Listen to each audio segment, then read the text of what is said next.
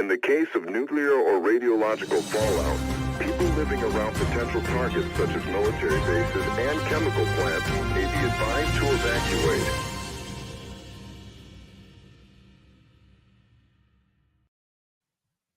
All right. Well, welcome to the live stream.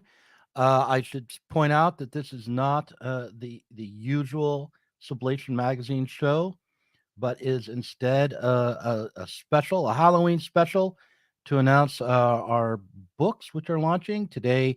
Todd McGowan's book, Enjoying It Right and Left, is out. I suddenly realized I didn't want to get the title of that book wrong, but we're going to be having a multitude of guests on today's 12-hour live stream, starting with a interview with Todd McGowan, which was pre-recorded. Then we're going to have Norman Finkelstein on. Again, this was a pre-recorded interview. I just recorded it actually at 7 a.m. Pacific time this morning, so it's just right off the press, hot off the press. This is the Sublation Media channel. Sublation Media is a left-wing media company. We produce videos and books and magazine articles. We have Sublation Magazine, and I've actually created an intro for this stream, so I want to run that for you now. Happy Halloween.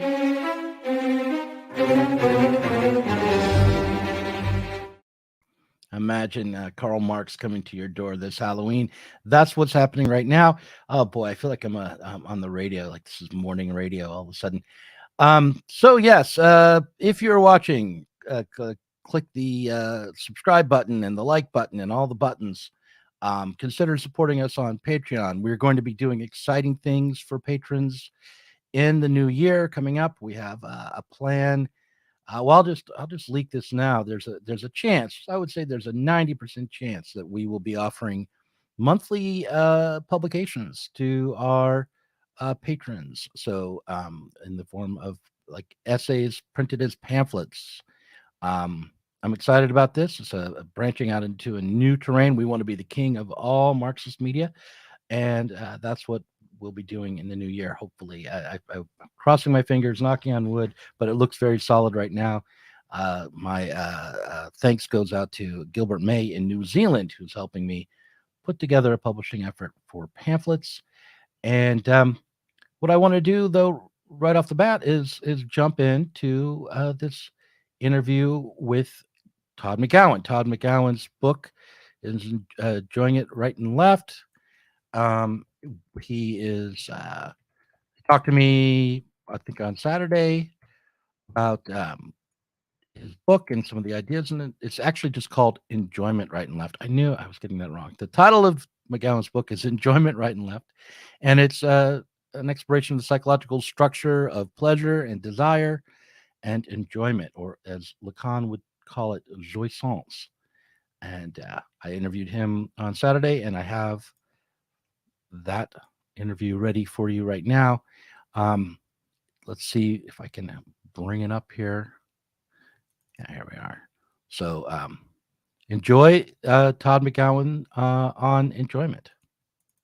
Actually, just wanted to pick your brain. Sure. I'm writing a script for another video. This one's going to be trying to promote your book, and it's going to be on.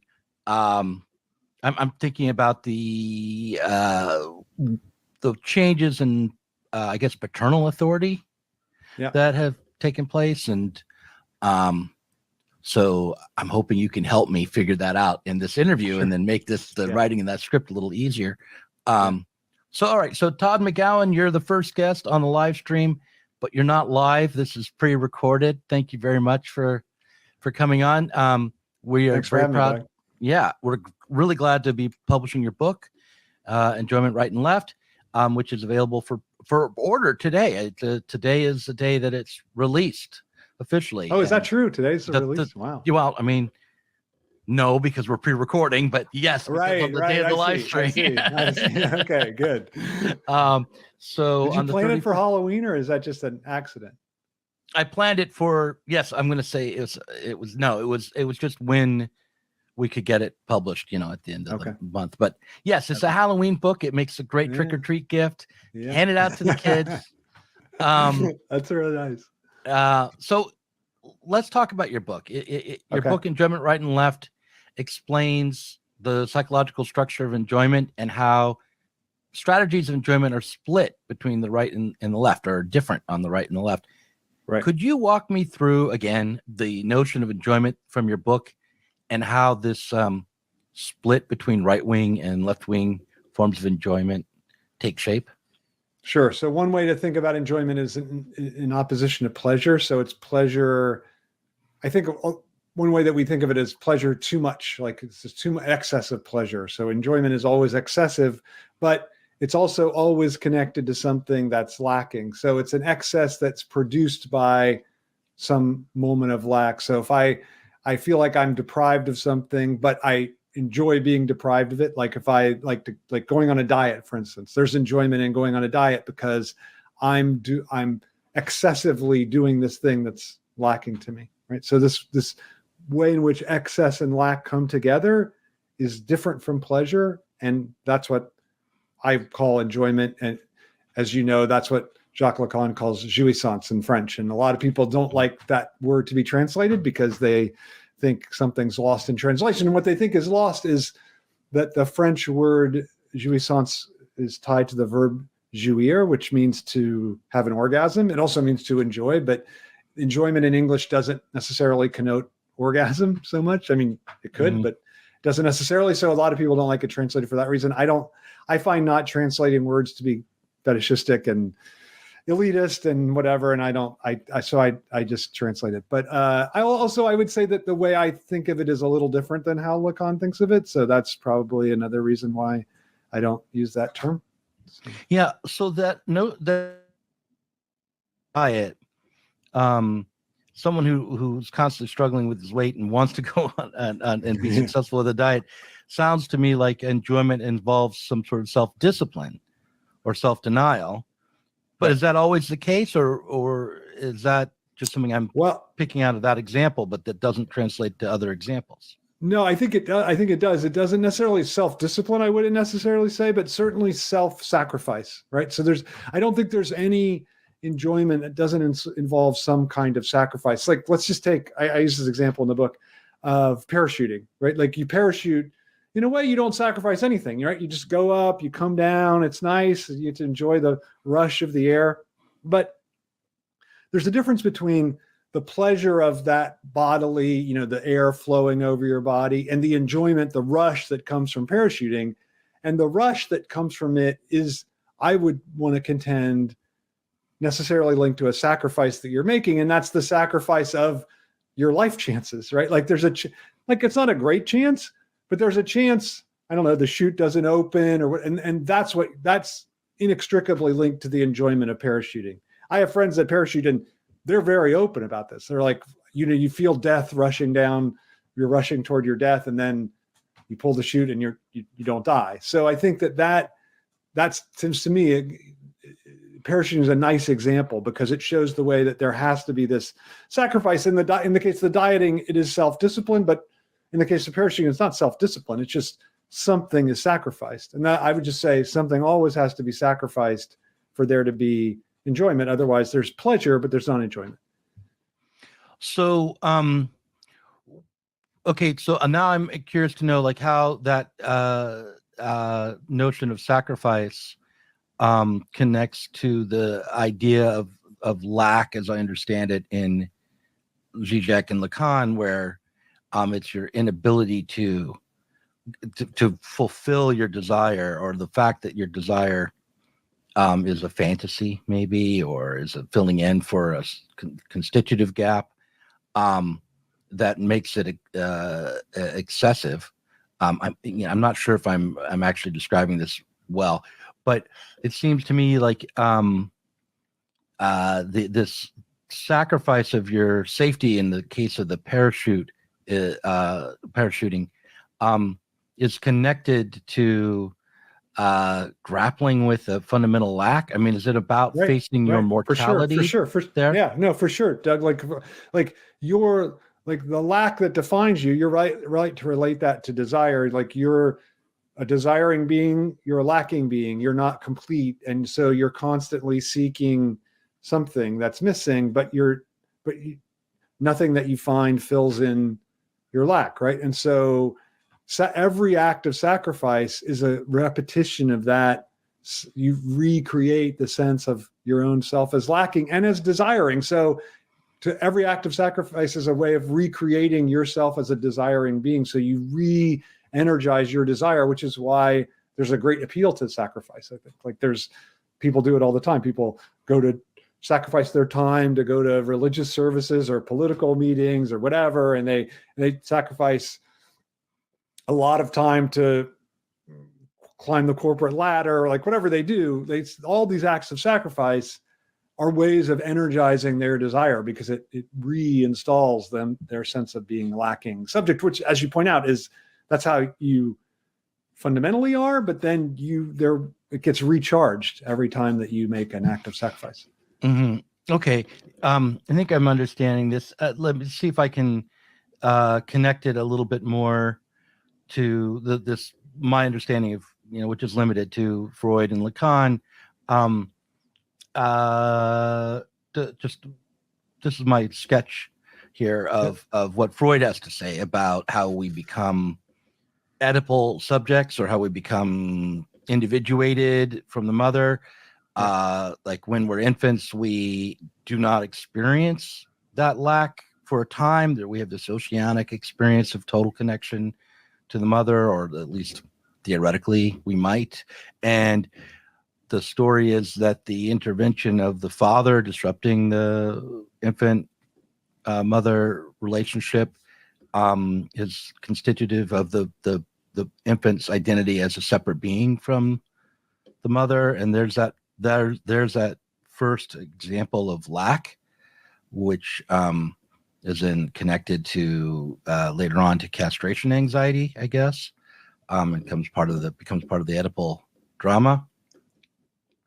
So when you are parachuting, you are confronting your lack of wholeness, the fact that you're not omnipotent, that the universe doesn't revolve around you, that you're finite, that you may die, and you are at the same time overcoming it with the parachute, right? And it's so the enjoyment is an enjoyment of both failing to overcome and in some weird way overcoming your lack. Is that correct? Yeah, I mean, I guess for me that the enjoyment is in the creating the lack, right? Like it's not in, like Freud in Beyond the Pleasure Principle, Freud says, and I think I don't think that Freud himself is invested in this initial oceanic feeling. He even says very explicitly in Civilization's Discontents, I've never been able to find the oceanic feeling in myself, right? So I don't think that that's a Freudian idea. I think that's a common idea painted on Freud, but I don't think it's a Freudian idea. Mm-hmm. But I would say that in Beyond the Pleasure Principle, his idea is that that there's a satisfaction in this trouble that we give for ourselves. So going up to parachute out of the plane would be the enjoyment. There's a pleasure in, the chute opens, everything turns out okay. But the enjoyment actually is in the risk that you run and the trouble that you give yourself. And I think, to me, the real radical bent of psychoanalysis is that it reverses the understanding of why we do things. Like so instead of like, we're doing things for pleasure or for power or to be liked or whatever. It's like for psychoanalysis, the idea, it's almost opposite. It's like we do things to make our lives interesting by screwing them up, by why do we enter the same kind of destructive relationship time and time again? No, not because we're stupid, but because it gives us something to enjoy, something to desire that we wouldn't have if we were in just a normal, stable relationship. Well, everything's working out fine. There's nothing to desire. There's no source of enjoyment. It's the very trouble of the being up in the plane, like, should I jump out or not? I'm scared. Like that's the thing that gives us something to live for. So That's, to me, it's on the enjoyment's on the like exactly where we wouldn't expect it is where it's actually located. Mm-hmm.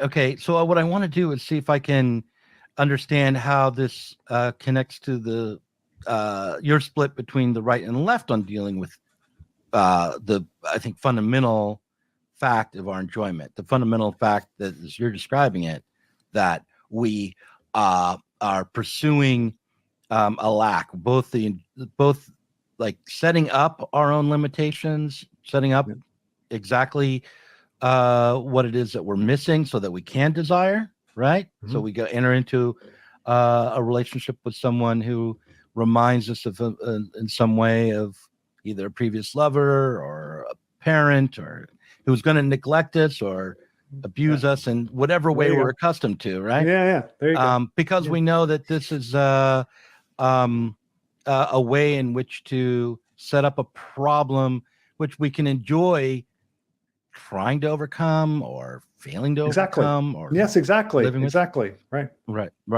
So, okay, but how does that then set up what I think of sort of the super egoic forms of enjoyment that maybe are on the right, where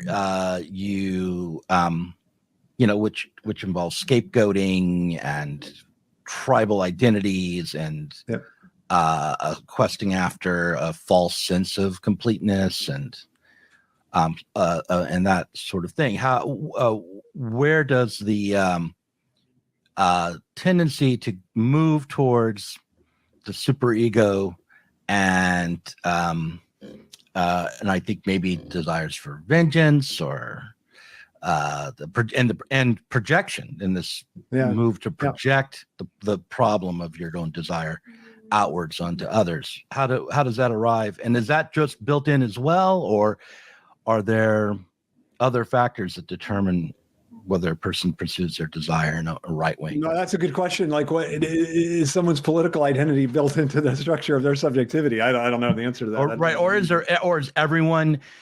Does everyone have this right wing component? Proclivity? Yeah, I think that's right. I think you've described it really well. And I think it's probably true to say that everyone would lean to the right if they followed their natural inclinations. And so the left requires like more of an effort. And I think I think that's pretty good. Although here's how I would put it, that the right, that suffering necessary for enjoyment, to be a conservative, to be a rightist, is to try to slough that off onto the other, right? You mentioned like scapegoating, any kind of discriminatory practice. So the attempt is, let the other do the suffering. I'm going to just take the enjoying part.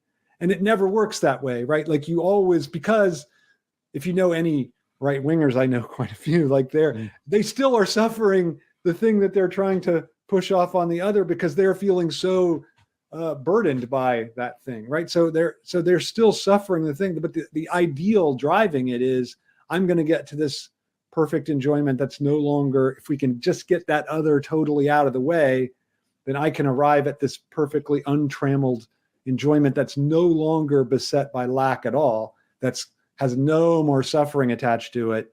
And that's in a certain sense, I guess what I'm saying is that rightist enjoyment is utopian, right? It believes in the possibility of an enjoyment free from the suffering that necessarily accompanies it, because it pushes that suffering onto the other. Whereas I think leftist enjoyment has to be the embrace of the suffering as integral to the enjoyment and not as separate from it.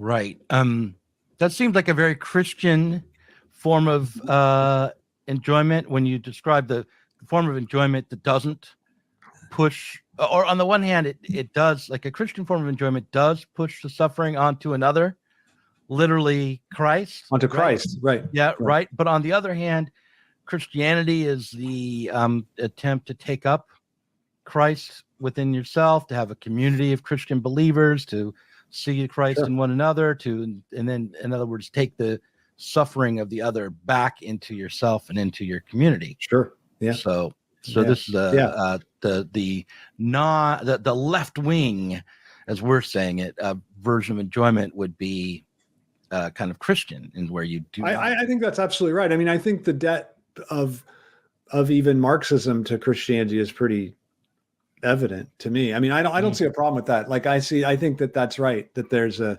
mean, interestingly, of course, the history of Christianity is an utter betrayal of what you just described, right? Obviously, yeah, right. And especially today. I mean, it's probably worse today than it. I don't know. I mean, the Crusades, depending on worse, right? Crusades were worse. Maybe the 80s might have been worse too, Todd. You know, they might have been right. I was alive then. But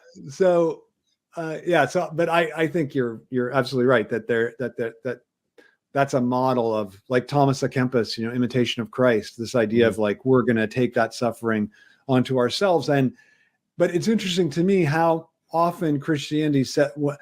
It still was beset by this idea of we have Good Friday, but then we get resurrection, and then we can just put that Good Friday to bed once and for all, right? Like I think there's still this idea of heaven in at least traditional Christianity. I mean, Christ, I don't know to the extent to which he's guilty of this, but this idea of heaven as finally you're overcoming all of that suffering and you just get pure bliss. And I think that's always the danger. Once you have an image of that I can get this enjoyment divorced from the suffering that produces it, because then you're always going to put that. There's transactional quality to that part of the Christian doctrine, where you say, if you take on Christ's suffering, and which often also in evangelical, like if you ever get a Chick publication, it's not about like, oh, suffer like Christ, see the suffering in your fellow man, find the commonality between one another as sinners, as people who are lacking, but rather it's about sign here on this contract. It's saying you believe, send us some money, come to the church, and later on you can turn this in like a ticket at the pearly gates and get into heaven. That's perfect description. I mean, I have great respect for Pascal as a thinker, but isn't Pascal's wager totally guilty of what you just described, this transactional quality? Yeah, right. I believe it because it's to my advantage too. Right. There's no downside to it. It's a kind of hedonistic logic almost. But if you're a hedonist, it's a sound argument. It's not that right. But not to get too caught up in the relationship of Freudian and Lacanian and Zizekian, and Zizekian, what I like about of those three, what I like the most about Zizek is Zizek just owns it. It's like, I have a Christian, He's absolutely a Christian, perspective. I'm a Christian atheist, or some crazy thing. But to back away a little bit from just noticing how the structure of left-wing enjoyment is similar to the structure of enjoyment that we would get from a Christian faith in a church, in a Christian community. For me, what I'm still interested in is how either form of enjoyment is still relating to that limit, which as a kind of power or authority. This thing that is more powerful than you, which defines you for yourself, which has been around before you existed, which will be around after your existence. The fact of your finitude is itself a kind of authority, and how in Freudian's day and in Freud's day, not Freudian's day, but in Freud's day, that authority and limit, which seemed kind of natural and maybe oppressive at times, was identified with the father in that Oedipal drama. And I'm wondering if, I guess what my question is, and I think I can't just ask you to answer it directly, but my question is the left finding it difficult to hold on to a left-wing form of enjoyment, partially because of the erasure of authority in the contemporary world? that's the question I'm struggling with as I try to create something a little bit new to promote your book, on this critical. So, and Christopher Lasch is someone who is informing this. He wrote The Culture of Narcissism and Haven in a Heartless World. And he talks about how since the 1940s, we've lost the neurotic kind of Oedipal subject, and psychologists are more often confronting post-Oedipal narcissistic subjects.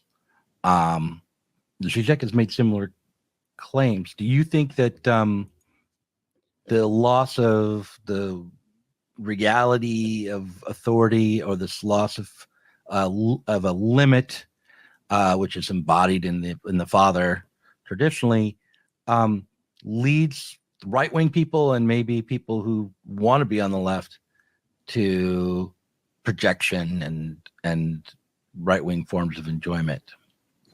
Maybe, but I mean, it's certainly there were certainly right-wing forms of enjoyment dominant long before, even in Freud's time. I mean, Freud had to leave his home because of the onslaught of a right-wing form of enjoyment, right? So I'm not sure that it's necessarily more conducive to right-wing enjoyment. Although I think you're absolutely right to say the form of authority has changed, right? And so then it becomes more difficult to identify what's functioning as an authority and what's not. So things that are functioning as authorities today can seem like they're liberatory, right? And I think that's a real difference. Like that for instance, like the right-wing authority today doesn't wear the garb of an authority. So that makes it harder, like if the authority figure says, like what Donald Trump says, grab them, like that kind of,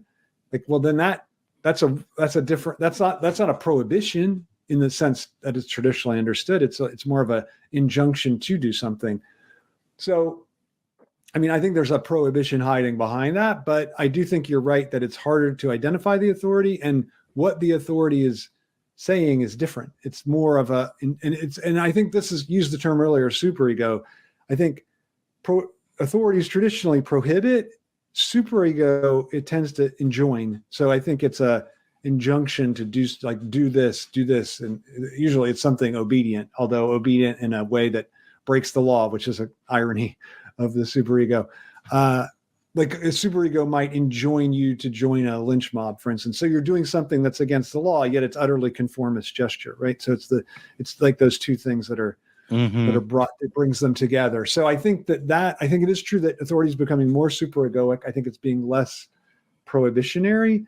So that I think is correct. I think it's obviously, I mean, this is self-evident. It's less located in this traditional form of the paternal figure, right? Like it can be like, just because, I don't know, Liz Truss is the prime minister for a bit of England doesn't mean that all of a sudden that the authority is that the authority is something else, right? Like it's still like, it's not paternal, but it's still functioning as, it doesn't mean authority is gone. It's still authority, but it looks different, but it's also, I think its underlying form is different. It's more superegoic, more like an injunction. I think Lasch is pretty good on this question of, I mean, I think he's a little too invested. I'm not invested at all in an Oedipal idea of like that's ever is operative, but he's invested in that a little too much, I think. But I think he does a pretty good job of describing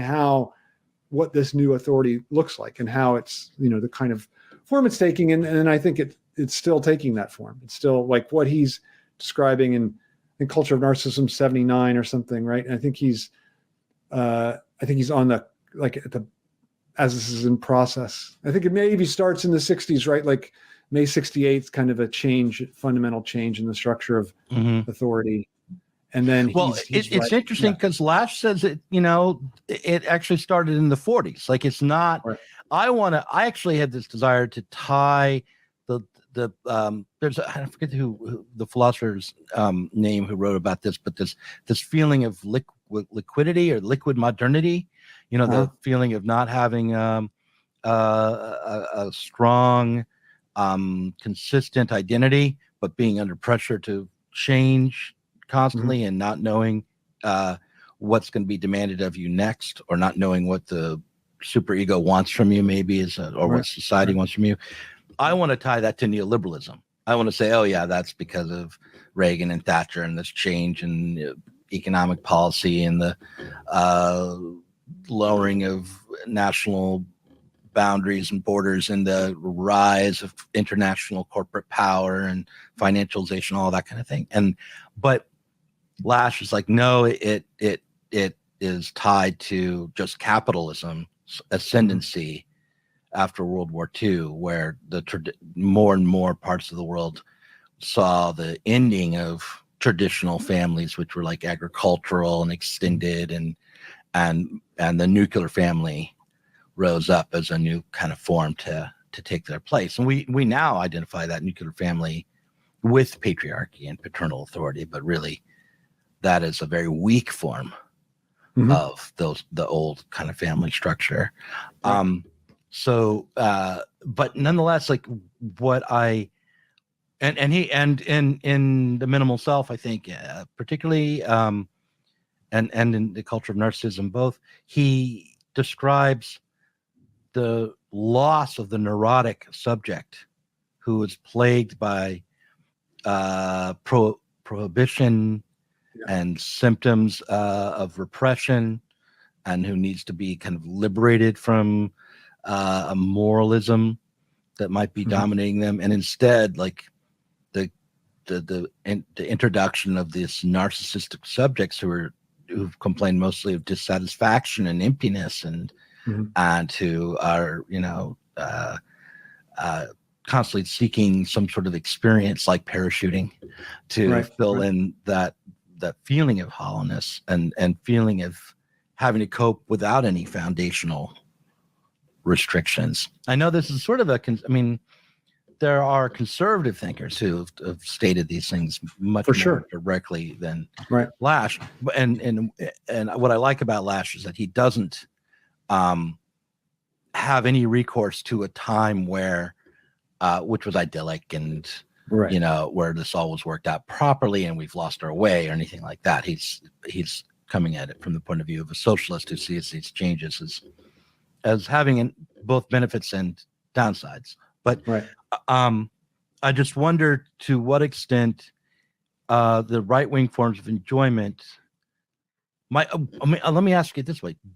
What does neurosis mean to you? What is a neurosis to you? And is a right-wing form of enjoyment this neurotic kind of form of enjoyment? Yeah, that's a good question. So neurosis for me is a neurotic would be someone who, rather than confronting the desire of the other, so the desire of what the society in general asks of them, hews instead to the demand of the other. That is, that it tries to think or obey directly what is asked of it, right? Like that's neurosis. Like you're obsessed or you're hysterical about what is that demand being made of me? I'm gonna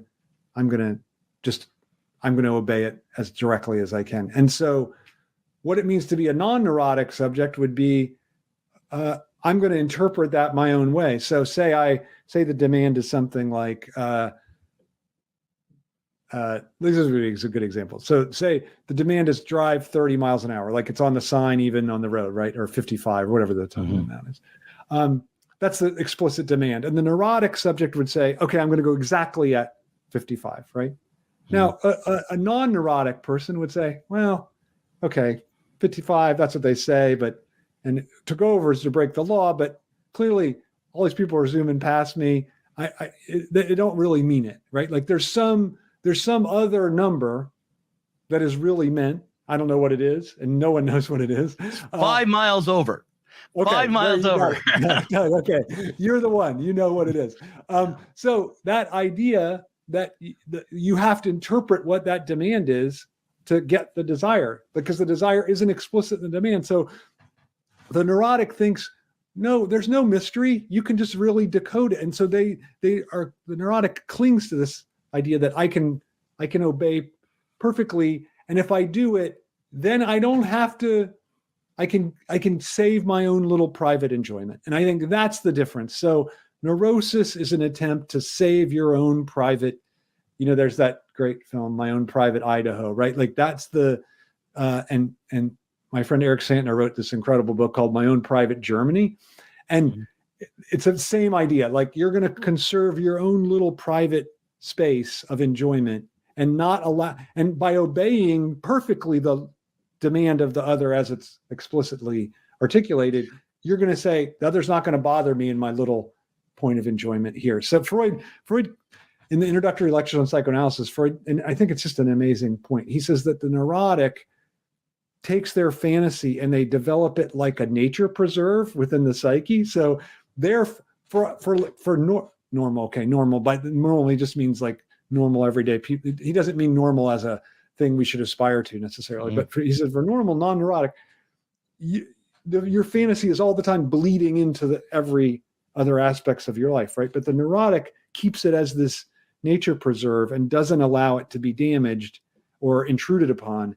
And that strict separation, and there's something right wing about that too, right? Like the right wing wants to keep the strict separation between my enjoyment, suffering only in the other. So it's same thing. So I think there is, I'm answering your question in a very roundabout way. I think there is a link between neurosis and right wing enjoyment in the sense that it wants to keep it cordoned off from the rest of the psyche or the rest of the society. So I think that's what neurosis does.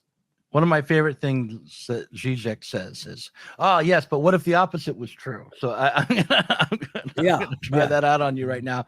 I've been watching a detective show called Sinner. Have you seen this show with Bill Pullman? I have not seen it. No. Bill Pullman, from Independence Day. I know Bill Pullman. Yeah. He's old now and he's like grizzled and gray and he makes a good detective all of a sudden. And so, in the show, I've watched the first season.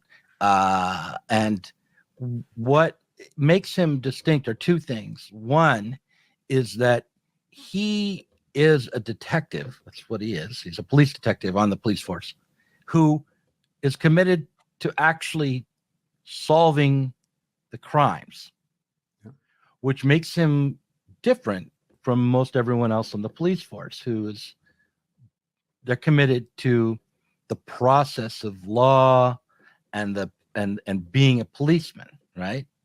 Whereas he is committed to actually discovering the truth and solving the crimes. So he's over-identified, I think, with his role as a police detective. Yeah. And he's also incredibly stoic and uncommunicative and plagued by inner trauma. From his childhood, which comes out in flashbacks all throughout the. So he does have this sort of whatever his fantasy life is, which is clearly driving him to be over-identified as a police detective. Yeah. Is he tries to hide it away? I mean, we get the enjoyment of it coming out through the show, but and yet he is the most radical character in the series, because through his dogged pursuit of the truth and determination to follow the letter of the law and drive exactly 55 miles an hour, he causes all the police, often he'll discover the police chief is in on it or whatever it might be in a given season, and it will not be constrained by the unstated and desire that you have to interpret. He just follows the truth. He's just a detective. So what about the idea of the neurotic as sort of the over-identified subject who through their neurosis is maybe more radical than the No, it's good. It's a good one. I mean, I'm very sympathetic to this position, actually. Like the example that came to my mind was the movie Hannibal. I don't know if you know it, with the sequel to Silence of the Lambs. I've seen Silence of the Lambs, but not Hannibal. Yeah. Okay, so but if you then the Clarice, the figure of Clarice Starling, right? Mm-hmm. Like in the sequel Hannibal, he says, how can you stand to even be around these other FBI agents because they're all concerned with whatever, like advancing their career, blah blah blah. Just like you're talking about sinner. Mm. And he's like, but all you care about is your duty to the case and to the truth and et cetera. And you're right. There's something really radical about that. And it's probably certain traumas of hers that lead her to that, just like there's traumas of sinner that lead him to that position. Yeah, I think there's a difference between those two things. So I think that I absolutely agree with you. And I'm on Slavoy's side on this, that like what you're talking about is this over-identification with the symbolic law. So I think my example of speed limit was not a great one, because I think that there's a difference. So the demand of the other is different than the symbolic law, right? And I think so. Sinner adheres to the symbolic law in the face of the demand of the other. So the demand of the other is saying to him, cut corners, overlook the police chief's guilt, blah blah blah, all these things, right? But he's saying no, that violates the law. And so I think that's the demand of the other is not the same as the law. And I think that opposition is really important for the left. Like, I think that it turned out it was a bad book, but I recently wrote a book called something like Freed by the Law or something. I don't know what I was going to title it, but I gave it to a friend. He's like, this is terrible. But the idea I like that the law itself is actually something that lifts us out of our social conformity. And I think that's exactly what you've noticed in that series, which I now really want to see, right? Like, everyone else is stuck in this conformist muck. And what gets him out of it? Precisely his adherence to this emancipatory dimension of the law. So I'm completely invested in that. And I think, in fact, right-wing enjoyment demands, I think we're seeing this book, talk about your whole post-Oedipal thing. Like, to me, one of the big changes we're seeing is the way in which the right is so overtly identified with corruption and violation of the law in a way that, I don't know, maybe it's true in Nazi Germany, right? That there was still this, this claim, Suchendordnung, the law and order, but there was still underlying like complete corruption. Although, interestingly, when Himmler talked about, this is the Posen speech, when he talked about, when we're gonna kill thousands, we're gonna go and you're gonna send thousands of Jews to their deaths, but you're not gonna steal one wristwatch off a putty's arm, right? So there was still this sense of like legal, like they're doing something, they're not breaking the law. I think today that's totally gone, right? You couldn't imagine one of these like right-wing populists like Bolsonaro, Trump, what the guy in Florida, or even like Modi and DeSantis, I think, yeah, right? Yeah, DeSantis, yeah, or Modi or Erdogan. I mean, you couldn't imagine any of them saying something like that. I think like for them, the corruption is so intrinsic to the political position. So I think that's to me, that's one of the ways that right-wing enjoyment necessarily functions. This lip service to the law, but like really being almost totally open about transgressing it. It's like law and order for them, but not for us. I'm gonna license you to do whatever. Yeah, I mean, I almost I know that Chomsky would say that we're lucky that so far the right has been so nakedly corrupt and self-interested, and because somebody who was truly committed to the right-wing ideas and principle rather than just out of self-interest would really be dangerous. But so I don't know. I kind of, on the one hand, I mean, obviously I prefer Trump to Hitler, right? Right.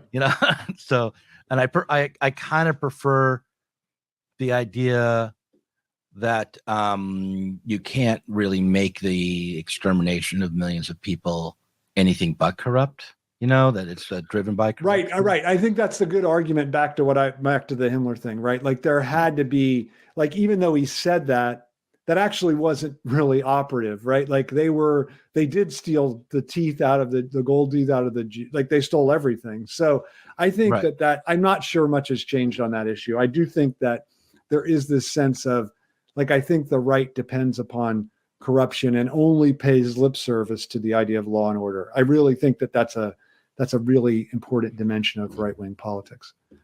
Right. But to kind of return to, I mean, I don't know what the extent to which the 30s in Germany were fundamentally different when it comes to institutionalized authority to today. Like, in other words, I don't know if the family was actually more secure, say, I don't know. I'm not a historian.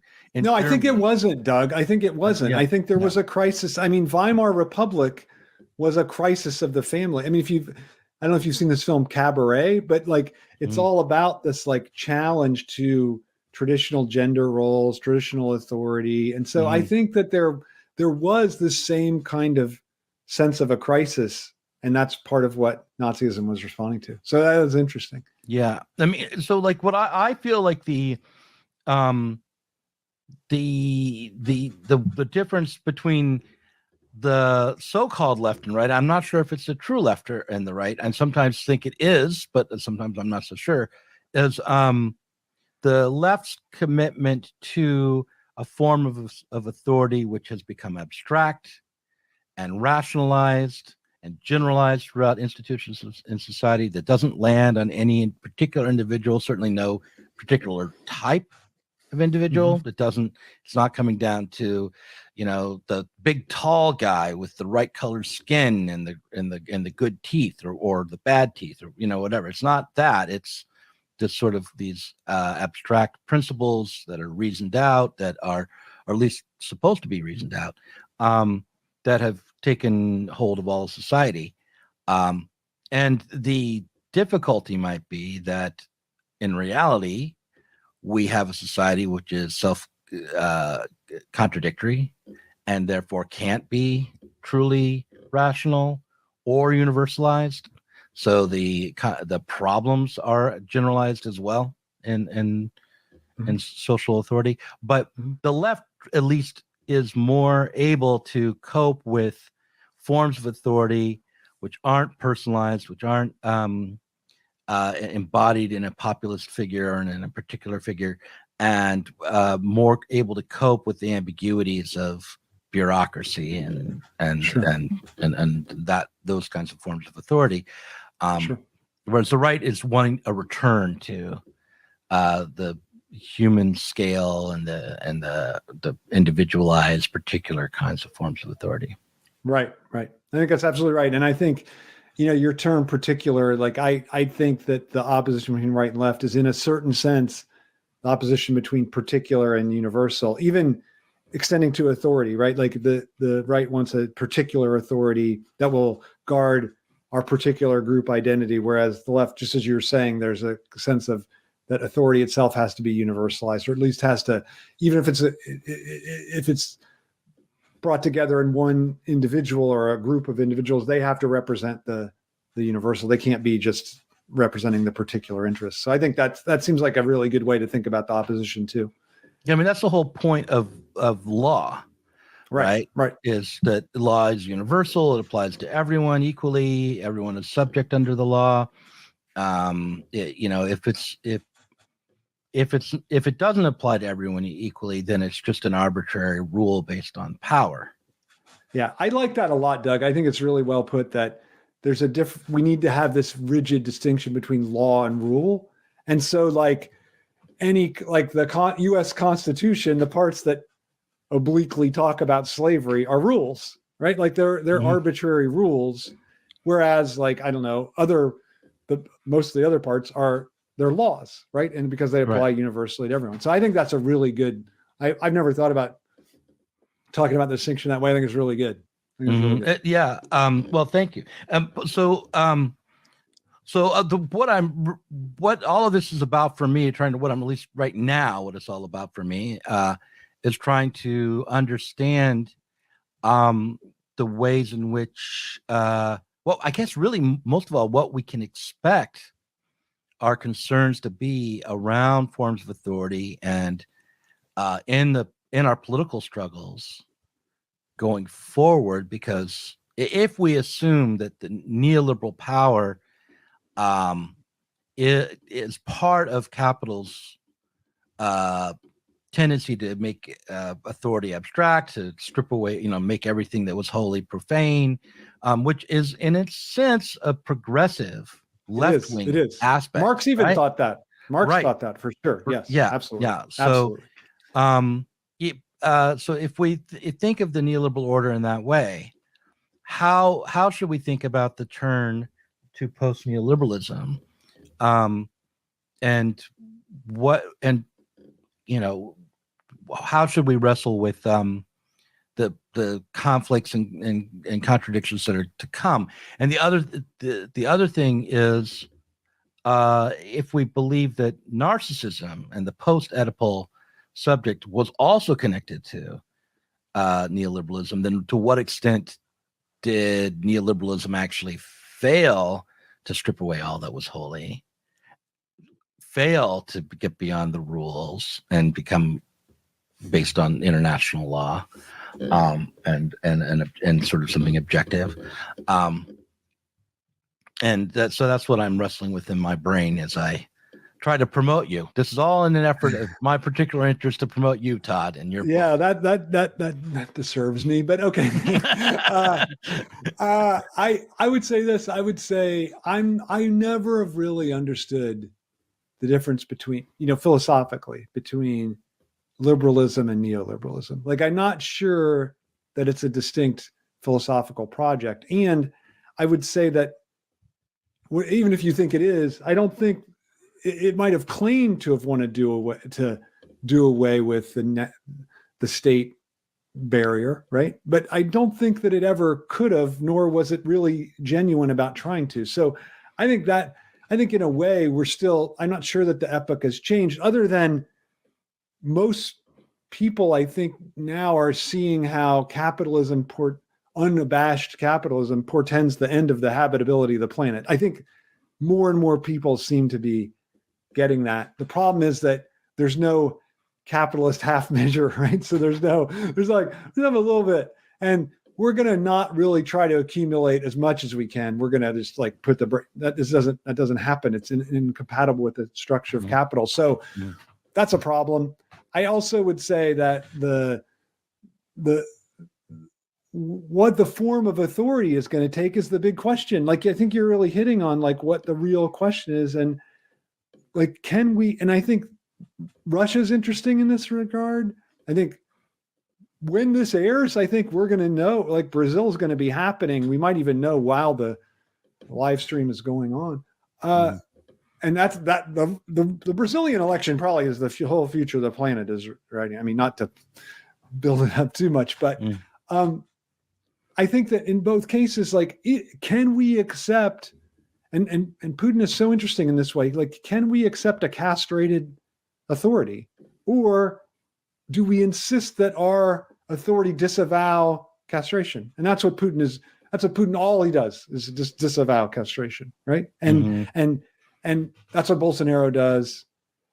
And so the question is, can we accept this castrated authority, an authority that avows its lack, that makes that? I mean, I don't know. I think that's the fundamental political challenge.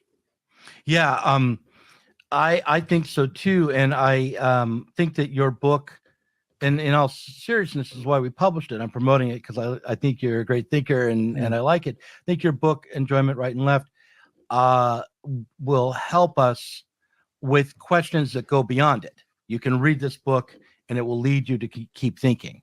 And that's what I'm hoping we can continue to do together, Todd, as months go on. Thanks, Doug. I hope, obviously anybody that writes a book hopes that that's the effect of it. Yeah, for sure. Yeah. Thanks. And I doubt your book about the law was so terrible as your friend thought. It was pretty bad, man. It was pretty bad. This friend he was pretty honest. He's like, yeah, just throw it away. So okay. He's like, either you got to take, you got to add 400 pages to it, or you just got to junk it. And so it was too big. It was too big. Right. The idea, in order to fully flesh out the idea, he thought I needed a lot more.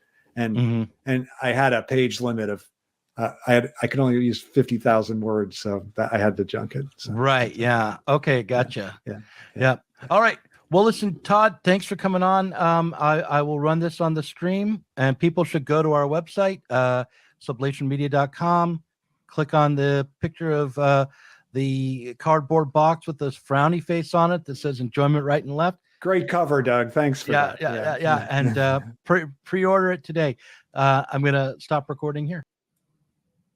All right, so that was the interview with Todd McGowan to start off this 12-hour live stream.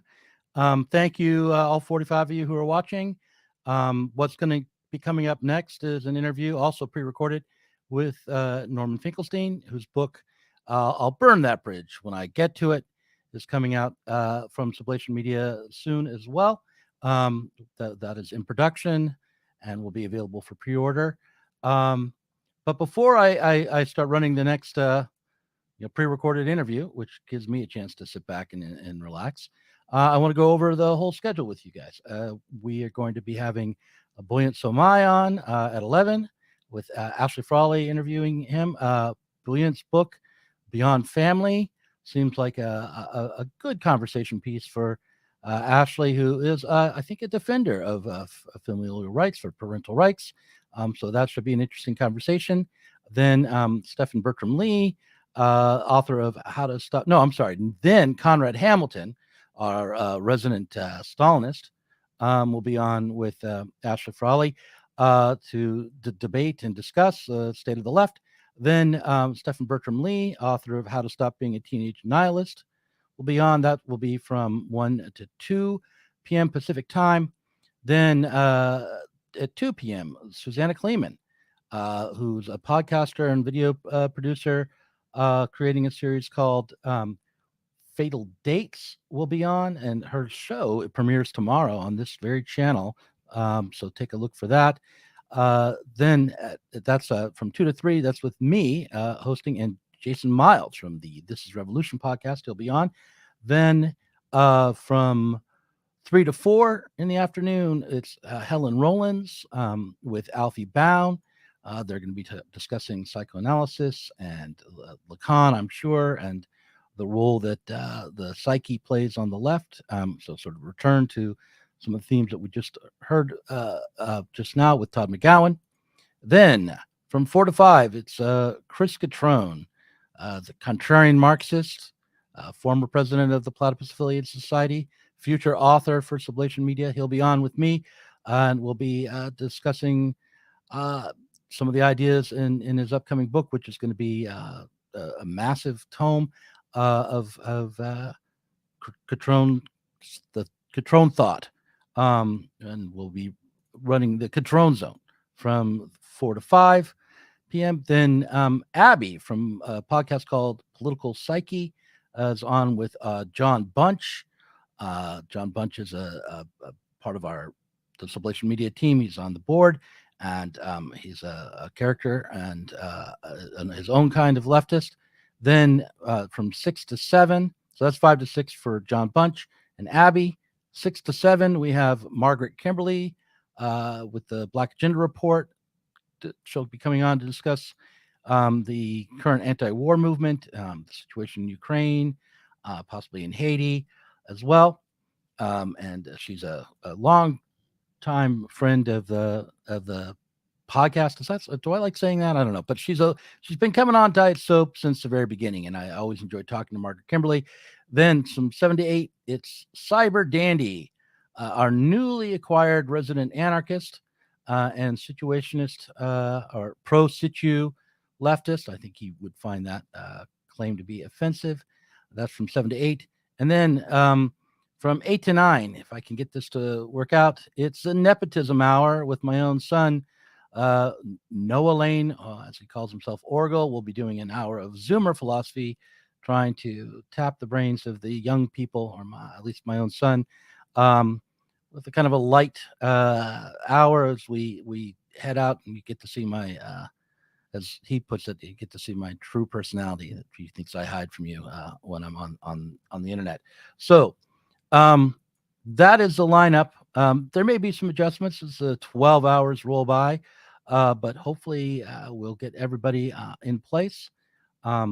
Right now, I just want to remind you that supporting us on Patreon is a way to keep Sublation Media going. Right now, we're relying on book sales and on our Patreon to fund this effort. And the more patrons we have, the more support we have, the the more we can do. We'll have an expansive array of inquiry and media and bring more people in to work on the project of emancipation, which and sublation, of course. So, perfectly. I didn't write that down ahead of time either. All right, so right now I'm going to be rolling over to this Norman Finkelstein interview.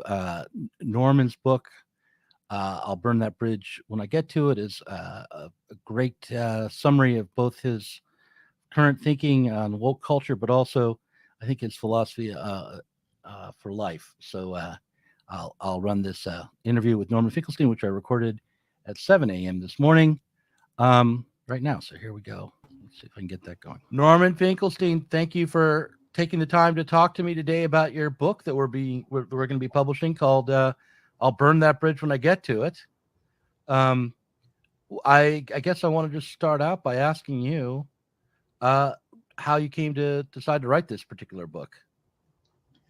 The book originated in the letter that was posted or published in Harper's Magazine several years ago. I guess it was 2019 or 2020, in which a large number of public intellectuals, that's the term that's used, a large number of public intellectuals across the political spectrum, though I think weighted in the liberal camp, across the political spectrum, decried what was seen as the excesses of cancel culture, and it made a plea for more tolerance by the ostensible left. And in the course of the discussion prompted by that letter, my name, I'm told, I don't follow social media, so I don't want to claim to any authority. My name cropped up as a victim, not of cancel culture, but so to speak, corporate culture, namely the powers that be decide at some point that I was a menace and it was time to cancel me. But this wasn't an act of the left. It was an act that everybody is on the left is familiar with. It's the powers that be silencing those who become too menacing. Now, when you say that's what prompted the book, though I have to say, the book was supposed to originally be, it wasn't supposed to be a book. It was just supposed to be an introduction to some things I had written a long time ago on academic freedom. It was supposed to be 3,000 words. Well, 3,000 words eventually ballooned into a rather large book on the subject. When you say that it was the powers that be that canceled you, it seems to me that in our society there are lots of competing powers. There's not just one set of powers that exist, right? So who do you think was responsible for your cancellation back in the day? I mean, obviously there were a few people who were publicly responsible, but what do you think the forces were that came together?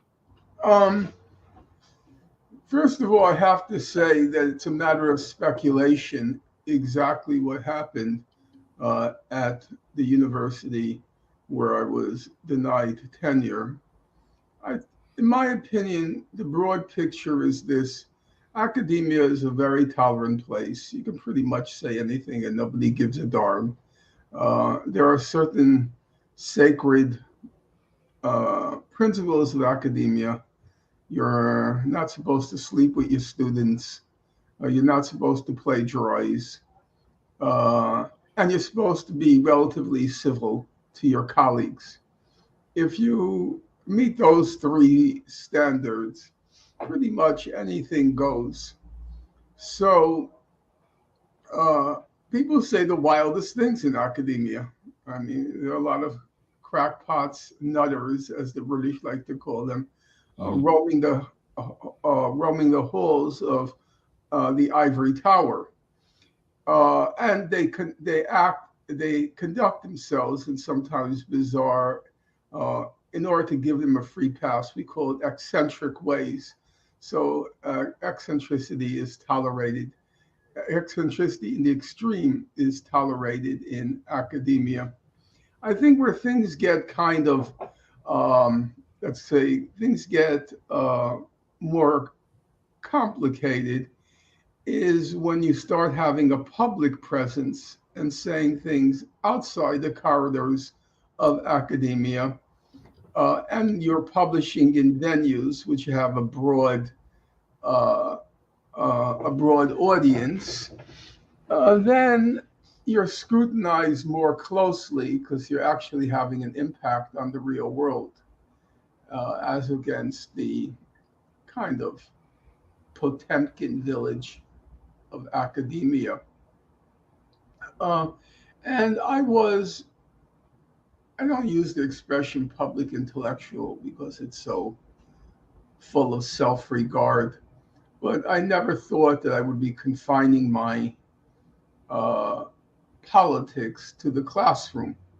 In the classroom, I'm a very conventional teacher. I'm very old-fashioned, to the point that I think students think I came back from the Stone Age. I don't allow any electronic devices in the class. The only two technological developments you're allowed in my class are the pen and a piece of paper. That is it. And I'm very, very strict about that. I'm strict about attendance. I am strict about engaging in propaganda. I always make a point of playing the devil's advocate, never advocating a party line. If you take the 1915 Statement of Academic Principles by the founders of the AAUP, excuse me, I fit it to a T. It's funny. I call myself a radical, but when I read this statement that was written by John Dewey and others, I saw nothing really to disagree with. I thought they were right. You have to be balanced. You can't be a propagandist. You can't use your superior knowledge to hector, browbeat, and intimidate students into agreeing with you. I was in agreement with that. I should say I evolved. I think there was elements, and maybe more than some elements, of a propagandist when I first started teaching. It took me a long time to evolve a style which came to be a very conservative style in my teaching. However, I also had a public presence. My public presence actually preceded my acquisition of the degree, my doctoral degree. When I was a graduate student, I had already a public presence because while being a graduate student, I had debunked this national bestseller, which was a hoax on the Israel-Palestine conflict. So from the get-go, I was what you might call, I don't want to make this dramatic, and I have no interest in turning myself into a martyr, but from the get-go, I was a marked man. That this guy, he stirs up trouble. He attacks people in power. He doesn't show the proper deference. My advisor at the time, he dropped me eventually, but my advisor at the time, he called me up one day and he said, "Norman, come down immediately. I need to speak to you." I come down to see him, and he sits me down and he says, "Norman, you have to decide. Are you going to be a scholar or a muckraker?" That was the two options. And I opted to be both. I thought you could be both. I I educated myself in the tradition of Marx, Lenin, Rosa Luxemburg, who held the highest scholarly standards. I mean, I used to like to quote the fact that even for Lenin's little pamphlet called Imperialism, he consulted 120 books, according to his bibliography, and it makes up, I think, one 800-page volume in his collected works. These are serious people. You know, they were very serious scholars.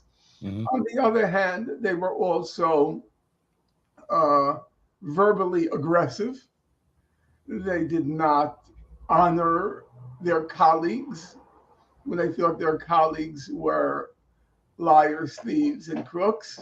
If you read Marx's Capital, it has very high literary value. He quotes, you know, Shakespeare and all the great writers and theoreticians, but he's also absolutely merciless on his contemporary economists, hurling out the most vicious, you can even say juvenile epithets against them. And that's how I modeled myself, for better or for worse. I'm not trying to proselytize. It's the model I chose. And eventually I had, I would say by the early 2000s, I had developed a considerable following, which is to say, wherever I spoke, there would be between 500 and 1,000 people coming to hear me.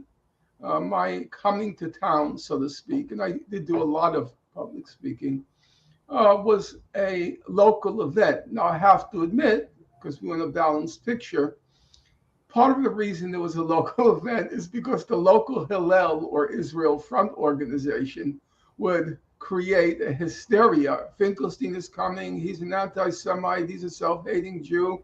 He wants to destroy Israel. He supports terrorism. And so that generated a considerable amount of interest on campus. Who is this guy? So that contributed. But again, trying to be balanced, I had established a reputation as somebody, A, who did his homework, B, knew what he was talking about, C, was not easily defeated, and 4, was willing to pay the price of his beliefs. D comes after C. Yeah. D was willing to pay the price of his beliefs. He'll go where truth, as he understood it, where truth would take him, regardless of the consequences. Mm-hmm. So, at the beginning, my reputation was both scholarly and also my family pedigree, the fact that my parents had passed through the Nazi Holocaust and so forth. I think the family pedigree became much less important as time went on. It was simply that I was regarded as a force to reckon with. And to some extent, it was kind of a show. I mean, I didn't want it to be a show, but people would wonder, how would I hold up under fire? And who is this guy in the first place? The fact that I would walk on stage just with a smile, I already won over 90% of the audience because they expected me to come on stage with a pitchfork and horns. So, and I think that's where the troubles began. It wasn't what I was saying, because if you actually look at what I was saying, I wasn't particularly radical. I was citing international law. I was citing human rights reports. This is not the stuff of which an anarcho-syndicalist flamethrower is made. I was pretty conservative in my opinions, but it was the fact that I was effective. And then there was a consensus growing that it was time to humble me. So Now, one of the things I noticed in what you just said was that you contrasted your conservative teaching style to your supposed radicalism. But I wonder if you think that is a, a substantial juxtaposition. Is it? Do you think that being balanced, being meticulous, being conservative of kind of liberal values, value of free speech, free expression, and inquiry, is really conservative, or is it dangerous? I think you have to start with the basic propositions put forth by John Stuart Mill, which took me a very long time to internalize. If I had picked up Mill's On Liberty in the 1970s, when I was a Maoist, I would have just dismissed it as quote unquote bourgeois claptrap. I would have said Marxism, Leninism is a science, it's the truth, and our obligation is to enlighten people with the truth. And what's the point of teaching young people bourgeois lies, bourgeois apologetics? That's how I would have seen it during my period as a Marxist Leninist, as it was called back then, and in my case, the addition of being a Maoist, follower of Mao Zedong in China. It took me a long time of devastating political epiphanies to realize, no, we're all fallible. We all can make mistakes. Nobody has a monopoly on truth. Nobody has the right, even if they do carry certain certitudes, nobody has the right to impose your own certitudes on somebody else and deny them the right to reason through an argument on their own and reach or not reach their own certitudes. The arrogance that I carried with me, which is basically the flip side of my insecurity, my intellectual insecurity. More insecure you are, as you know, the more arrogant you are. That's one of the counterintuitive aspects of human nature. The most conceited person is also the most insecure. And there was a certain amount of intellectual insecurity by me, which then translated into a kind of arrogance that I possessed the truth. In my case, it was also because people who I held in the highest regard, people like Paul Sweezy, the Marxist economist, Annette Rubinstein, the Marxist literary critic, they came with very distinguished academic pedigrees. By conventional standards, they were the creme de la creme. And whenever I had any doubts, whenever I entertained any doubts, whenever I harbored any doubts, I would think to myself, well, Sweezy believes it, so it must be true. Or Annette Rubinstein believes it, it must be true. So my doubts were quashed by my deference to authority.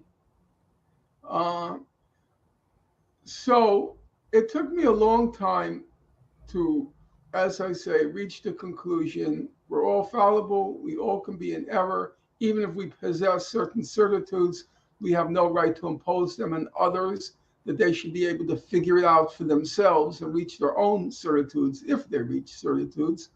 That, as Bertrand Russell says, and I quote in the book, there are always arguments to be made on both sides, and that, and this is my own view, on most of the burning questions of the day, there are arguments to be made on both sides, and it's not a question of right or wrong, it's a question of weighing and balancing. You see the arguments on this side, you acknowledge the arguments on that side, and then you have to weigh and balance and decide which way are you going to go? And different people weigh and balance differently. They, what you might consider a major factor, they might consider a minor factor. What you might consider to be a dispositive factor, they might consider to be a trivial factor. But you have to acknowledge there are arguments on both sides. And then, as I say, each person should be doing the weighing and balancing on their own. So I don't consider this to be either conservative or liberal or radical. I think it's simply the nature of knowledge and the proper way to treat the the lack of certitude when it comes to knowledge. Now, I'm speaking strictly in the fields which I know, roughly what's called the humanities. I understand, though I can't claim any expertise in it, that at least John Stuart Mill says mathematical logic or mathematical knowledge is different than knowledge in the humanities. He says there are arguments to be made on both sides when it comes to mathematical knowledge. Now, I don't know. I've talked to mathematicians who say Mill is wrong at that point. It's beside the point because that's not really what we're arguing right now. Though it comes up, of course, in the issue of climate change. There is, for example, a very good, I'm told by Professor Chomsky, because I asked his opinion, there is a very good scientist at MIT who's known as a climate change denier. Richard, it'll come to me later. So even in areas of science, there can be arguments on both sides. And there may be, I speak as somebody completely ignorant of the field, there may be weighing and balancing even in scientific arguments. I can't say that, but Richard Lundgren is the MIT scientist. I've seen him in debate. I can't tell what he's saying is true, but he was up against quite formidable scientists, and it was clear he held his own. Even I'll tell you, I was very surprised since I mentioned this. I was listening to, Bertrand Russell was a very firm atheist, and he had no truck with God, the idea of God. And I listened to a debate between him and a first-rate British theologian. I was on the web, on YouTube. I have to say, I was very surprised. I thought Russell would mop him up. He was going to come in, ridicule the idea of God, the old man in the sky, and all this and all that. I was very surprised. The other guy held his own. Which is a kind of wake-up call. It's a reality check. Don't assume your adversary is stupid. You can believe in God, you can be a God believer, and you could be very intelligent. Isaac Newton, nobody's fool, was devoutly religious. The Indian mathematician, the great mathematician Ramanujan, he says every one of his theorems, they came from God. They went from God to his lips. So never underestimate the intelligence of your opponent, and never assume that you have a monopoly on the truth, and anybody who disagrees with you is a fool.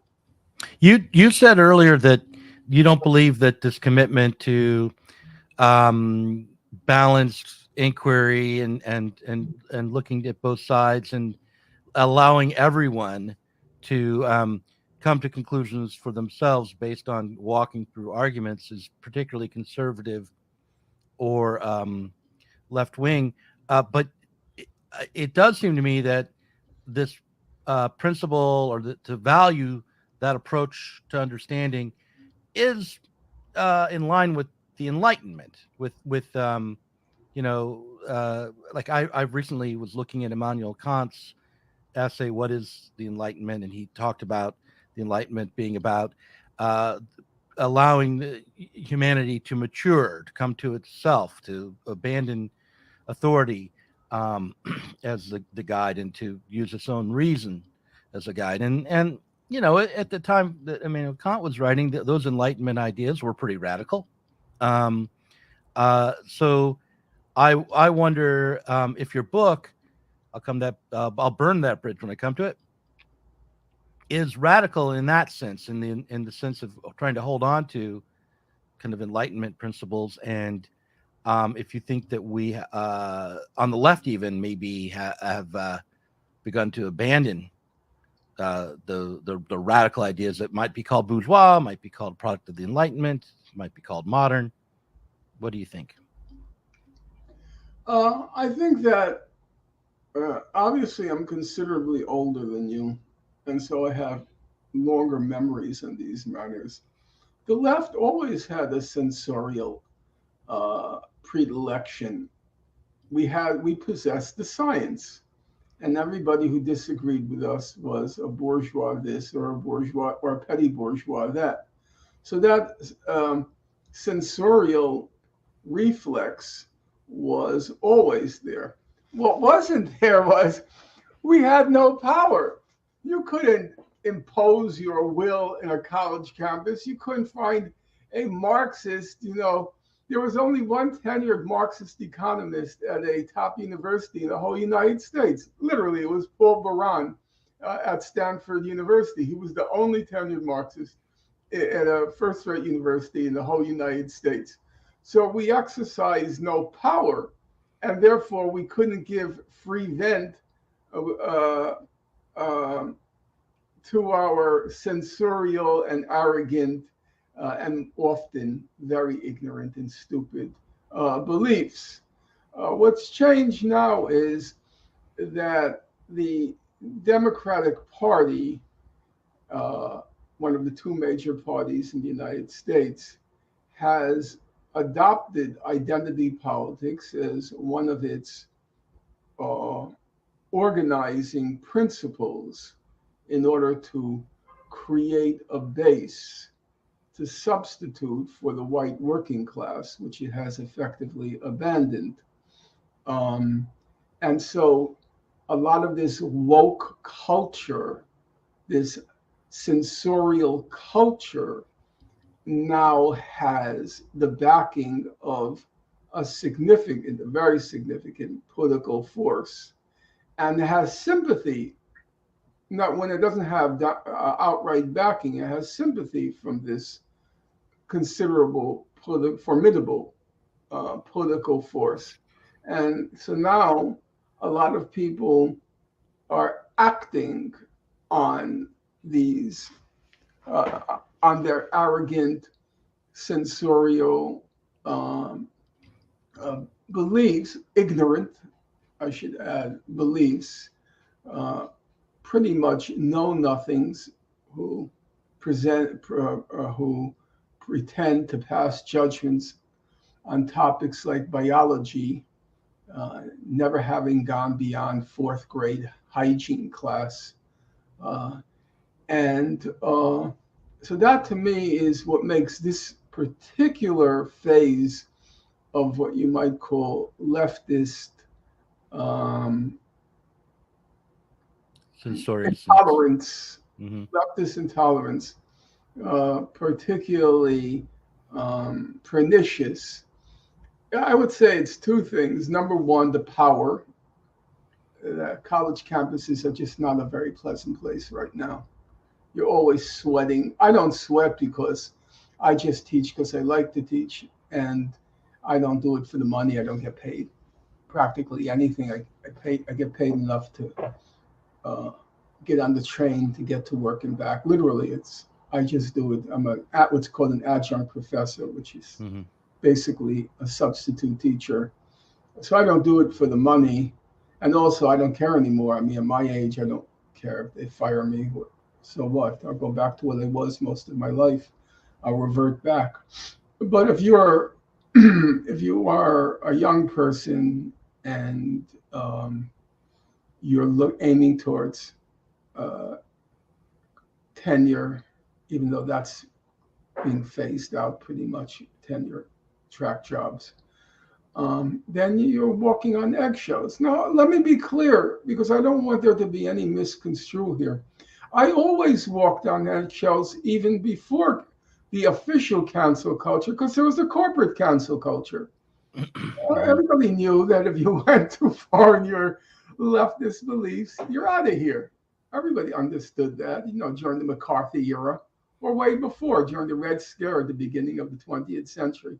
There were many famous academic freedom cases. Actually, when the AAUP was founded, the American Association of University Professors, to protect professors from the Red Scare and things like that.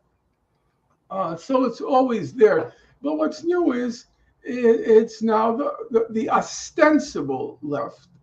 I don't think it's a real left. It's an arm of the Democratic Party. It's one of their organizing principles, trying to organize people on the basis of identity.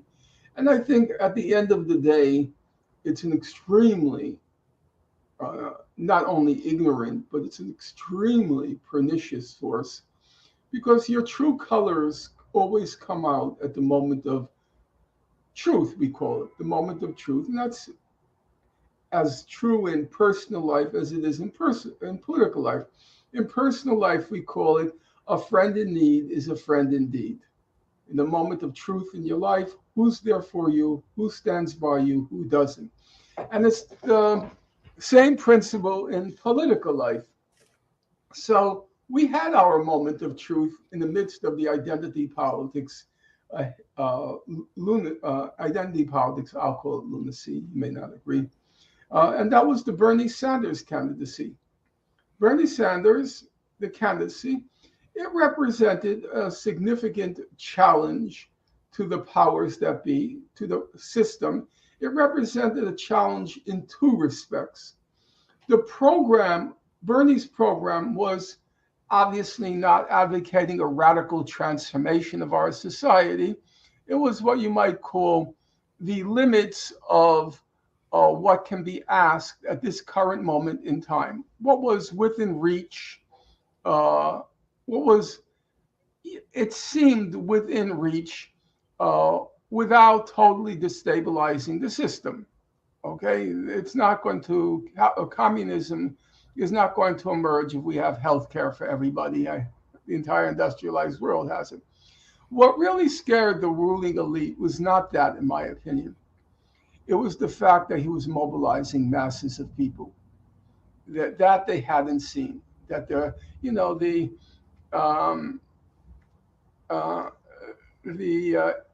inert, indifferent, atomized masses were suddenly coming out in huge numbers. In my city, 1 week at Washington Square Park in Manhattan, 25,000 people came out. The next week at Prospect Park in Brooklyn, 26,000 people came out. And nobody had seen anything like this. It was a real, it made people very uncomfortable. The powers that be, it made them very, very uncomfortable. In other words, the people had suddenly become hopeful that they could affect change. And that's one thing you don't want people to believe. You want people to believe they can't do anything, that it's useless to try to, as we call it, to fight City Hall. You can't beat City Hall, we used to say growing up, that you can't win. And here there was hope that you could do that. Now you might say Obama also created. I was just going to say, Obama also organized and mobilized people. Yeah, but the ruling elite wasn't scared of him at all because he had no program, and they knew it. That's why they supported him. It was perfectly clear that he had no program whatsoever. He was simply running on being black. That was it. There was no hope. Hope for what? Change to what? He never filled that in. He actually had an interesting line in his memoir, his interminable memoir. He said that in the 2016 election, I pulled off his expression is a neat trick. That's his word. And what was the neat trick? He said, I stood for nothing. I mean, it was quite amazing, the brazenness of what he wrote. And so everybody could think I stood for them. Now, the very big difference with Bernie Sanders is he had a very clear-cut program, and what was 1,000 times worse is he was articulating a program around the principle of class struggle. He was saying the 1%, the billionaire class, they control everything, you control nothing. He was naming names. He was going on national television, attacking big pharma, as he called it, attacking Goldman Sachs. He was naming them. Now, could you imagine if you're in Goldman Sachs and you're hearing that on your television at night? That this guy, this crazy Jew from Brooklyn, this throwback to the 1960s or even the 1930s, this guy who thinks he's Franklin Delano Roosevelt, he's calling... Or Eugene Debs, even worse. Eugene Debs, exactly. That he's saying that we're all crooks, and he kept saying that word, they're a bunch of crooks. So Obama was the equivalent of a rock star. That was his, he was the Beatles or Elvis Presley. He was a completely innocuous, not particularly intelligent, not insightful, not political. Obama never had any interest whatever in politics, none. He was more like Ronald Reagan and George Bush. You can always tell somebody who's interested in politics, a president, not by what they do while they're in office or even before they're in office. It's what they do after they're in office. You take someone like Jimmy Carter.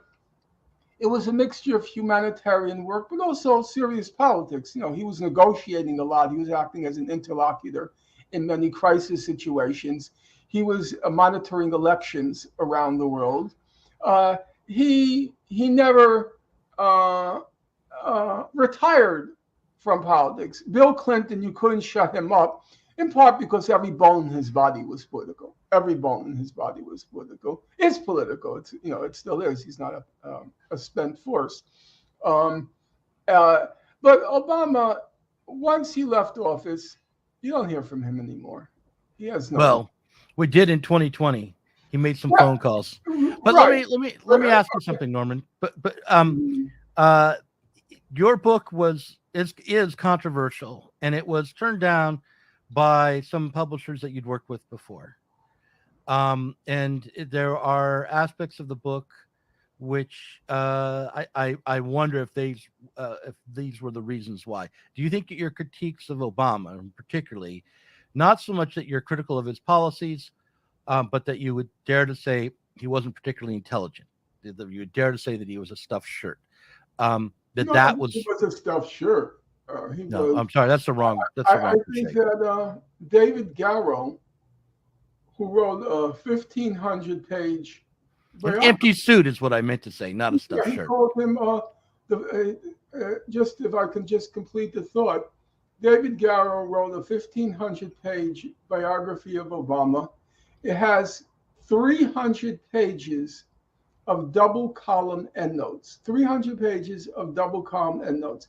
He exhaustively studied every aspect, however tangential, of Obama's life. The detail is numbing in the literal sense of the word. I read the book 2.5 times, and it's numbing. It's numbing. And on the very last page, what's his grand conclusion? He says, quote, "The vessel is hollow." There's nothing there. I found it the funniest last page in a book I have ever read. I called it in my book, the Guinness Book of World Records Wild Goose Chase. He spent 10 years trying to track down this guy, searched every nook and cranny, every person, however tangential, in Obama's life. And then he discovers an empty suit. The Mhm. vessel is hollow. There's nothing there. He's a complete and total creation of woke culture. He became, my generation. You don't know any of this stuff because you're way too young. I'm not that young. 51 years old. The Norman. the touchstone of whether or not you were cool and hip was you love jazz. Every white person, they all went to the jazz clubs in the village, Greenwich Village in New York. That showed you were hip and cool. And in this new generation, not anymore, but the touchstone of being cool was, I love Obama. I love Obama. I remember I lived in Chicago, which is where Obama made his political career. And I remember during his senatorial bid, the folks in the Gold Coast, which is the rich neighborhood in Chicago, it's called the Gold Coast, all these white liberals, the Hyde Park liberals, they all wore these big buttons, the size of Saturn. I love Obama, or I'm voting for Obama. And he became, for woke culture, the proof positive of being woke, being liberal, being enlightened. And he ran with it because the thing about Obama, which I think, in my opinion, is not fully understood, is it wasn't that he was half black, it was that he was half white. That was what made Obama Obama. He knew white people like the back of his hand. He knew just which buttons to press to make white people feel good about themselves because they felt good about Obama, and making white people feel guilty about themselves if they had any doubts about Obama. He knew how to press those buttons. And so his election became a kind of national referendum, a morality tale. Are we a good people or are we a bad people? If you don't support Obama, you're a bad person.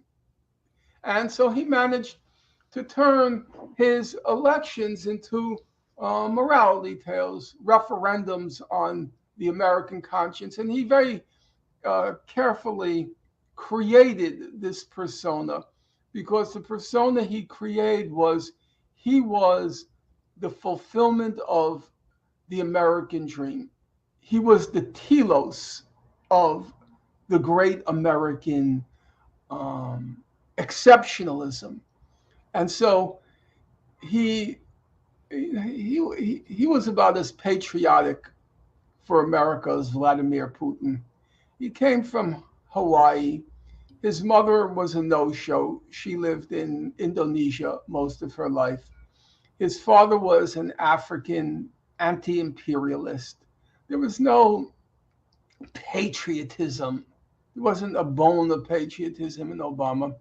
But suddenly he fabricated this persona of being the great American patriot, the telos of the American dream. And so he always began his speeches about saying, what a great country this is, what an incredible country this is. And then he would end by saying, and here am I, the proof of what a great country this is. And everybody erupts into mad applause.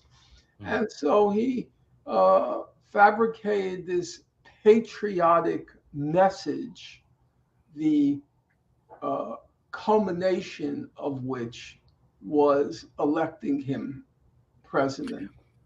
I agree with a lot of what you just said, but I want to ask just off to the side of, because I want to get back to maybe some other things in the book if we have time. We don't have a lot of time, but I recall Obama's success in 2008 as having been shaped by two political facts, which one would be the failure of Bush's Iraq policy and the way that people across the country, including the white working class, were exhausted by the wars. And the other being the economic crisis, which Yeah. emerged in 2007, 2008.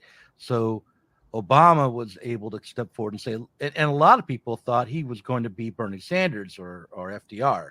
They projected that upon him, although he made it clear if you listened, he was not going to be.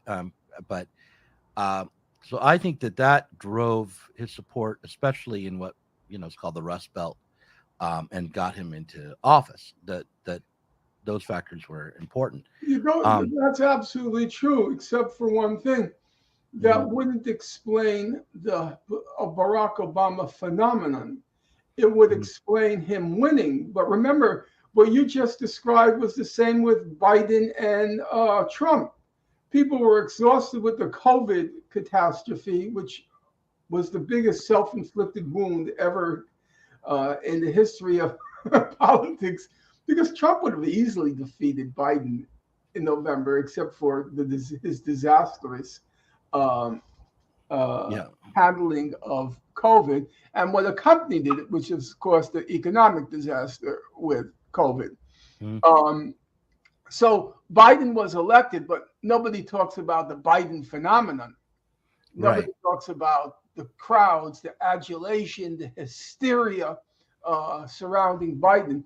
So I think, yes, it's true. Virtually anyone would have won in 2000. Any Democrat would have won in 2008, given the Bush-Cheney record with the Iraq War and the Great Recession. But that, as I said, doesn't explain the other part, which was the hysteria.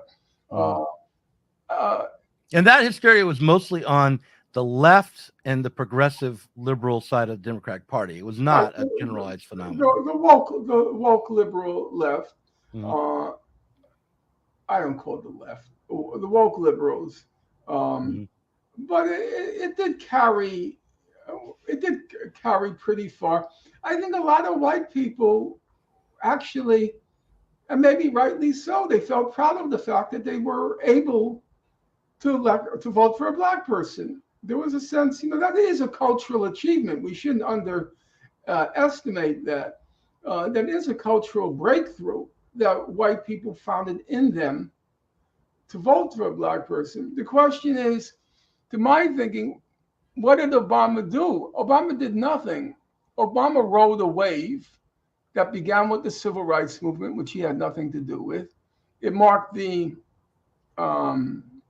climax of the civil rights movement, and he created, as I said, a very, in some ways, it was a clever campaign by David Axelrod and David Plouffe, two complete cynics. I mean, Axelrod's just a complete thug. Remember, Axelrod, he cut his teeth in Chicago politics. He knew everything.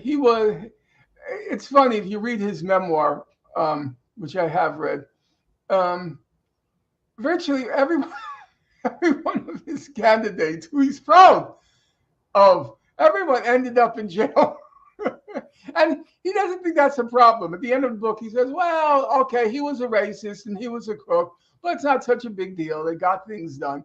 I mean, that's the kind of cynic who ran Obama's campaign. They were all just your usual insiders. The change and hope slogans, Clinton ran on those slogans. If you read the history, those are just the same old boilerplate slogans.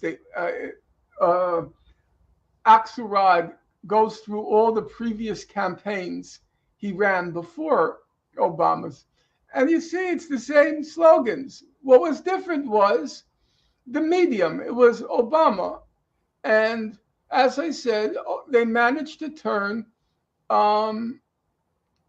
Obama's candidacy into a touchstone, not of him, not whether he was qualified to be president, but were we qualified to vote for Obama, or whether we could rise to our better angels and suppress our worst angels. So it became a referendum on us. Are we a good people? That was the essence of his campaign. Even if you listen closely, even if you listen closely, you wouldn't have heard what his platform was. As I said, he called it a neat trick, and he described himself as the ultimate Rorschach test. People just saw what they wanted to see because he was very careful not to say anything. When he did say something, let's say when he's in debates with Hillary Clinton, it was clear they didn't disagree on anything. I mean, right. He was a Clintonite. He was a neoliberal Clintonite. I didn't vote for him. yeah, I wanted John Edwards to be the nominee, if anyone, and because he was he talked about two Americas and working class issues, and I remember trying to feel proud of the fact that I wasn't judging Obama based on his race. I was judging him as a candidate, just like I would anybody else. And the other thing I remember about Obama, which we should all take into account, is that he said that his role model was Ronald Reagan, another completely empty suit. they were the obvious comparison between the two of them was neither of them had a political bone in their body, and they just were the great communicators for the powers that be. They sold, in the case of Obama, he sold Larry Summers, Timothy Geithner. He sold Wall Street as, quote unquote, his vision. So he just took if you read the accounts, they're actually kind of funny. If you read the memoirs and the accounts, so David Axelrod describes one scene. There was a very critical financial policy decision that had to be made. And so he assembles his three main people, Summers, Geithner. Her name just slips my mind. It begins with a C, a woman. I can't remember her name. It'll come to me. He assembles them, and they disagree. They don't agree on how to resolve this particular policy issue. So Axelrod describes in his memoir, Obama says, listen, I'm going to get a haircut. And when I come back from my haircut, you better have decided what to do. And he comes back from his haircut, and there's a consensus reached. That was his idea of policy. Now, it's inconceivable that Clinton or, say, Carter would have handled a decision like that in that manner. I mean, Clinton would have been slugging it out with all of them, trying to prove that he's right, and he'll have all the facts and all the numbers and all the references ready at hand. His mind was very, very quick. Carter, you know what Carter would have done. Carter would have said, give me all the books, give me everything. And Carter's going to sit down and he's going to study everything in his office at night. He was unbelievable in his investment of mental energy in mastering any task that comes before him. I've read the foreign relations of the U.S. volumes on some aspects of Carter's presidency. They were preternatural. His grasp of detail was just totally, completely terrifying. But what is Obama? I'm going to get a haircut. And when I come back, you better decide on what to do. That was the Obama. People don't want to hear that. Too bad. You know what? I decided. If you could say that about Bush, and you can say that, and that was true of George Bush. Yeah, but George Bush was the worst of both worlds. He was not particularly charismatic, not a great communicator, and he wasn't political. So what was he doing? The difference was who they served as the medium for. Bush served as the medium for Cheney and Rumsfeld, who are pretty nefarious characters. That's true. Whereas Obama was for the liberal establishment, the Larry Summers, the Geithners, the Robert Rubins, that type. And so you would say Cheney and Rumsfeld, they were amazingly hard workers. I mean, they were committed to their class, and they were going to work 24/7. I remember my best friend as a child ended up being the chief technology officer for Unisys, the big computer company in Washington. and he was in charge of the computer system in the White House during the Bush years. He was the head person. And he once said, and he knew what I thought of Bush and Cheney, and he said to me, well, you know, Norman, you'd be surprised at how hard they work. I said, no, actually, I wasn't surprised. They really believe in their class. Mm-hmm. They were real. They slugged it out to defend the interests of their class. If you read Rumsfeld's memoir, you know, Rumsfeld never sat down. He sat at a lectern. He stood at the lectern when he was working. He never sat. He was there 17 hours a day. And he used to be giving out memos here, memos there, memos there. They called them the snowflakes, the Rumsfelds. They worked very, very hard. So there was the issue was not whether or not Obama was more a more competent administrator than Bush. It was who they were. Well, what about being a more talented, charismatic performer, a better communicator, so forth? David Litt, who was one of Obama's speechwriters, and he's probably the only one in the Obama inner circle who had a brain in his head, or what his brain wasn't the size of a pea. He described Obama, I'm quoting him now, as the best political performer in political history. Okay, but then I say, okay, fair enough, but is that a compliment?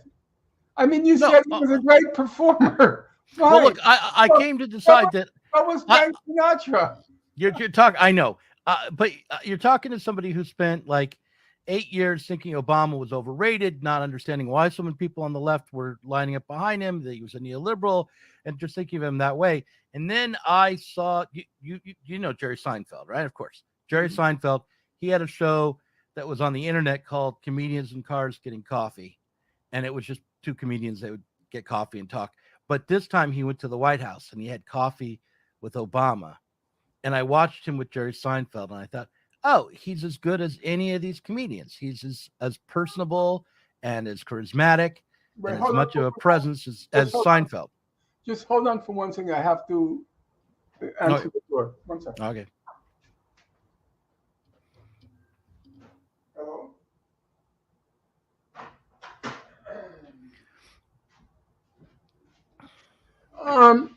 Look, I understand this is faint praise, okay? But it's what I can give him. Go ahead. Yeah, I think we have to be careful. People may think I'm just trying to undermine any of Obama's gifts or talents, and I'd rather just stick to the facts. Obama's on with Jerry Seinfeld. Mm-hmm. Obama has 8 writers in his stable. He hired 8 speechwriters. They were also hired to write the jokes. In addition to them writing the jokes, people in Hollywood would offer up jokes for Obama. You know, he would contact people in Hollywood. So when you talk about Obama's speeches, they weren't Obama's speeches. When you talk about Obama's jokes, they weren't Obama's jokes. Everything is very carefully orchestrated. Everything is very carefully planned in advance. There's nothing spontaneous. There's nothing original. It's a theater. He's a performer. That's correct. He's like Zelensky in Ukraine. He was originally a comedian, and now he's a performer. He's an acting president, as Gore Vidal used to say of Ronald Reagan. Mm-hmm. He's our acting president. And it was the same thing with Obama. The thing is, what impresses people with Obama unconsciously, but what's impressing in them is the easy rapport this black man has with white people, the way he has this easy rapport with Jerry Seinfeld. Or if you saw a few weeks ago, there's a podcast called Pod Save America with all these young, hip, white bread, cis males, John Favreau, all of Did Obama. You just call them cis males? Yeah. Males? I want to get into the identity politics. Well, we you know what? You're gonna have to come back because we're almost at an hour, and the next guest is coming. just allow me to finish, and then we'll end it. So, and they're all so hip, and Obama is so hip with them, because that's Obama's thing. Obama was never around black people. He grew up with his grandmother and grandfather, because mother and father were, AWOL, who were white Hawaiians, or resettled in Hawaii. They were from Middle America. He grew up with, he had no black friends well into life. All of his significant personal relationships, intimate relationships, were with white women, until he comes to Chicago, and he's told, literally, you can't get elected in Chicago if you have a white wife. And then he switches. So yeah, that story makes me sad for Obama. That story makes me because he apparently was truly he was in love with this woman who. Oh, I don't listen. Yeah. That's something for Shakespeare. I'm a sentimental type. Norman. Okay. No, you just was on your honeymoon, so I know that you have these sentiments are bubbling up in you. So for him, he was perfectly comfortable around white people. It was not like a hurdle he had to overcome. If you look at his inner circle, just take his speechwriters. He had 8 speechwriters, right? Mm-hmm. Do you know they were all white? He couldn't find one black writer to do comedy. Not one. He didn't want to be around black people. He had 8 white writers. His inner circle consisted of 2 non-whites. Valerie Jarrett, who's about as black as a snowflake, freshly plowed snow, and Reggie Love, who was his body man, and he treated like his body man. Otherwise, even the inner circle of his campaign, before, it was David Plouffe, David Axelrod, and Robert Gibbs. And they acknowledge in the book there was a lot of talk about the fact that his whole inner circle was white. So what oppresses you, the ease with which he can carry on a conversation with a Jerry Seinfeld, is actually the milieu in which he feels most comfortable. He feels uncomfortable around black people, not around white people. He grew up white. As a matter of fact, there was one black African-American historian who had a good line. He said, Obama was passing in reverse. Do you understand what that means? There's an expression among African-Americans to pass as white. A very light-skinned white black person who tries to pass as white. It's called passing. And the historian described Obama as passing in reverse. He was trying to pass as black. But being around white people, the ease, the body language, that's natural to him. So I can't consider that an achievement. What would have been an interesting achievement is if he had a black person of real talent in his company and how he carried on. It was a very noticeable fact for me that whereas that Class A shyster, Al Sharpton, found a very comfortable niche in the Obama administration, Cornel West was nowhere to be seen. Now, you could say it's because Cornel criticized Obama, but I think it's also, Cornel West is a formidable intellect. He's a smart guy. There's no question about that. He went to Harvard, majored in philosophy, a serious degree. He graduated in 3 years. He then went to Princeton to do his philosophy. At that time, Princeton had the top philosophy department in the country. I vaguely knew him. I was there the same years as him. Vaguely, very vaguely, I knew him. And when his range of reference, his memory, his grasp of detail, very, very impressive. And to me, it's not too surprising that Obama did not feel comfortable around him, because he knew that Cornell knew that he was smarter, that Cornell was smarter.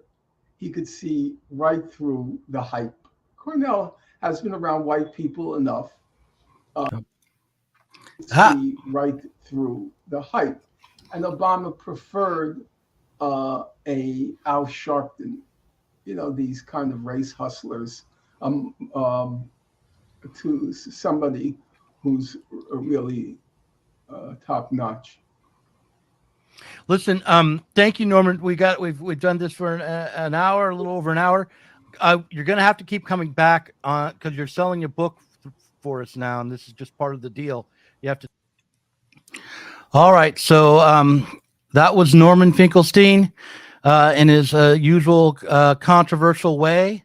We've got Ashley Frawley here now to relieve me, although the first couple hours were fairly easy because I just had to watch myself listen for the most part. We also have Buoyant Somay with us. He is the third author in the Sublation media lineup. Buoyant Somay's book is Beyond Family. We're going to be discussing that with him today. Actually, I'm going to leave that mostly to Ashley as I go wake up my own child, because I have family obligations here. But Buoyant, thank you very much for coming on to the stream, and thank you for sending us Beyond Family. Before I turn it over to Ashley, I just want to read the endorsement that you received from Zizek to set this conversation up. So what makes Beyond Family so precious is that it combines detailed research of facts with a firm pro-feminist and anti-traditional taking sides. So my starting point is the hypothesis that the time of the family is over. Yes, we live in deep crisis, but any kind of return to tradition will just deepen the crisis. However, he is at the same time aware that the disintegration of the traditional family is not a linear progress towards freedom and equality, but a process which brings out new tensions and antagonisms, even new forms of domination. Somay fearlessly articulates all the traps of post-family thinking and acting, and this is what makes his book simply indispensable for everyone who wants to understand the mess we're in. In short, for everyone. So, Buoyant, thank you for coming out to the stream here. And Ashley, I'll let you continue. Thank you. So I didn't dress up, even though it's Halloween, or perhaps I'm the Joker. I just realized the color combination I've got going on. Anyways, thank you so much for joining us. I know that Doug put us together on the stream because he thinks that we're going to argue, but I am interested. I wondered if you could fill in a little bit of the background of your bio a little bit to give people a sense of where you're coming from. So you did your BA and MA degrees in language and literature and a PhD in psychosocial studies. Is that right? Could you give us a sense of how you came to write this particular book on the family? Okay. Do you want me to start from the book or for my miserable life? Let's go with the miserable life, and then we'll go to the book. Okay. Well, I got my BA and MA degrees in English language and literature back in 1978 and 81. And then I started a PhD study on utopianism and dystopianism in Montreal. Then I gave it up because I was not very much hopeful about the state of the universities in general, not the one in Montreal. I went back to Turkey. I did a lot of things, from street musician to editor to copywriter, whatnot. So in 2000, after 17 years, I think, I took a job in a private university where they promised me that I could teach whatever I want.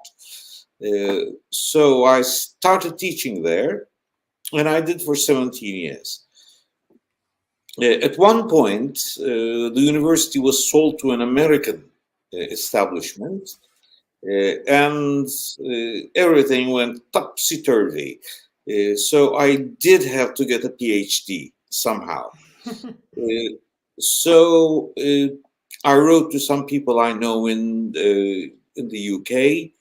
Lynn Siegel told me she could take me on, and Stephen Frosch.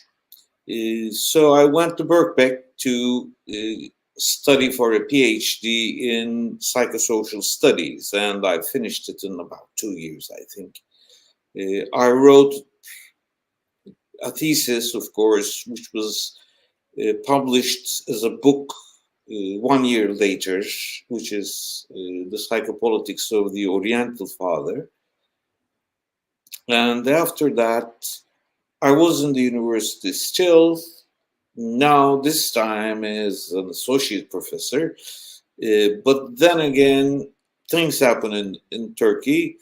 We, like 2,000 scholars, we signed a petition against the war, almost civil war going on in eastern Turkey against the Kurdish people. And of course, there was an immediate clampdown. I was sued, and I was threatened with 4 years in jail or something. So I had to give up my position in the university. Not that they were firing me at the time, because it was a private university, but I thought that I couldn't go on like this, censoring myself all the time. So I looked for a job. I couldn't find any because I was very old at the time. I was 60 years old in 2016 when this happened. I couldn't find a job, so I went to Brussels, to Université Libre de Bruxelles, on a scholars at risk scholarship. After that, after 1 year later, I went to University of Oslo on the same scholarship. And then I came to Berlin, to Freie Universität, on an academics in exile scholarship. I'm on scholarships all the time. And then last year I started teaching at last, because teaching is something I like. I love, actually. So I taught a course on reimagining university. Oh, nice. Because I was fed up with the university at the time. Who isn't? I was way out. And then I took a course on post-colonialist theory. Now I'm teaching a course in University of Potsdam on patriarchy, Orientalism, and modernization. And that's my life in a nutshell. And I'm hopefully going back to Turkey next year, because there's going to be an election, and everybody's hoping that this present structure will change, and we're very much heartened by the Lula victory in Brazil. Yes, yeah. The same thing will happen in Turkey. So, yeah, well, there's been this huge realignment on the right, and that means that there should be an enormous realignment on the left. We'll see how it goes. I don't know, maybe there are reasons to be hopeful now. So you've got to, sorry, go ahead. Just a bit. Yeah. Reasons to be hopeful. Yeah, well, somebody has a very hopeless comment, actually. So the political left would be long dead before the traditional family. I wish people would read The Left Hand of God by Michael Lerner. The political left should embrace the traditional family. So maybe that's actually a good segue into some of the themes that you've been dealing with. What do you think about that? What do you think about those who argue that the argument to abolish the family is alienating to the working class and should be kept as far away from leftist politics as possible?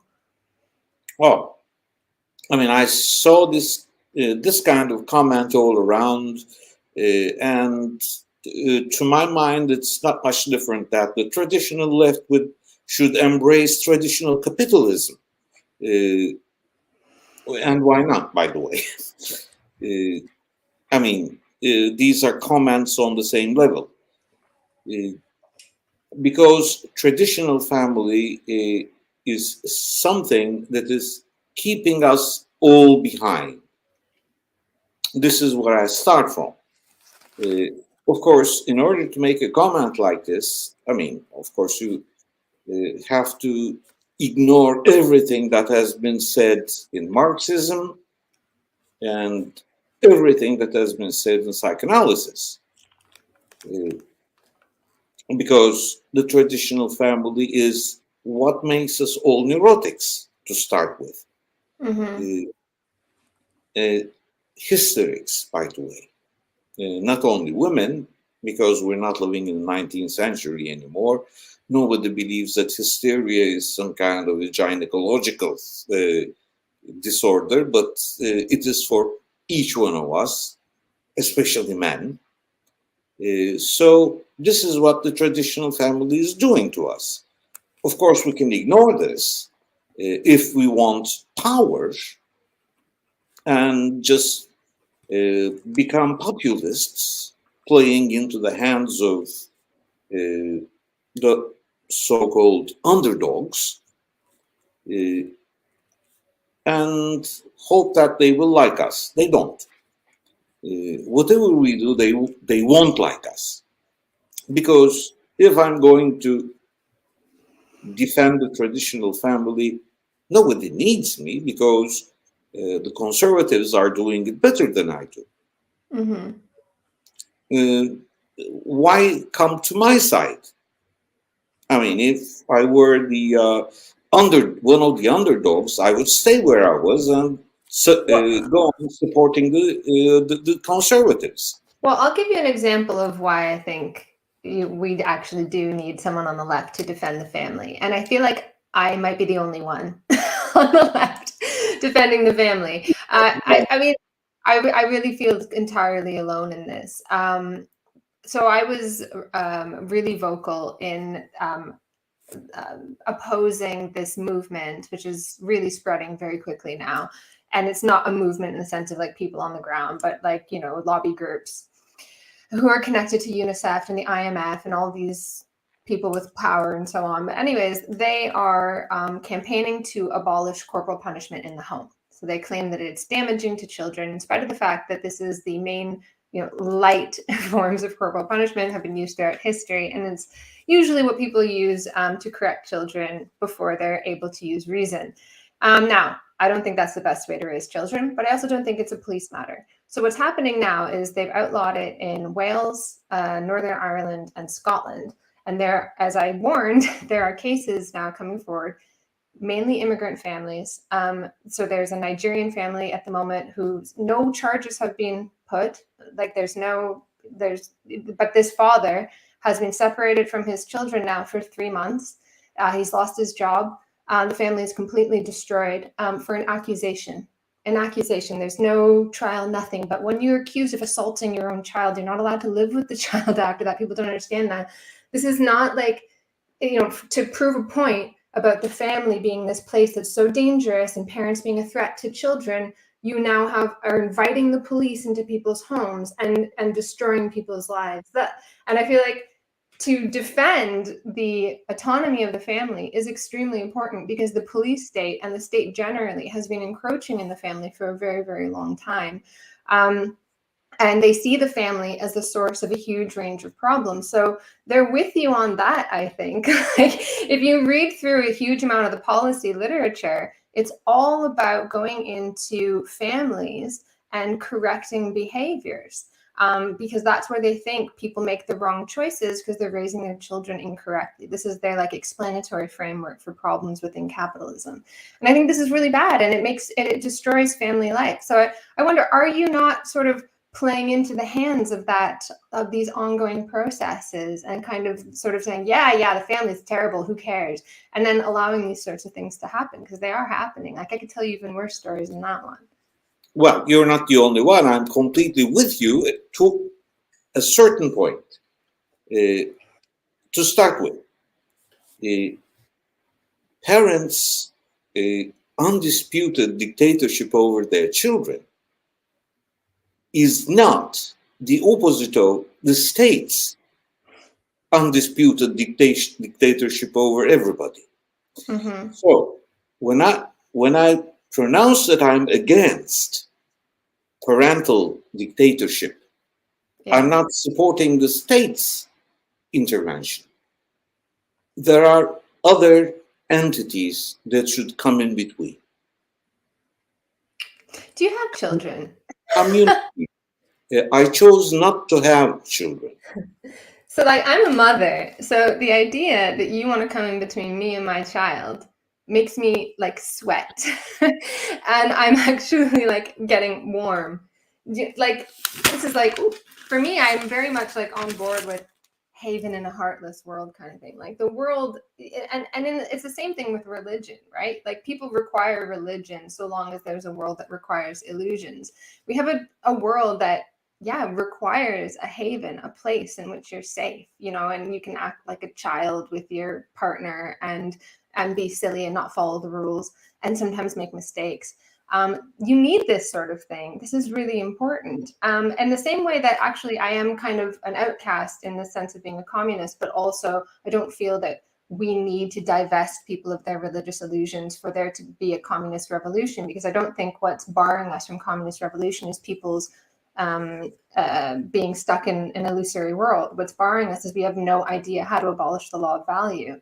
And these sorts of, talking about religion, talking about ideology, people being duped, false consciousness and so on, kind of defers responsibility for our failures onto the people themselves. And this has been the main impasse, I think, on the left for a really long time. Okay, so you may be, or you may have been, I don't know, a perfect mother. No.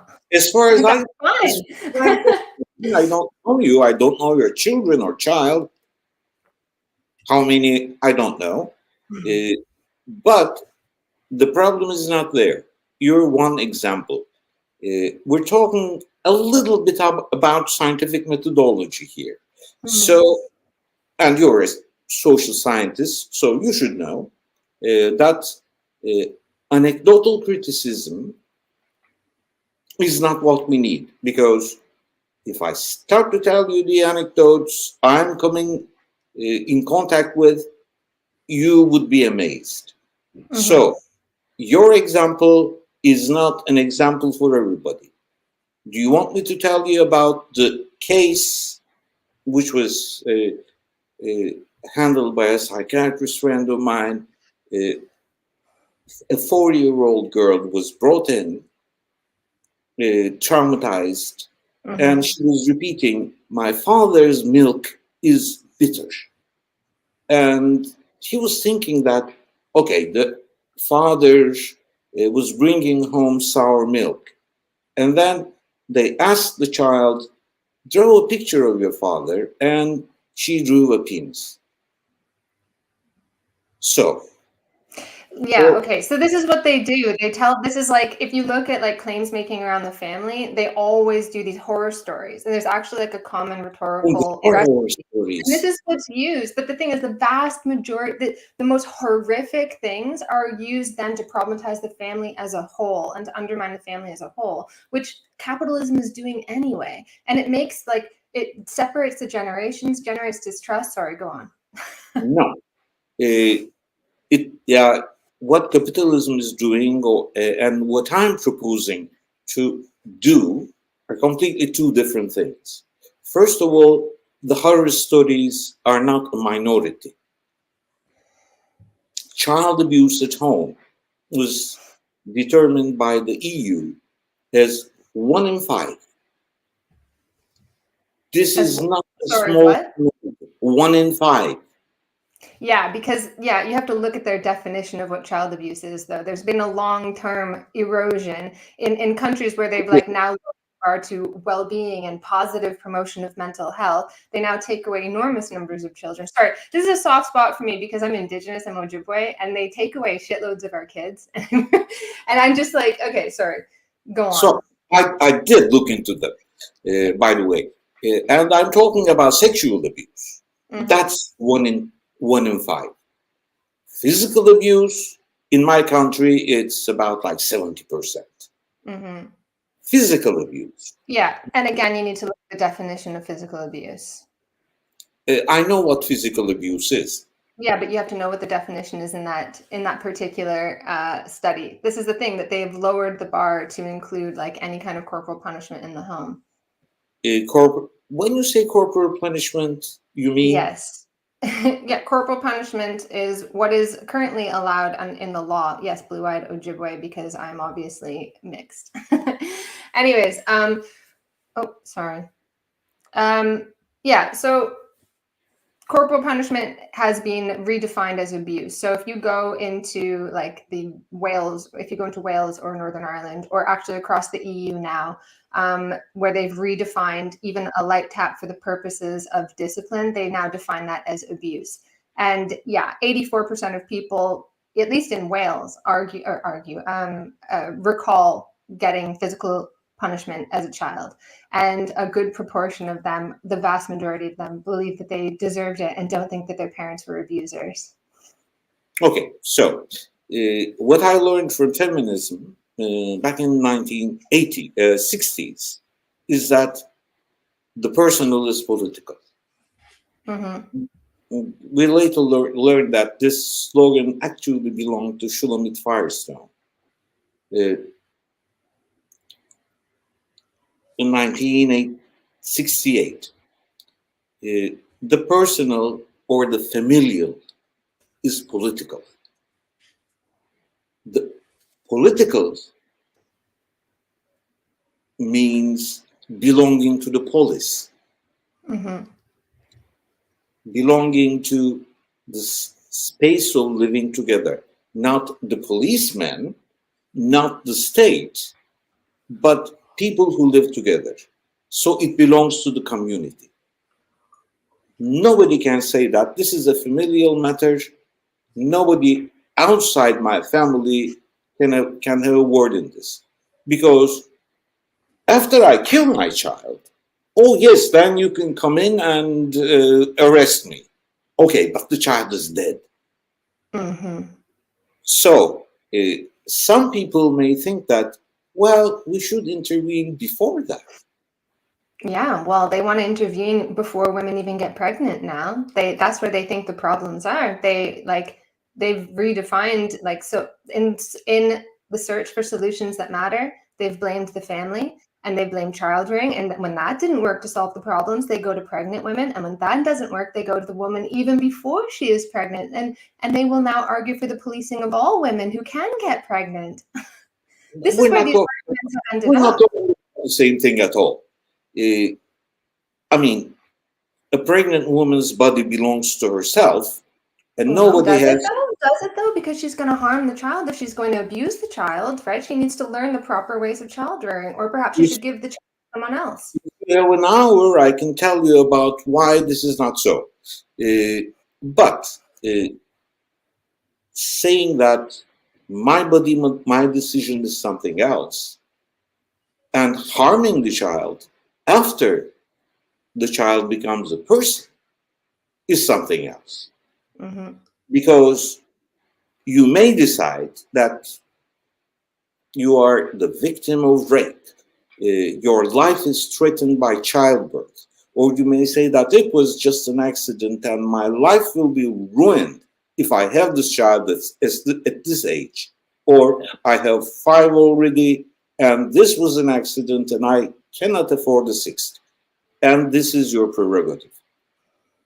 This is your life, your body, your choice. Because a fetus is not a person. But once you have a child, and this child is going to grow up and become a person, and then you abuse that child, somebody should intervene. Is that somebody the existing capitalist state? Hell no. But we should start, this is what I'm saying, all through the book. This is not something we can do from today to tomorrow, but we should start building up solidarity networks that should speak in the name of the child together. not excluding you, Yeah. including you, of course, not excluding you, but not leaving you alone in this, because you're not the best judge of what is best for your child. Maybe. Of course, I'm Doug, the best why did judge. you want me to you know I feel this in my heart and soul. You're not. It will be Okay, very okay. easier I and kind of went ahead of myself a little bit. if Let's you dial it back. accept this very simple statement. I mean, of course, I'm not the judge for your.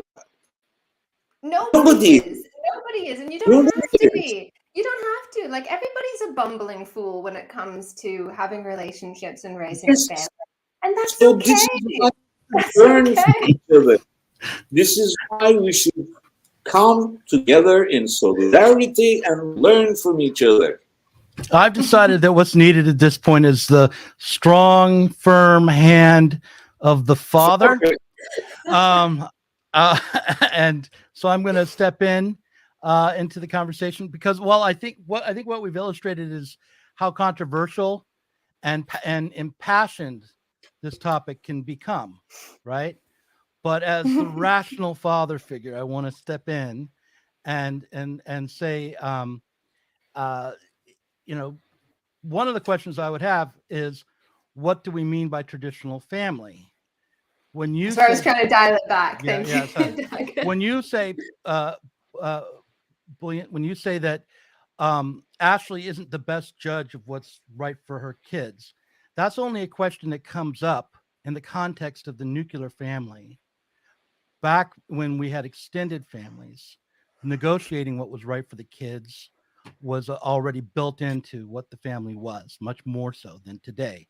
It's under conditions of the individualism of liberal modernity that this contest about who gets to be in charge is so salient.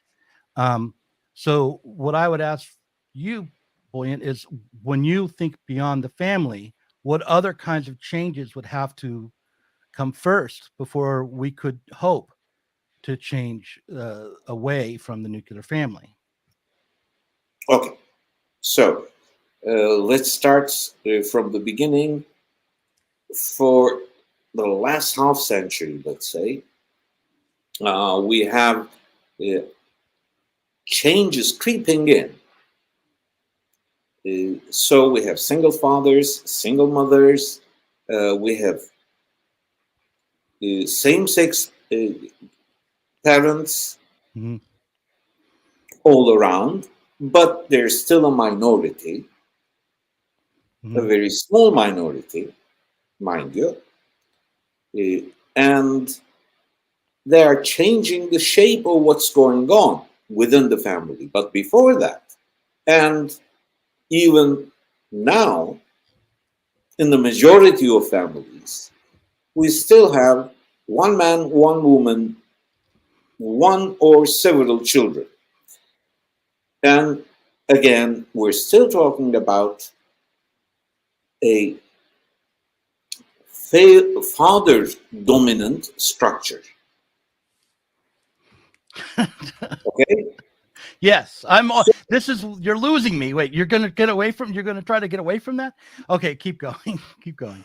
So, it's a father dominant or patriarchal structure, whatever we do.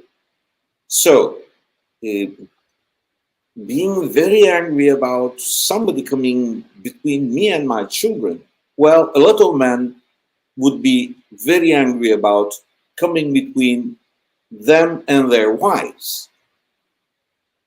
And they would think that that's the same thing. I mean, I can beat my wife anytime, and who the hell are you to interfere? Mm-hmm. Well, okay, but back in the before the nuclear family, the idea that there was an extended family embedded in a community of support. There was the domestic labor wasn't alienated from the public realm, and I mean there were lots of problems. Like, people lived to be about 30, but nonetheless, if a man was beating his wife, her family and probably his family and the community would intervene. It was not simply one patriarchal authority dominating the entire family structure. Today, of course, we have other institutions that intervene. Those are state authorities and the police. If I'm beating my wife, she can go to the police. And while that's not tremendously effective, it is a limit on patriarchal authority. The question for us, though, is we want to move beyond the family, is how do we envision a society where it's not a matter of authority, but responsibility, alone, it's not just authority, because along with authority comes responsibility. How can we envision, and I think your book is aiming at this, a kind of institutional structure which will hold on to the parents' responsibility for their children, but at the same time create another network of responsibility to support them. Yes. Now, first of all, I started talking about patriarchy. Oh, one other question. I mean, or little intervention. You mentioned same-sex relationships and families. I don't think that they escape the logic of the patriarchal structure at all. Of course not. Right. Of course not. And also their aspiration was to have families. Like that was like the big thing that we just went through, was like the aspiration to be recognized as a family, which is a bit of a repeat of the 19th century movement for the working class family, where socialists wanted to abolish the family. And people were like, whoa, whoa, whoa, we want our families recognized. Let's like dial it back here. Okay. And okay, let me shut up and let somebody else talk about this. One of the best LGBTQ or gender studies scholars and activists I know talk about the problems with the same-sex families. I mean, saying that, of course, we should not be against them, but they will have the same problems or similar problems, at least. And that was John D'Amelio, who was one of the heroes of the Stonewall, you know. And now he's a gender scholar, and this is what he said. What he's been saying since 2005. Okay, well and good, militating for same-sex marriages, but this does not solve the problem, because patriarchy will creep in. Now I have to define what I mean by patriarchy. Okay, patriarchy means three things. First, the coerced monogamy of women. Second, prohibition of same-sex relationships. And third, and for me the most important of all, prohibition and denial of child sexuality. Take these three together, that's patriarchy for you. Could you unpack that a little bit? Without getting us banned from YouTube? Up to where?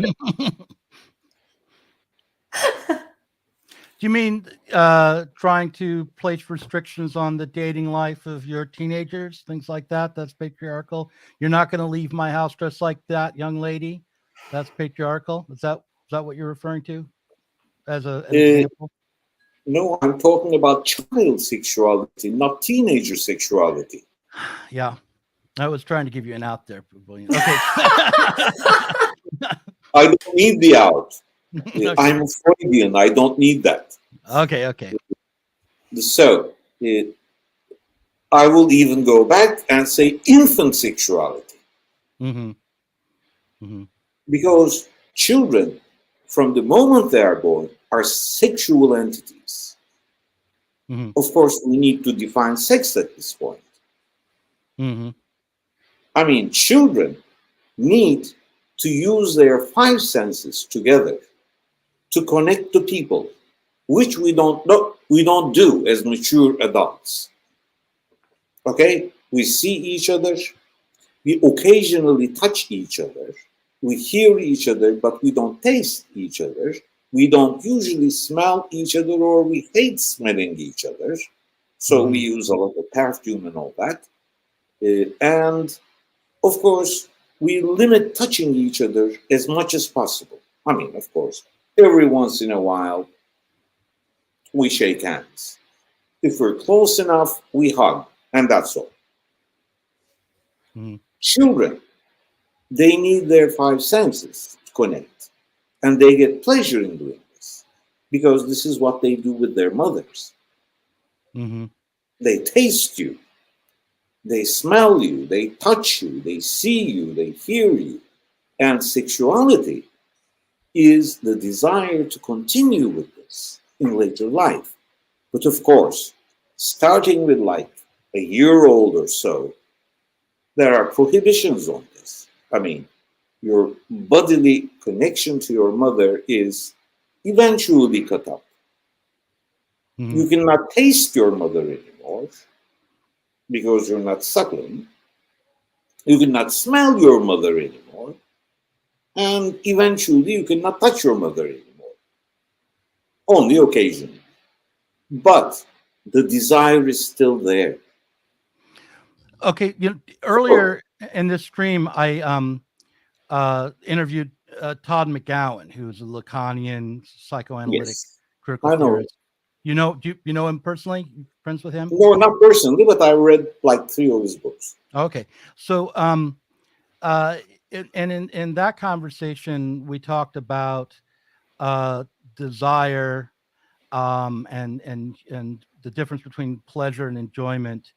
Yes, And he has this Freudian Lacanian perspective where, from my understanding, this moment of loss is when you no longer have untrammeled access to the mother, as an example, yes. is a moment of individuation, the development of subjectivity, a development of freedom, in fact. So it seems to me that maybe the classical Oedipal story of the father intervening and to disconnect the infant from the mother and interfere with that oceanic experience of wholeness isn't the only way that individuation could be achieved. And might be just a byproduct of the nuclear family, as I was talking about before, but nonetheless, some sort of interference has to be taken into account as a necessary component of just life, and especially if you're going to be free, enlightened, bourgeois Definitely. And subjects. this is why we have the mother incest taboo. Hmm. And father incest taboo, well, it's quite recent. The sibling incest taboo is even more recent. But the mother incest taboo goes back like tens of millennia. Hmm. So much so that we don't know when it started. So much so that it's not written in laws. So much so that it's not written in the holy books. Hmm. It is embedded because there is a very simple reason for this. If you do not disconnect from the mother, then you won't become a person. Hmm. And tribes, communities who do not have the mother incest taboo are easily wiped out. Do they This is, exist at all? I mean, are there examples? yeah, probably they did, but we don't have any indication or Hmm. uh, proof of this because probably they died away very early. Hmm. Because without persons, without individuals, they couldn't have existed or couldn't have survived. So we need that. We Hmm. need somebody to disconnect us from our mothers. Hmm. And Otherwise, today it can be the mother herself. Often enough, it is the mother yes, herself who does that. I but we do have the devouring mothers. Yeah, From have you been to my family? Have you met my mother? uh, But my mother. but I want to bring Ashley back in and kind of tee her off Please. here to set her up, because here's what I'm noticing about this conversation, which is, on the one hand, you and I are now engaged in sort of psychoanalytic conversation, theoretical, highly speculative, going over some key concepts, not too deep, but basic concepts of Freudian psychoanalytic theory. And I think in the realm of politics, I mean, I just, I write fiction sometimes. I imagine, who would I want to pick to cast as a villain in a movie? It would be a Freudian psychoanalyst who comes into a family, says, we can do better than you. We have all these ideas, spouts, stuff about infantile sexuality, and and then sets, and then I don't know. The family must battle to save itself. I mean, I would probably to make this thing into something like a comedy, so they don't really get. They just get disrupted by the talk. They don't actually have their children taken away. That's too tragic. But you're not talking about this Freudian psychoanalyst here. You're talking about a pseudo-Freudian poseur. Okay. Okay. Because Well, that's how I identify. I think that's on my bio on Twitter. Psychoanalysts would go into a family and say all these. Right. Most Freudian psychoanalysts don't speak at all. I mean, pay them like hundreds of dollars for 50 minutes, and they only say, yes, oh, your mother, that's all. And you pay like, how much is this? I don't know in the States. But I don't know, but I'm currently dating a psychoanalyst in training, and let me tell you that in that situation, she talks all the time. But well, tell her not to. No, to me. I mean, I want her to talk to me. To you. I'm not her patient. I'm not her patient. Although that's sometimes disputed. But in any case, so what you're saying is we need not fear the psychoanalyst as a social worker, as someone who's going to be setting policy. These are two different jobs. I mean, a psychoanalyst should never become a social worker, and a social worker should never claim to be some kind of an analyst. I mean, these are two very different jobs. Psychoanalyst's job is to listen and make you listen to yourself. That's all. And if you have been to therapy and the therapist haven't made you listen to yourself, in Turkish we have a saying that your ear should hear what comes out of your mouth. Okay? If your therapist or analyst hasn't done that for you, you've been paying a lot of money for nothing. So, a psychoanalyst is not a social worker. A psychoanalyst should never come between a parent and a child or two spouses. Never. I mean, unless you're willing to go into couples therapy or something, which is something I don't like, but in any case. I don't like it either.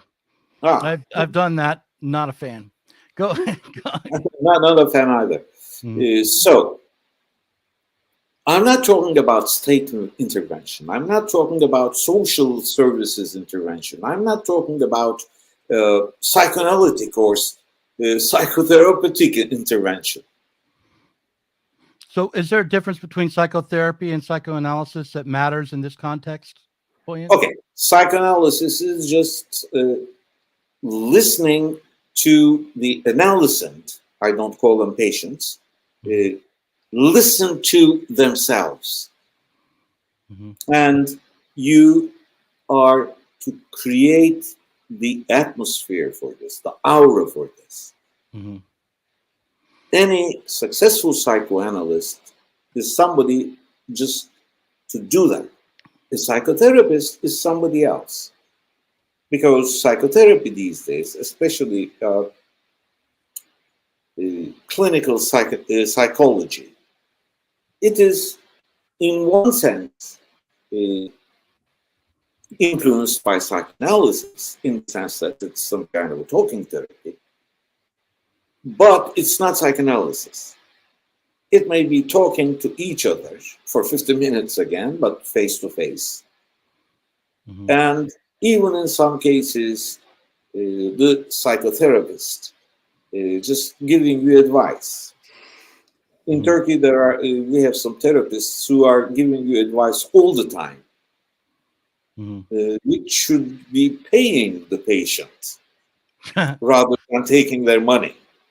Okay, because they're just satisfying their narcissistic urges, Mhm. and they should be paying for that. So this is, by the way, I saw the question underneath in writing. There was a question there. Mhm. This is the difference between psychotherapy and psychoanalysis. Mhm. Okay. Yeah. Also, So would you think that the psychotherapist is more likely to be involved in social work? I guess is yes, a psychotherapist is more likely to involve in social work, but then again, not dictating their own ideas about child rearing. Mhm. Mhm. Okay, I'm saying all these to make Ashley more comfortable. Yeah. Well, I mean, but Me. Ashley, like, I want to give Ashley a chance to talk, as I've been very patriarchal here, but I just want to say, Ashley represents people who are on the left who have feel the intrusion of the state as a real powerful, detrimental thing in their life. That's not the left. Okay, so Oh. Sublation media is a criticism of the left, right? You started as this. Okay, so we're So that's why completely. I critique these people who want to abolish the family on the Yes. No, I don't believe that, but let's not put it aside for now. But we're completely on the same page on this. I mean, I think there is a difference between socialism and statism. I think there is a huge difference between socialism and Bolshevism and Stalinism and Maoism, all these on the left ideologies. This is what happened to us when the beginning of the 20th century came and went, and the working class did not make the revolution.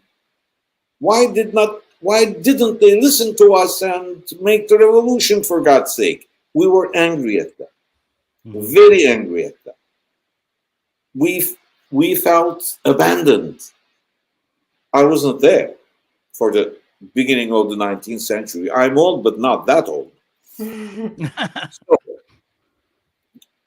and yes, I can understand the feeling of abandonment at this. So they tried to replace the working class. They tried to do what they cannot do. Okay, they were completely wrong because it wasn't what they cannot do. They couldn't have done. It was what they didn't want to do. Because it's not wanting to make the change that makes it happen. Okay, Marx, who was a prophetic figure, said in 1848, as early as that we as communists should not have any illusions about leading the working class. We should just be there as one of the small parties of the working class and follow the real movement. And as left, which is a term I don't like to use, by the way, as left, we have not learned that lesson. We have not learned that lesson. We're still trying to tell the working class what to do. We're trying to tell the other working class parties why they shouldn't exist or why they should follow us. Okay, so we're killing the movement. Yeah, or why their families are actually the problem. So, I mean, actually, let me ask you. I'm going to give you the last word in just a second, but I want to say to Buoyant, it's like one of the things that I want to bring out here is that, again, go back to, it's just an endorsement from Zizek, but I'm looking at your book at the same time as you're talking, and the key, I think, to your book is that you are taking a look at both the disintegration of the traditional family and the need to go beyond it, right? Yes. And right now we're in a process of perpetual disintegration, where these tensions arise and these positions arise, and your attempt to go beyond it is not an attempt to abolish it only, right? But to use a marketing term now, the brand name, sublate it. And so This is where I would sublation media. yeah. So Hegel too. so the question is like, I think, how do you envision that process politically of sublating the family? Okay, now we have like 10 minutes or something, so Yeah, we have 10 minutes. I cannot do that in 10 minutes. But anybody, the book will eventually come out, right? Anybody can take a look at the last 3 pages of the book, which are bullet pointed, and it's a list of what we can do, which are not quite radical, by the way. Yeah. For example, we should be very careful when we're teaching our children the language, because the language is patriarchal in itself. We should really implement the rule of personal is political. We should let other people in our families, not the state, not the paid social workers, not the self-evident psychotherapist, but our friends, our comrades, to start with. I mean, I have done that with a lot of my friends, with a lot of my comrades, and I never criticized them, or I never told them very patriarchally, patronizingly, how they should raise their children, because I don't know. I mean, nobody knows. We'll learn together with our children. We should learn to learn from our children, because they are people. They are persons. Oh my God, I'm surprised. Sorry. Ashley, I'm going to let you now have the last Please, word question. Sorry, I'll tell you why. So, okay. Sorry, I'm so sorry, Doug, that I've totally blown this. No, you haven't. No, this has been fine. It's been real. So the reason, I'll tell you why I find this really difficult to talk about in a sane way, because it just cuts so deep to my core. Because the problematization of the parent-child relationship has been the number one reason for the separation of Indigenous children from their parents for over 100 years. So why can't Indigenous parents produce good liberal citizens? Because they are bad. They're not good. They have appetites they can't control. Their women are too sexual. They do all these things and they fuck up their kids. I'm with you all the way. So why do we have problems? Because of the parents, right? And I always remember this paper that I read once that recounted this story of this convention, I don't know, a bunch of psychologists sitting around going, the Indigenous problem. Why do these Indigenous people have all these problems? Well, it's because of this and it's because of this. And the one Indigenous person there stood up and said, no, it's you. You're causing these problems. Stop. You are making things much worse. You are dividing our generation. Can you just leave us alone? And then even now, this recognition of this horrible past, we've got residential schools, the 60s scoop, where enormous numbers of children were taken from their families and put in the care of, white middle-class families, all of these terrible problems. Now what's the number one cause of Indigenous problems? Oh, this past of child removal, which disrupted the connection between generations and the transmission of culture, and disrupted the sacred role of motherhood in Indigenous families. So if you're listening carefully, you may have noticed the problem is still the parents. Now, explicitly, it might be because of this bad thing the bad old state did, but implicitly, the problem is still the parents. So are we surprised that when we still have enormous numbers of Indigenous children in care, where despite making up 2% of the population, they make up 56% of the children in care?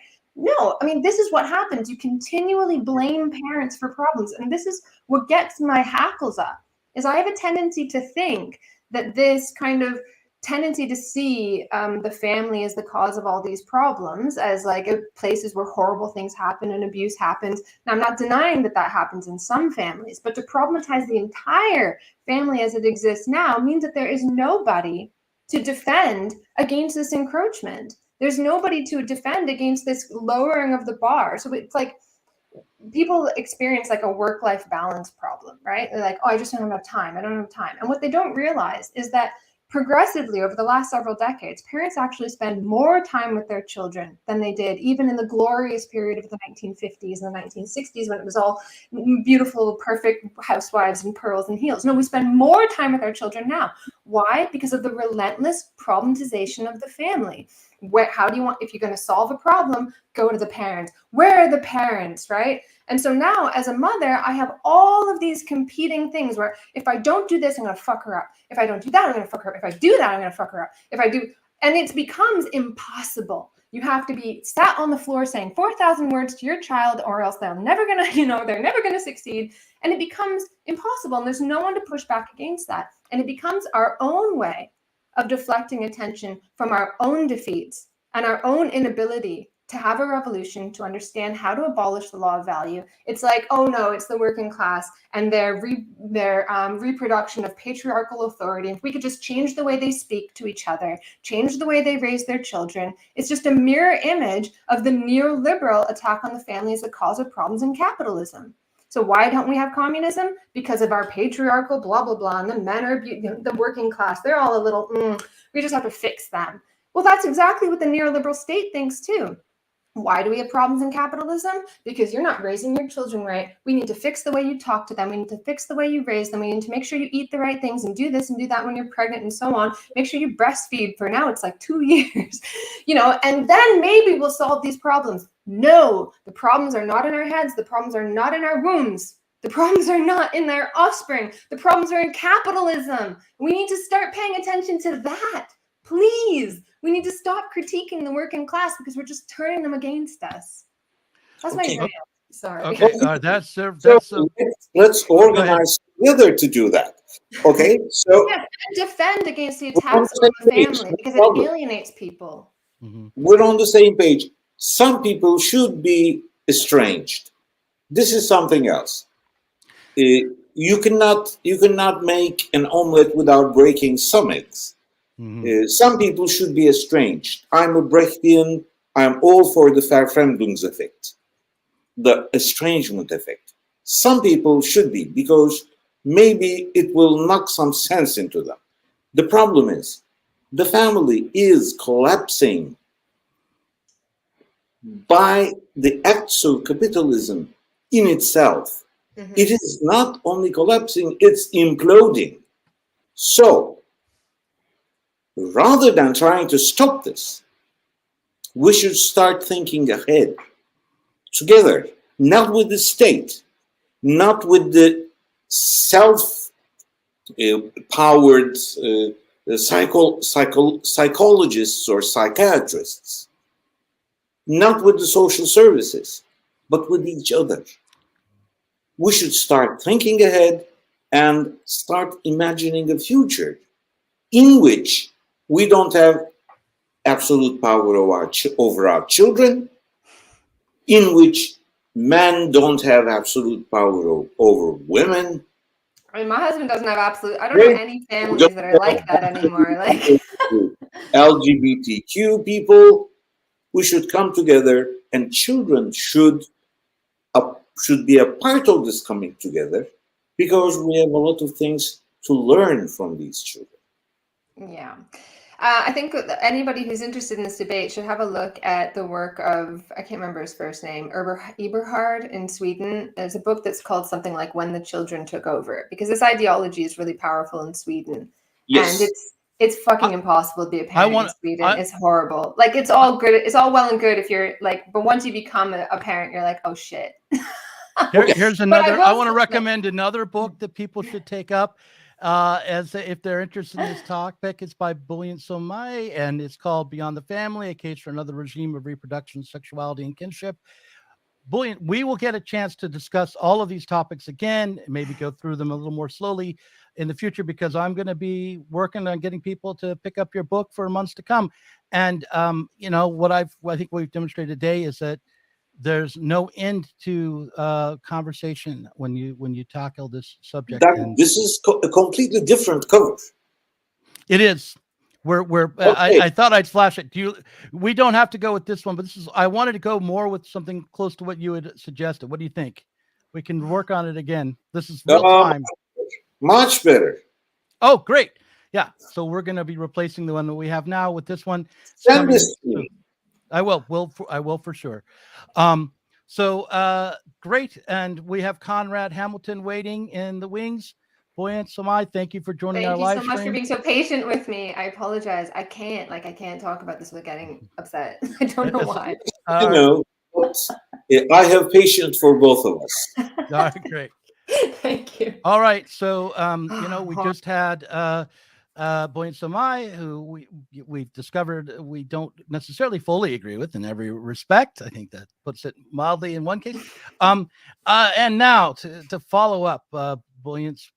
He just walked away from the screen. He should be coming back to follow up with that. Another part of the left is our resident contemporary Stalinist Conrad Hamilton. Can you just give me a sec, Doug? I just forgot to put my headphones in, so I just want to grab those. Okay, I'll give you a sec. No problem. I will say, though, one of the things that I was going to say is that I am totally open to the idea that the family may wither away. Like, as the economic base of society changes, I can imagine, like we're already seeing, and there has been a demand for the defamilialization of care for a long time that would allow women to truly choose to be a mother or whatever you want to do. If childcare is at least partially taken out of the family, that's a long-term sort of feminist goal.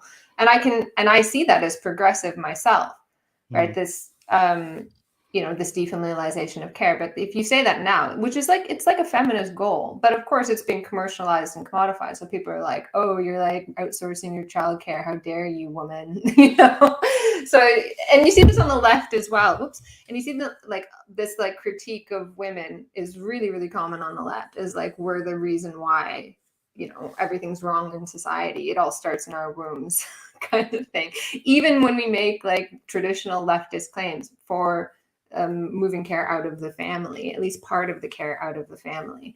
Anyways, I think that family structures will probably change as the economic base of society changes. I think that's fine. But to argue for the abolition of the family, I think plays into the hands of some of these really regressive tendencies. Personally, that's what I think. All right, Obviously, you know what I think. Yeah. I'm going to take this moment to say that here's the lineup for the rest of the day. We're going until 9 o'clock at night because I'm insane. Conrad Hamilton is on in just a moment. Then Stefan Bertram Lee, author of How to Stop Being a Teenage Nihilist. Then Susanna Kleeman, who's introducing a new series starting tomorrow called Fatal Dates. Helen Rollins is there with Alfie Bounds. They're both Lacanian. Chris Catrone will be on from 4 to 5. He's our Platypus Affiliated Society, the last Marxist. And then we have Abby from Political Psyche. She's a podcaster. Margaret Kimberly from the Black Agenda Report.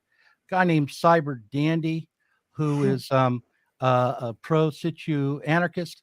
And then at the end of the day, I'll be talking to my own son, Noah Lane, also known as Orgel, doing a segment on Zoomer philosophy in an effort to exert some last vestige of patriarchal authority in my life. And now is Conrad Hamilton. I feel like I should have a button to do applause. Yay! Conrad. Hey, how's it going? I'm glad that some of the Halloween. Oh no, now I lost it. I don't know because I put all these Halloween decorations around me. Okay. There. Yeah, there you go. But I didn't realize they would. Are you Han Solo? You're Han I'm Solo, Han Solo. I got Oh, look. There you go. Oh, awesome. See, I'm the Joker. That's sort of a Harley Quinn kind of thing, right? I thought you were going to go as a cat. I thought you were going to get your kids cat ears. No, I was looking for the cat ears. You know what I found? I was like, hey, look, I can do Bride of Frankenstein kind of thing here. This is what I found. This is option one. But it kind of went back. So, and then I didn't do the makeup to go with it. And then I also have a little crown where I could have been a princess, but actually that requires no costume. So it's all good. That's a shame because I actually scripted a joke about the cat thing because I was going to say that cats have 9 lives, and you've written 9 articles for Spike magazine, so it proves that you have 9 lives. Have I You're written uncancelable. 9 articles 9, for yeah, Spike? you're uncancelable. You cannot be canceled. I like that. As our resident Stalinist, of course, he is keeping records on everyone's deviations. Making a list. I'm checking it twice. Or is that out of season? Maybe That's out of season. Oh, you just wait. Your Google foo. If your Google foo is good, you'll have more to cancel me for soon. you keep giving ammunition, but and that's what I like about you. Look, I don't care. Like, I don't need to please anybody. My desire in life is to figure out what the fuck is going on and try to fix it. That's it. My job at Sublation is to try to please everybody. Ashley's job is to do the opposite. Well, my costume has a theme. My costume has a theme as well, actually, because I really relate to Han Solo, not maybe in the obvious sense of imagining myself to be some sort of, handsome, dashing action hero, but in the sense that I think he's running away from debt in the Star Wars films, right? He's running away from debt to Jabba the Hutt. And I live in France, and I can't afford to go back to Canada because I owe the government $100,000 in student loans. So how did there you go. So much? Yeah. So much as Han Solo is pursued by Jabba the Hutt, I am pursued by Justin Trudeau and the Canadian government who have precluded me from coming home. So again, a thematic focus as well. They'd freeze your bank accounts, but there's nothing in them, so they have limited control over. Well, they can't. The important thing is they can't freeze them in France anyway. So that's a good thing. Yeah. So I'm Ashley, getting even further away. I should go to China. Really. I'm going to turn over the controls to you. Can you trust me though, Doug? I think I don't know. Well, I'll be around. No, of course I can trust you. I'm in a combative mood tonight. No, it's fine. And but I thought that altogether, with all its warts, went pretty well. So because I think especially because of the warts, please do give Conrad as much hell as you can. I will be stopping back by and keeping tabs, but I'll be back. Let's see. You're going to be talking to him and then to Stefan, and then Jason Miles and I will be talking to Susanna Kleeman. So, all right. I'll see you guys. See ya. Hello. Thank you so much for joining me. So I thought that we could start out, well, we discussed this yesterday, and I thought it'd be really good to kind of get a sense of your development, your sort of political development towards the present. Where did your interest in Marxism come from? Kind of where do you stand now on like the continuum of sanity on the left and Ashley? Well, you're either the most insane or the most sane, right? Depending on how you see it, right? It depends on what company you're in, right? It's divisive. We'll put it that way. But no. So I love Halloween, and I know that isn't the question you asked me, but I was thinking about how I was going to present this, and one thing I think that I'm thinking back to when I was a kid and the sort of how Marxism sort of appeared socially at that time, right? Because I grew up in Southern Ontario, right, near Toronto, and you cannot really imagine a more sort of sort of high capitalist, sort of neoliberal kind of culture, right? It's very much that way. There's never been any significant communist movements. Unlike the UK, for example, there's never even been a Labour Party that's had federal power. Right? So Southern Ontario, where exactly? Just out of curiosity. Oh, it's the most populous region of Canada. So I'm Canadian also. I'm from Southern Ontario. Are you really? Are you from? Yeah. Well, I'm from Northern Ontario. I'm from Sudbury, but like I'm. Just okay. curious. Well, then I don't have to use. We might have known each other or something. Yeah, I probably don't. I may not have to use euphemisms then. Did we date? No. But I'm from. I have to keep it focused. Actually, I can't think of. Sorry. I'm from. This distract me. I'm from Guelph originally. Guelph, okay. Yeah, no, I went to high school in Oshawa. So there was like a quite significant punk scene there. If you don't mind me asking, how old are you?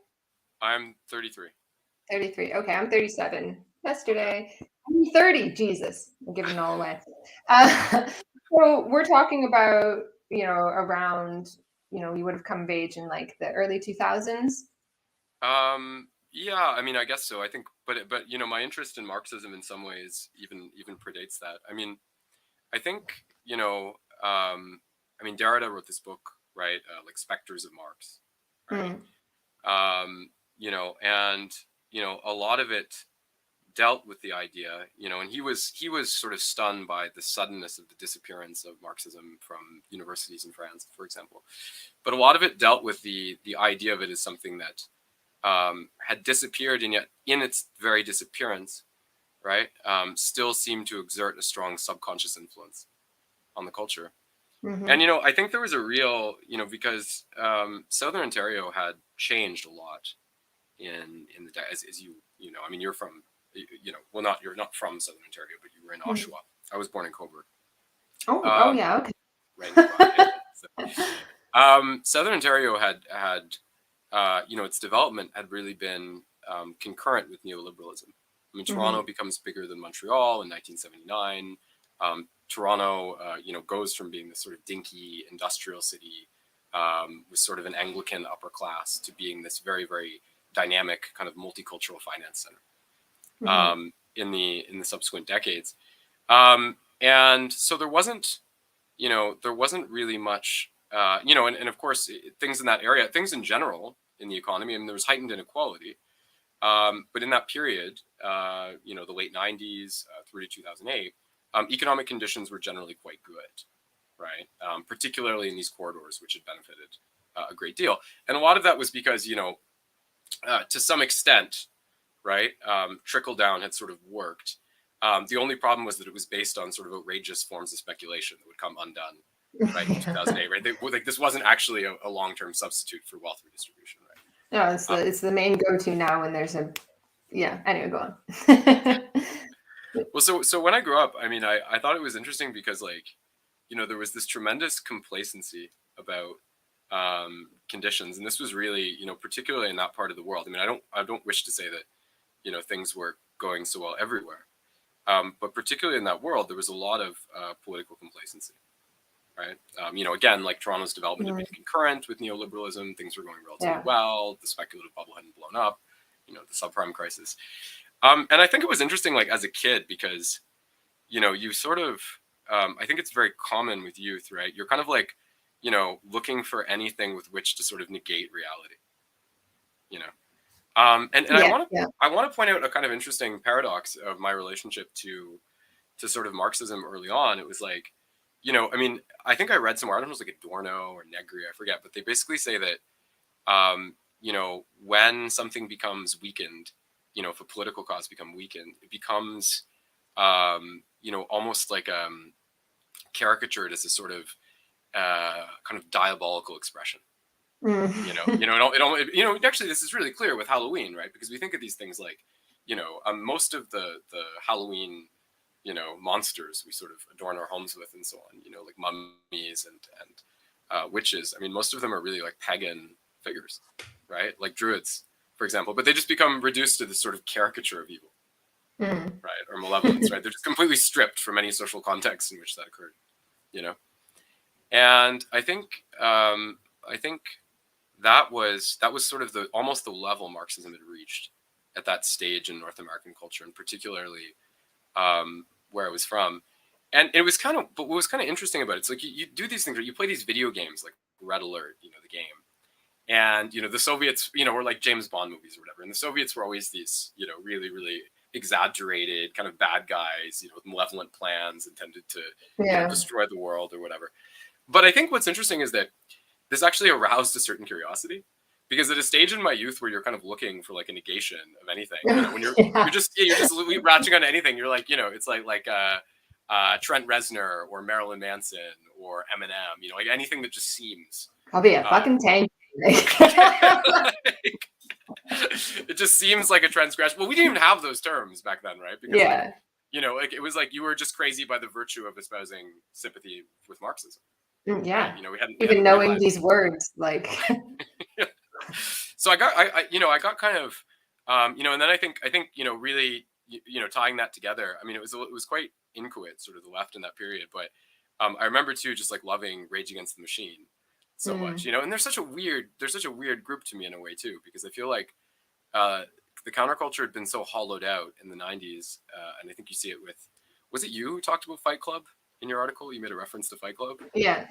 But yeah, it'd become this like, you know, this sort of like search for some kind of authenticity, right? Yeah, that was like the exactly. only means through which, and you see it in everything from you know Terrence Malick movies to Fight Club to Matrix, right? Just to be sort of cursory. And I thought Rage Against the Machine were kind of interesting because like it was like a really, really left-wing group, right? I mean, sort of in the sort of Battle for Seattle kind of moment, and like the Zapatistas and Chomsky. So it was kind of anarcho-communist, I guess. But I think they were, you know, they were sort of interesting in that climate. So I got kind of interested in those things, and then this kind of I decided, okay, well, I'm going to make some contacts, and then I contacted the head of the, I was like 12 years old, I think, at this time. So this would have been like, what, 2001 or something. And I contacted the head of the Communist Party of Canada. No, not the Communist, sorry, the head of the Ontario section of the Communist Party of Canada. And her name was Liz Rowley. And she actually, you know, I was like a 12-year-old and I just wrote her an email. And then she actually came to Guelph. Like, obviously, they've got a lot of important stuff to do, right? She actually came to Guelph and talked to me for like, you know, 2 or 3 hours. Wow. Yeah. And she was telling me about how, like, you know, the Americans invented all this propaganda, but what the Soviets were doing in Afghanistan, you know, this kind of thing. And, really? Yeah, I was like 12 years old. And then she helped, you know, she helped persuade me to sort of help distribute some literature. Which I sort of briefly dabbled with, but I just found that people's responses in this sort of, you know, banal Southern Ontario town, which was quite nice, but you know, they were often like really violent reaction to that. So I think after that I kind of realized, you know, there was no real social base to sustain it, you know, when I was like 12 years old, so my interest kind of fizzled. But I think there was like a brief, you know, rebellious kind of thing there. That's so interesting. So do you feel like did you rebel against your 12-year-old self, or did you fall more or less? Do you still follow that trajectory toward the present? Well, I mean, I think you know, I mean, I think that, you know, I would like to think that, you know, on some level, I think, you know, I come from like families that have like a lot of teachers in them, basically from the countryside. So, you know, I think demographically that probably disposes me towards kind of left-wing ideas. You know, you know, in Canada that never manifested in the context of like communist unions, or but you know, there's a certain left-wing sympathy. But I mean, I would also just like to think, well, that's true, right? I mean, so many. Well, yeah, you know, it's weird because like I came from like obviously Indigenous people and Irish people that intermarried due to a common love of alcohol, and like the. I like how you say obviously. I'm wondering where the obvious part is there. Like, I don't know. Do I not look like a mixture of Irish and Indigenous? Well, I wouldn't have just been able to like intuit your ethnicity that easily. I mean, I don't know if you're trying to. I don't know if you're trying to imply exactly like me. I don't know if you're trying to imply that like obviously my mother drank when she was pregnant or something. I don't know what you're trying to say there, but. No, just gambling.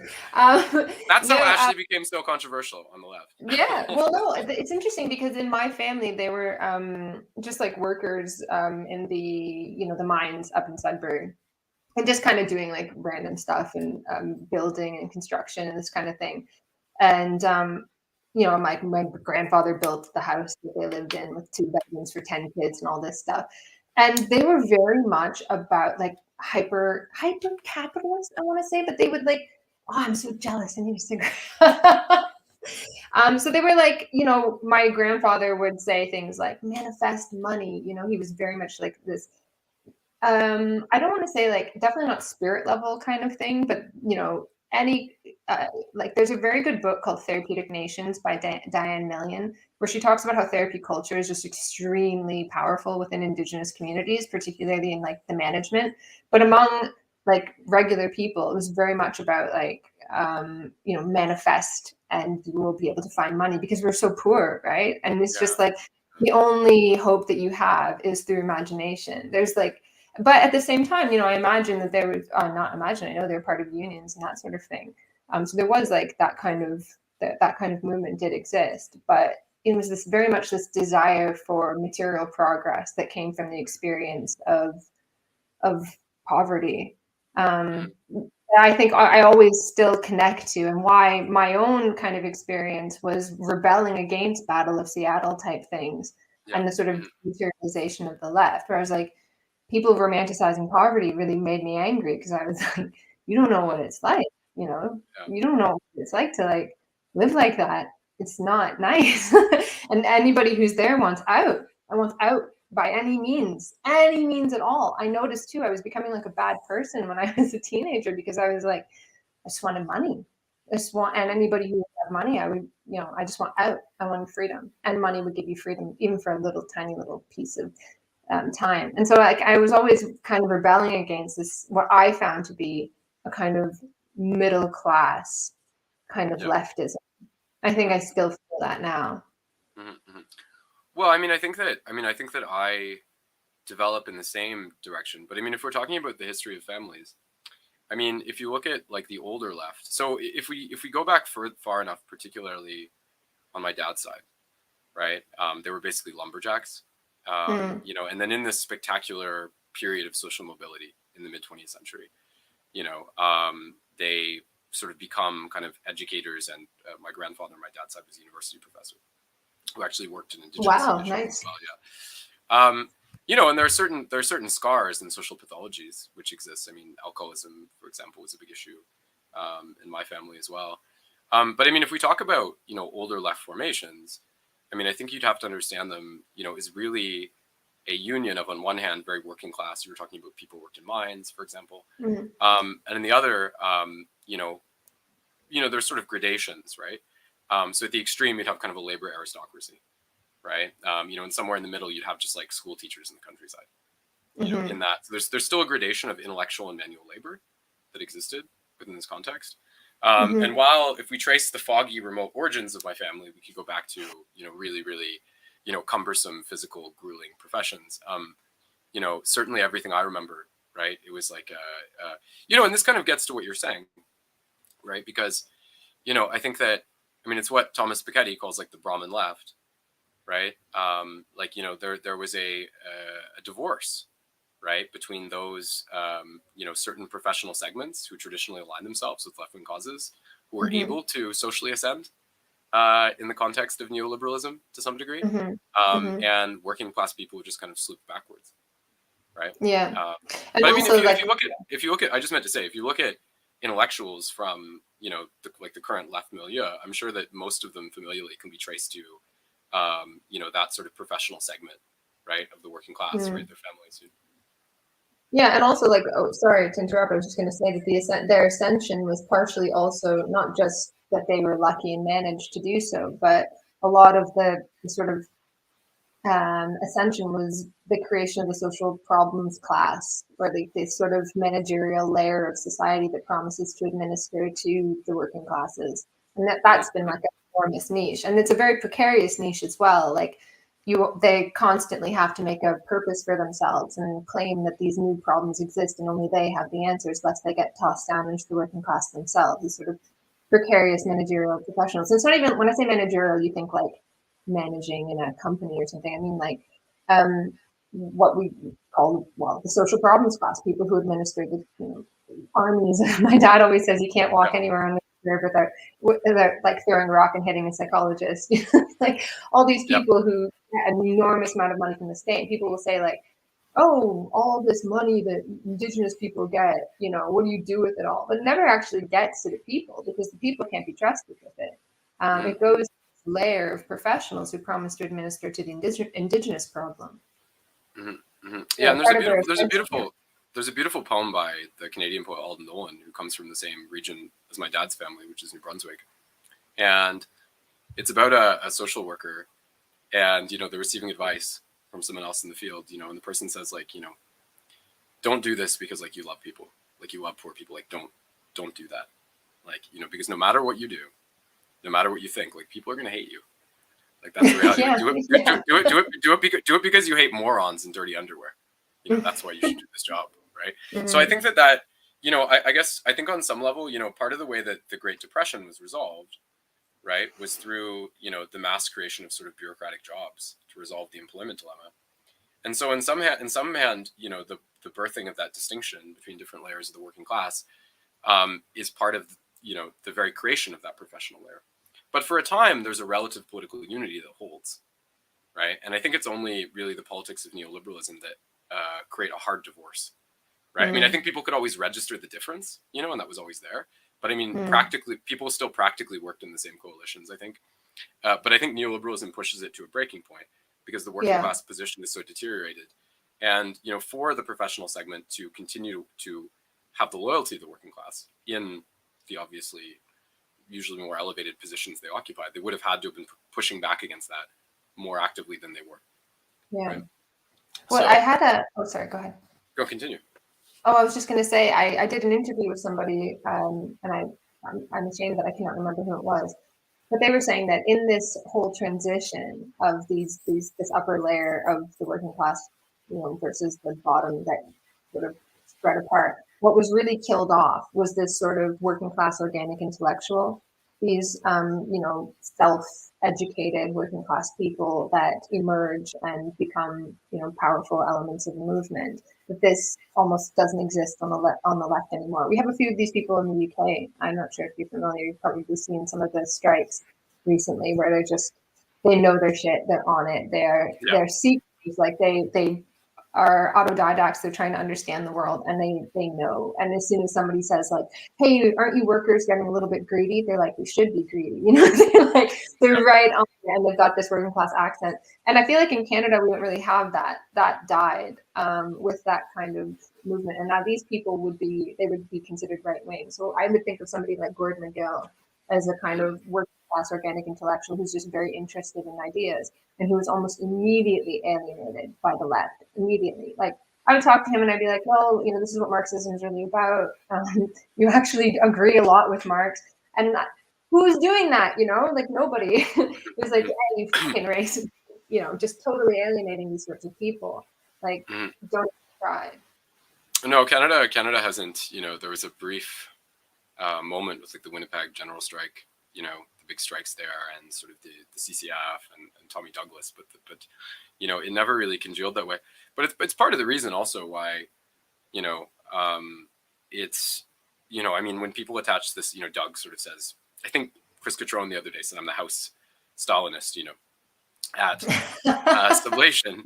And, it's, I mean, I'm a bit like, I'm probably, I'm probably going to pull a Jordan Peterson on that one and not avow nor disavow that label. I'm going to dog whistle the crazies on the internet. But I think, when you talk about these sort of working class people who rose to power in these movements, it's also important to understand that is very much a part of, the Third International, right? Because, as even Lenin acknowledged, like Marxism came from the intellectuals in Russia before transmitting itself to segments of the working class and the vanguard party. But I mean, if you think of these people, I don't know, like a good example would be Maurice Thorez in France, who came from a coal mining background, a little bit like yourself, and rose up to be one of the most powerful people in French politics, right? Not me. I'll get tossed down a flight of stairs and shot in the jaw and thrown into a river. I don't know if there's an aggressive enough constituency to elevate you to that position of power yet, but you do have a few people on the internet, but but Thorez, Thorez, like he was someone who was actually sort of coming in to replace, a generation of people before him who were more intellectual and more anti-Stalinist, right? They were less inclined to just sort of impose the party line, right? So it's really like the halcyon days of like the kind of union thug left, which I don't mean derisively. Like they did a lot of good stuff. It was impressive. So I mean, it's a good reason why we have to have nuance in any assessment of that period. But I want to just going forward, I want to say that I think so. I had these flirtations with this sort of spectral Marxism. Going forward. I know you can do 3D effects. I'm all real effects here. But in 2008, I think that for me, changed things because I finished my high school in 2007, and then I went to university at the University of Guelph. Mm-hmm. And I think in a way, the attraction to Marxism stemmed from two things. And the first one was, and maybe most obvious, was the 2007-8 financial crash, right? And then I think that really, and like for a lot of people, right? And it's in those years that Marxist thought, you have the seeds of a bigger left-wing organizing happening, and Marxist thought gains more and more traction, right? Like journals like Historical Materialism, for example, Rethinking Marxism, getting bigger and bigger.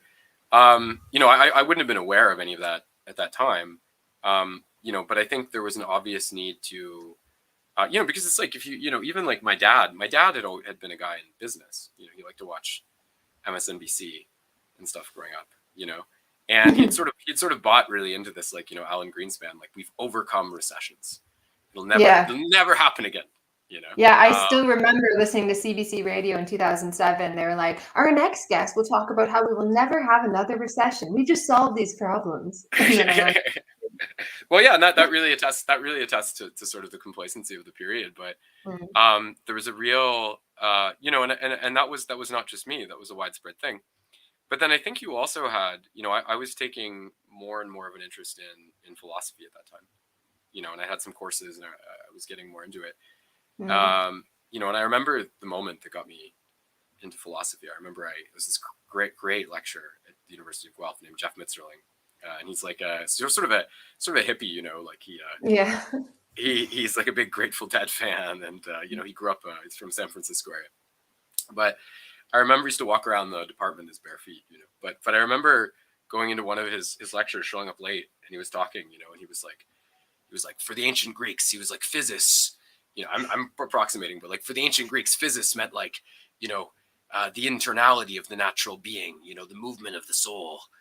He was like, since the time of Newton, we've referred to it, physics has just meant the movement of objects against each other, and he's like, maybe it's time we revise that juvenile conception, or something like this. Like, I was like, oh my God, right? Like I have to do this, obviously. So, but I think in a way, I worked a bit with Mitzerling, and I worked in the philosophy department at that time. But I think in a way there was a real dissatisfaction with the way problems are approached in philosophy. Because it's always the sort of brain in the vat kind of thing, like the individual cognizing the world and this process of reflection, and I think to me that just struck me, in a very obvious sense as being a flawed way of understanding things, right? So studying sociology, sorry. Well, yeah, in a way, and I did my BA thesis on the the links between Aristotle and Marx, both in terms of the emphasis Aristotle assigns to sort of sociological concepts. The polis is the measure of the people in a way. In terms of the importance he assigns to, sort of non-human structures in the construction of reality, right? Which if we think about, the decisiveness of means of production or something like that would be very, very important. In terms of his formative studies of economics, which Marx cites at the beginning of Capital. So that was kind of where I started. And then I went to, like yourself, I crossed the ocean when I was 23, and I went to Kingston University, which you may be familiar with. It's you may not be because you're a transplant into the UK, but it's a university in a suburb west of London, Kingston upon Thames. Okay. Yeah, and there I was. I worked with a number of people who are fairly well known for philosophy and/or Marxism.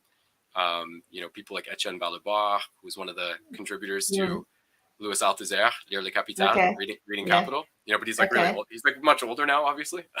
When was this? When was this? Did you go to 2014? Okay, so I went over. We just missed each other again. It's always terrible. These past. I was at Kent. I was at University of Kent. Anyway, go on.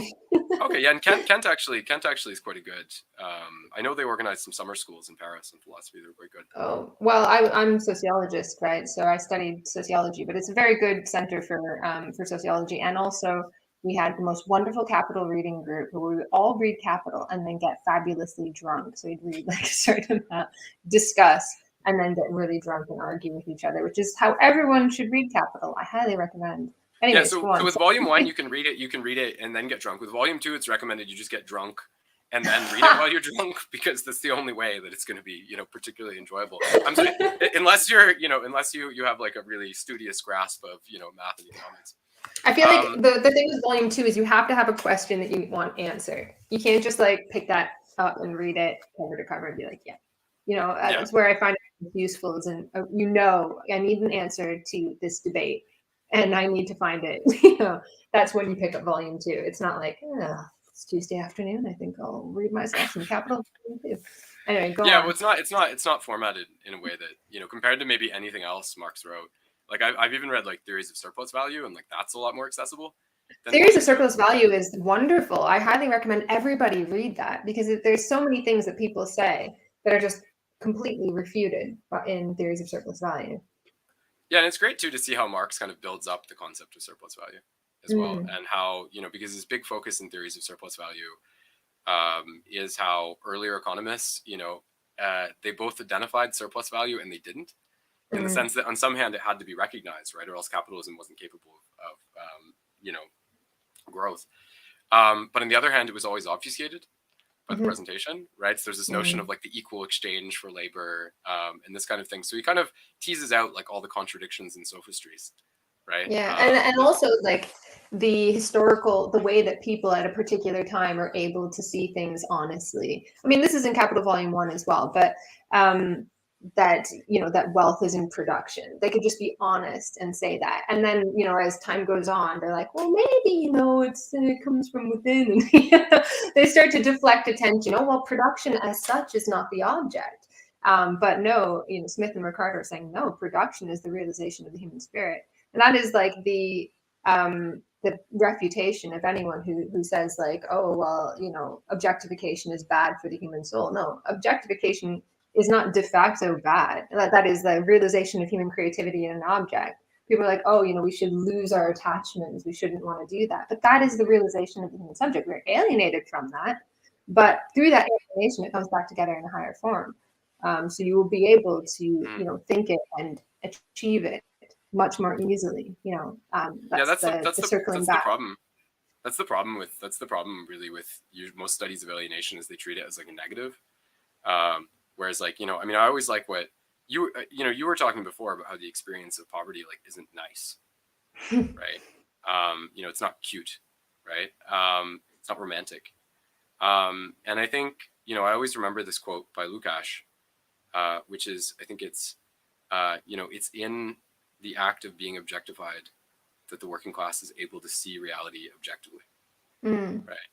And it's like when you're made into this like blunt instrument, right, and forced to serve the exigencies of the valorization of capital and production, it demystifies reality, right? Because it becomes possible to see sort of like the economic basis of society, or at least begin to intuit it, right? Maybe it requires theoretical articulation.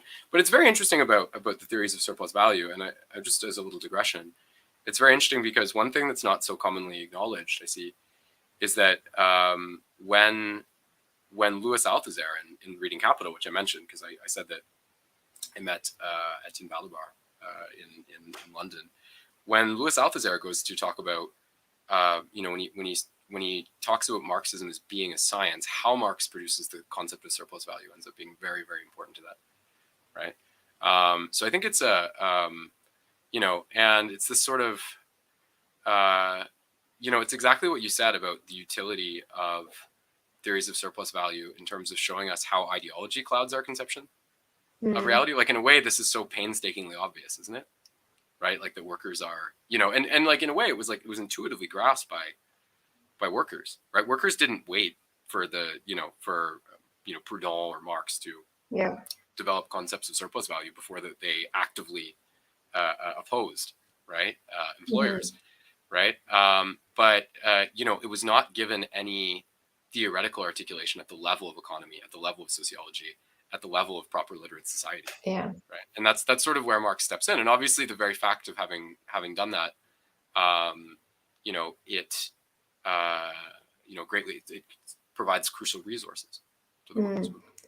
Yeah, and there's a bit in the German ideology that I really like to quote, which is the workers not waiting with bated breath the resolution of theoretical questions. They solve that we are empirical. Being a social being, we exist in the world, and workers exist at the forefront of trying to solve empirical problems, and they see the contradiction because they work with them every day. And it's not like, oh well, we're all just dumb and walking around. Like, no, and I think like this is why in my own studies I always start with ideology instead of, and I call it vulgar economy, where people vulgar materialism. Well, I don't call it. I accuse people of vulgar materialism when they just sort of say like, oh, here's a problem in the world. I'll take it as given, and here's capitalism, which I will also take as given, and I'll just ram these two together and I'll call it an analysis. But no, you have to kind of understand that how people are making sense of a problem in the world is them empirically dealing with it in their minds, right? Or something real is going on, even if they have not understood it, or they're kind of understanding it through their own interests, right? So a problem like my own research that comes up, which is why would well-to-do people argue against economic growth? Like, why would all of these economists suddenly become anti-growth? That's weird. They suddenly have this realization, or maybe capitalism is bad. No, likely, but they see a real problem come up. But their position in the world means that they have to naturalize it and harmonize it in the same way that John Stuart Mill did. When he saw the same issues, that is the falling rate of profit. And he goes, oh no, it's a harmonious, steady state to which capitalism is just naturally kind of transferring itself. And you see these economists now are like, oh, well, there's this steady state society that we're like naturally transitioning into. But this is ideology that is reflecting and trying to make sense of a real contradiction in the world. And of course, when working class people come across this contradiction, it is the destruction of the objects of their labor and their livelihood. And it's not harmonious at all, and they fight against it. Yeah, well, this actually ties in well with what I was going to say, because one of the things so I went over to,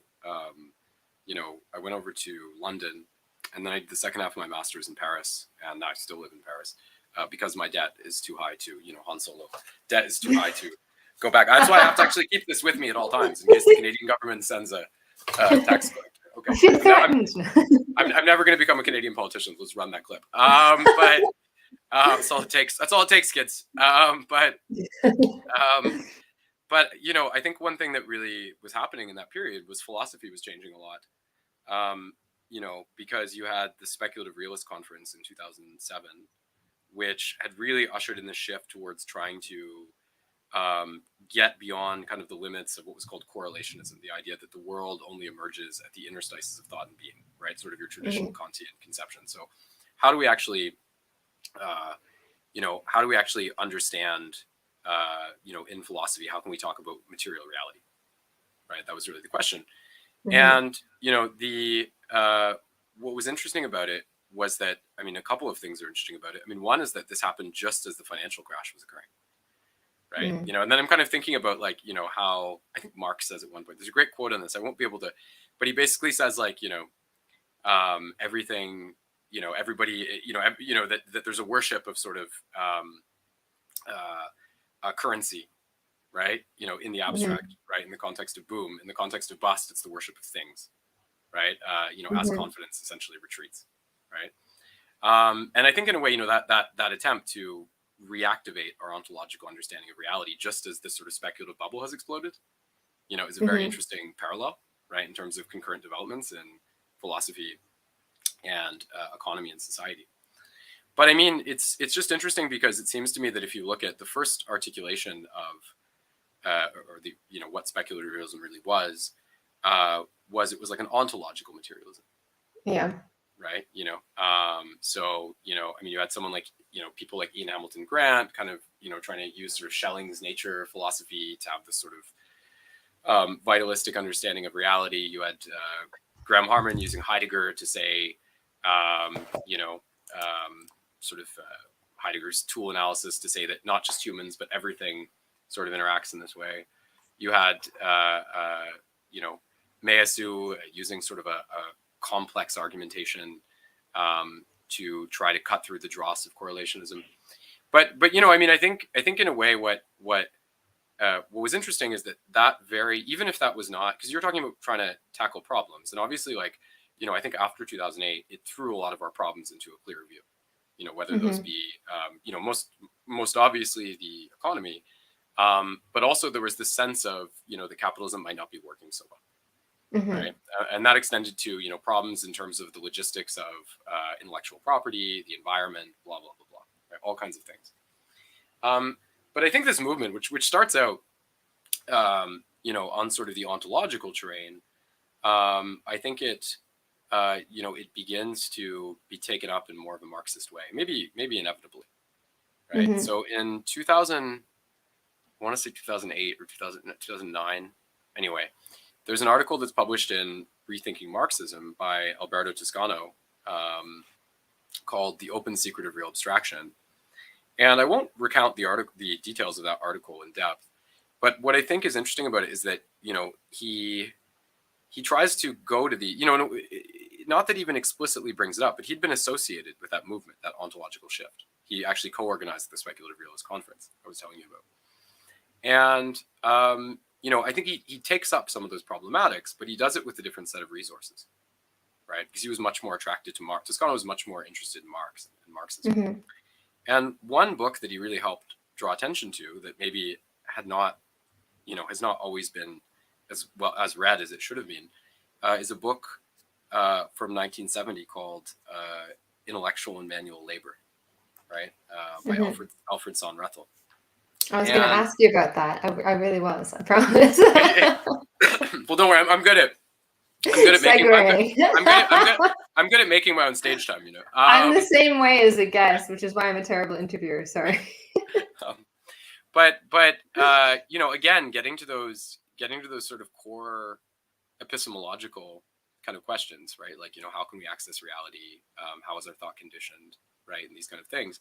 But what's interesting about this book, so Sohn-Rethel himself, he was a fellow traveler of the Frankfurt School, and he hobnobbed.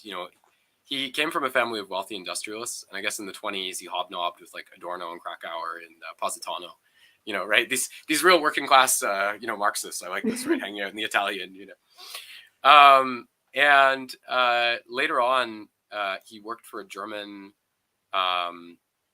A paper for German industrialists in the Nazi period, and he was involved in spying.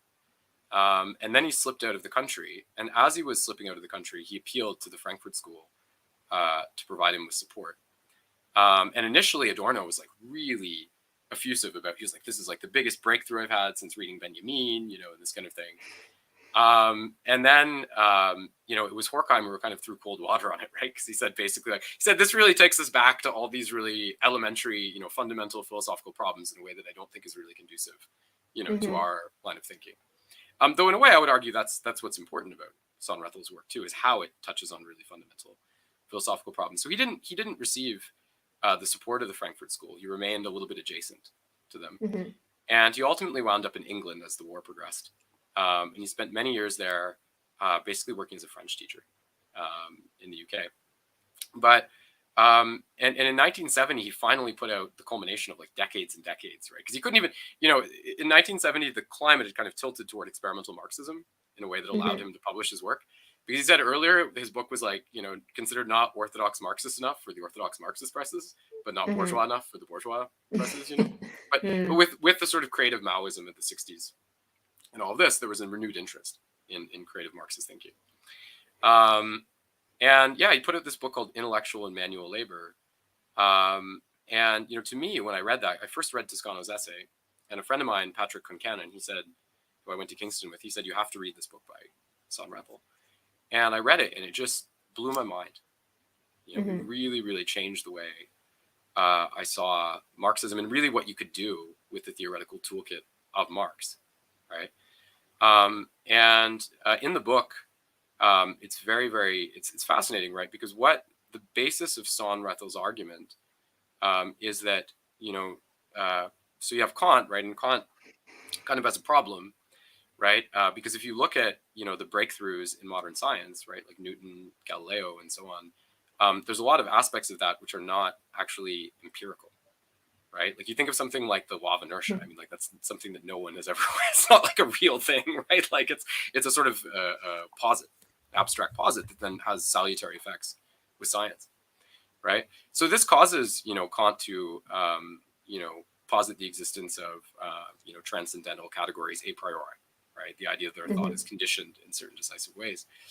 But the basic argument and gambit of Sohnrethel's book is that he argues that in fact, and it's a vast historical canvas that he paints, but in fact that the forms of non-empirical abstraction, which Kant would ultimately impute to the subject at the dawn of capitalism, actually go back to value and exchange, right?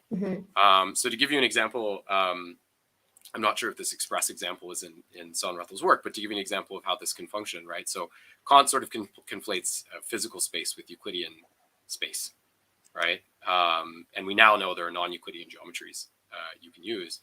But, it's like if you look at the origins of geometry, like its earliest use, right, was basically like measuring tribute in ancient Egypt. And then later in the context of sort of Mediterranean commerce, in ancient Greece, right, that becomes refined, into sort of formal geometric axioms, right? And actually the classical content of Sohnrethel's book is very influenced by George Thomson, who's a classicist. He met in England, his book, The First Philosophers. But yeah, his basic argument is that in intellectual and manual labor, again, going back to the getting to the root of these things, his argument is that philosophy in ancient Greece basically emerges at the same time as money, right? And what Sohnrethel expresses is the idea that, even if you look at the first philosophers who were in Miletus, which is today basically near Izmir in Turkey, but ancient Greece back then, right? If you look at the first philosophers, like for Thales to say something like all is water, right? He's taking this sort of constitutive unit, right, which is water, right? And explaining how everything is kind of deriving from that, right? Or that's sort of the primary substance or hypokeimenon, right? And what Sohnrethel argues is that the capacity to think this in secular terms, right, is completely correlated, right, or influenced by the fact that value, right, if you exchange if I exchange two things, right, if I exchange, I don't know, this lighter for this cigarette case, you have to posit an underlying substance between the two things, which is value, which at a certain point becomes manifest in a uniform currency, right? And for Sohnrethel, the specific importance of money is that it provides, it provides that value with a kind of social actualization that makes its function even more influential and more apparent, right? So it's a very, very big, and you can imagine controversial hypothesis, right? Well, not that much, because if you look into I don't know, basic communications and anthropology, well, maybe not anthropology, especially not now, but the idea that an enormous amount of written language and the need to even translate comes down to commerce, obviously. The very first cuneiform, these things came down to commerce, essentially. The need to keep track and trade objects, not even money, but the idea that there is some kind of social substance that makes one thing tradable for another required that people keep track of these things. And this was the birth of written language, for example. Yeah, well, I think you have to think of it in terms of domains, because part of what makes Sohnrethel's work controversial is that he's making claims in the register of philosophy, right? And one of the things that I think, Louis Althusser is really good on this. One of the things he says is that, there is, if you use the resources of philosophy, in a non-vulgar way, it will always terminate in idealism, right? Because it's based on, kind of the use of an argumentation, which, shorn of an external referent, right, will always perpetuate the notion that the world kind of comes from thought, right? This is to say that there's always a necessary vulgarity, which is even part of science. A scientist doesn't say it's not like a scientist goes does the world really exist? That's not what the scientist does, right? How am I here? Are my perceptions real? That's not really what scientists do, right? There has to be a kind of vulgar going to the object, right? Yeah, and then at the same time they forget that. So they'll be like, "Oh, computers are a great model for us to understand the human mind. What a coincidence." Yeah. Yeah, of course. Yeah. But I mean, it's like, but I guess what I mean is like, when you say that it's not controversial, I mean, I think that, there might be other fields that are more inclined to that kind of research program. But I think when you actually take it into the domain of philosophy and make arguments that are that specific, I think it ends up being very controversial, because I think philosophy is very conditioned, and this contributes to anti-Marxism in philosophy. I think philosophy is very conditioned to just reject anything that, that doesn't participate in this privileging of this sort of internalized rationalism or rational discourse. Right? No, I think you're definitely right. Especially like now in anthropology, there's this like any kind of materialism. Well, I don't know. I feel like it's gone out of fashion to a huge extent. Like I remember giving a presentation on Marxism in my 4th year anthropology class. It was like, oh, nobody really believes these things anymore, kind of thing. But I mean, this is in Marx as well. Like his analysis of greed. That greed comes about through the alienation, which begins in ancient Greece. Alienation of symbols of value from wealth, from actual, like for instance, like actual wealth production can be sated. Like there's only so much bread you can eat. In fact, in ancient Egypt, before they paid people money, before they had money, they would pay generals in like 300 loaves of bread. And you think like, what's someone going to do with 300 loaves of bread? Obviously, they feed their servants with it, right? But they would pay people in like large amounts of commodities. But there's only so much bread you can eat, right? And then there's just no more use for bread. But money is the representation of all things, right? And therefore, it breeds a desire to have it, but also not to spend it, because then you lose its ability to realize all things by realizing it in one thing. Well, it's precisely that character of it as being all things that really allows you to make the case for it being at the basis of intellectual abstraction. Exactly. And it's the basis for the emotion of greed, which people see as like, oh, this human endeavor. And he says, hence the ancients always wailing that money is the root of all evil. Well, why? Because this is what happened. As soon as you had this alienation, people began to pursue money, but also they didn't have a mechanism to reinvest and produce more at the end. And so what happened is when ships would go and plunder and they come back with a bunch of metal money, they just flooded the area with money, and they just produced inflation essentially, because there was no mechanism for surplus value creation at that time. But yeah, like this thing that we think of as like bourgeois society, you would think, oh, it's this greed is this very human quality and it brings down civilization and It's actually a historically specific thing that arises out of a moment in which the representation of wealth becomes alienated from wealth itself.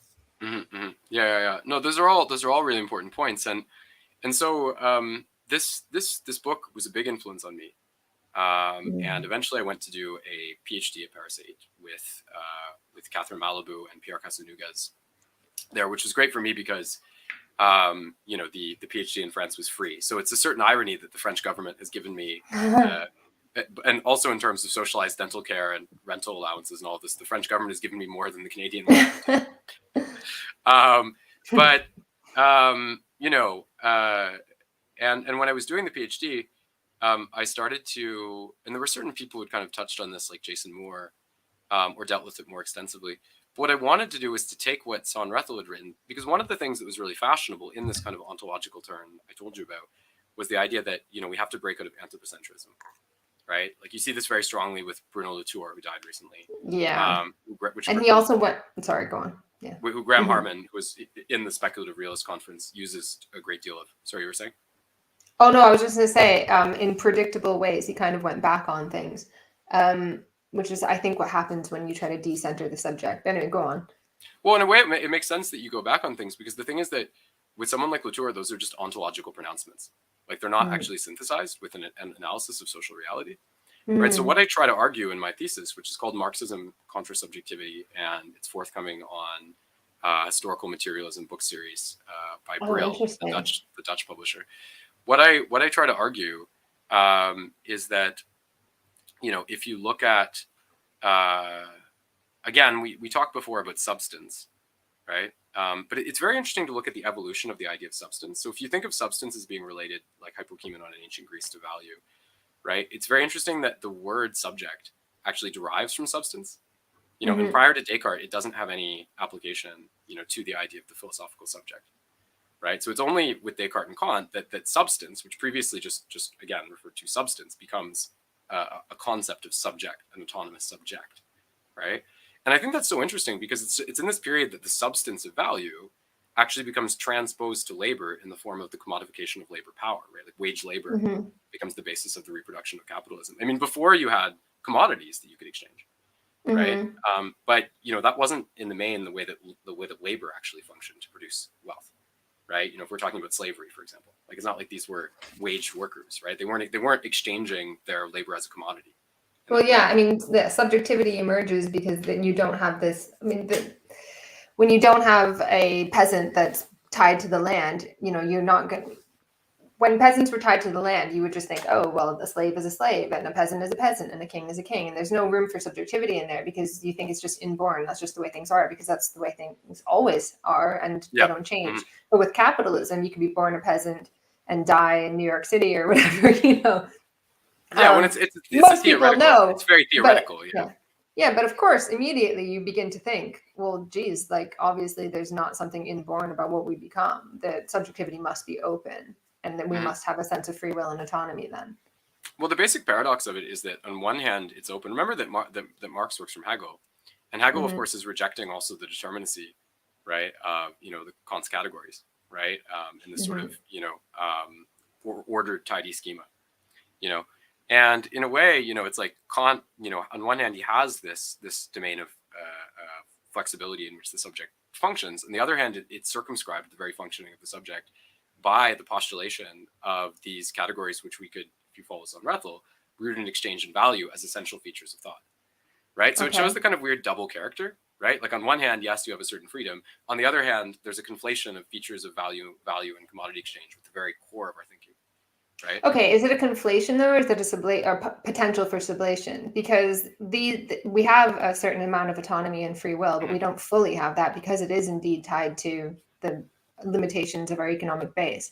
But that ability, when sublated, allows us to fully take control of the economy. So the idea goes, we can make history in the full light of reason, as Marx says, because we have this sense of our own autonomy and free will that indeed emerged out of capitalism. But you don't negate it because it emerged out of capitalism. You sublate it in the same way that I said objectification is not bad per se because it's alienated within capitalism. Objectification, by being separated by, you know, through the production process, we're separated from our objects, but they will come back together, and they are coming back together.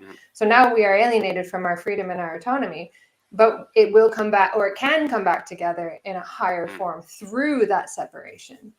Yeah, that's the sort of you know, and there's so many debates around that subject. I mean, that's you know, I mean, again, of course, Hegel working off Kant, right, and trying to sort of sublate Kant, you know, and Marx kind of trying to sublate Hegel, right. So this leads into a certain kind of tradition. I mean, one of the problems classically with Zon-Rethel's work is once you see abstract thought itself, right, as deriving from, you know, value and exchange, how would you treat that? Like, in what way would that be sublated or transformed? And it's not clear from his work, right? His work mostly traces out the origin of this.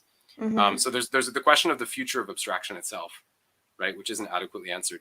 But I want to say, and I provide maybe some suggestions. Well, I think it gives us the possibility to control the, you know, now we are controlled by it, but we can step out of the process and we are stepping out of the process and becoming observers of the process as capitalism pushes us more and more out of it. And therefore, and a huge number of us now oversee it. And perhaps we can come to a point where most of us will oversee it and we do just a tiny little bit in it. I mean, this is possible. This is the sublation. Ashley solved it. We solved we solved the problem. Like, people write like 600-page books about this stuff. But yeah, but no, I mean, I get your point, and I don't disagree. But what I will say finally, again, about my thesis, what I really, really want to do is, again, and I think you really, you know, and I'm always sort of stunned by your quickness, you know, your intuition. But I think, you know, what I really try to do in the work, you know, is to portray, you know, the sort of dualism or anthropocentrism which arises, right, is inextricably linked from, on one hand, you know, the arrival of the subject, right, as the corollary of the generalized commodification of labor power and wage labor, right? And on the other hand, to think of nature as a kind of, the treatment of nature as a kind of externality, right? That we sort of appropriate from as, you know, indexing to, you know, the increased dependency, you know, or the use of nature by capitalism to raise productivity, which Marx talks about, for example, in the chapter in Capital on industry, large-scale industry. And machines, right? Marx says these very suggestive things, right? You know, he says like it's kind of the, you know, he talks about like the steam engine, right? How it's like it's nature which is really, you know, giving that its capacity for an elevated productivity. So I think trying to take this, you know, again, this problem of anthropocentrism and dualism and correlationism, they've been taken up in this sort of abstract and ontological way. And much as you say, these are attempts to resolve real issues with the environment and these kind of things, and they have to be thought about. But I think that the real problem with this work, and we could talk about Latour, Harman, speculative realism, and so forth, is that it hasn't gone far enough in the direction of actually looking at those structures in terms of how they relate to economic patterns, right, and economic history. So that's really the goal of my thesis, Marxism contra Subjectivity, is to reread the major developments in philosophy over the course of the past 15 years, but to do so from sort of avowedly Marxist angle. Where I am saying we have to go, you know, where it's not just that we have to get beyond the limitations of thought and access a kind of ontological reality beyond it. It's that we have to actually understand the way that that relationship is already conditioned by capitalism itself. Okay, interesting. Yeah, I have to think about that. I feel like we have probably been dealing with the same kinds of issues in the book that I just finished as well, but I think I might have taken the opposite direction. I don't know. It's so interesting. Okay, we've covered a huge amount of ground, and I can't thank you enough. That was incredibly interesting, and you've given a fantastic kind of overview of your whole intellectual development, and it's been a really good kind of back and forth. I've really enjoyed that. We've got Stefan Bertram here with us. Yeah. Hello. And so you are finished with your obligations, Conrad, but if you want to stick around, you're more than welcome. I think I'll leave you. I don't want to detract from Stefan. I'm sure he's got much more interesting anecdotes to me to tell about foreign wars and, you know, this kind of thing. So well, that was really brilliant, and I look forward to picking up your book. Don't pick up mine because it's embarrassing. But, Ashley, yeah, I could never be anything less than hugely impressed by anything you do. Don't worry. No, I'm impressed by you. You're awesome. Thank you so much. That was so good. That was really interesting. And I'm glad you and Connor got on so well. Conrad. Yeah, I'm sorry that I'm so combative. It's a problem, actually.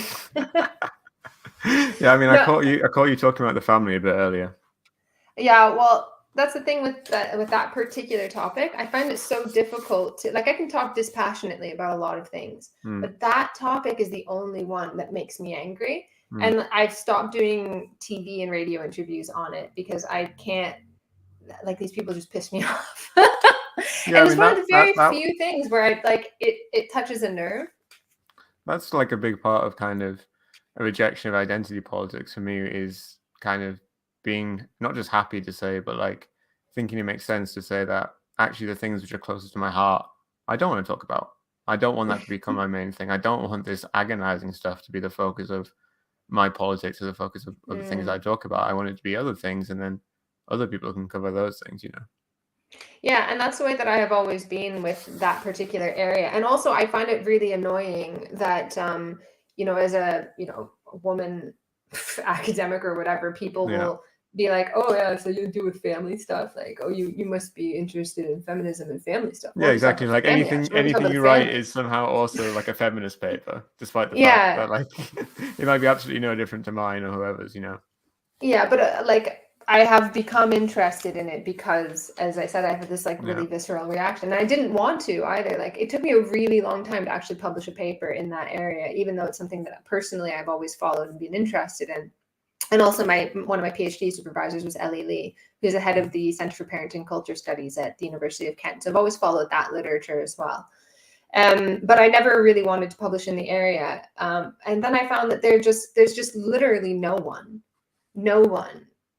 from my politics that is really trying to push back against these really damaging and regressive things. And we're alienating more and more people by blaming the family for things, by seeing the family as the main issue, by seeking to separate parents from children as a path to social engineering. And people don't want that. They really, really reject that. And that's part of the reason why the left is seen as such a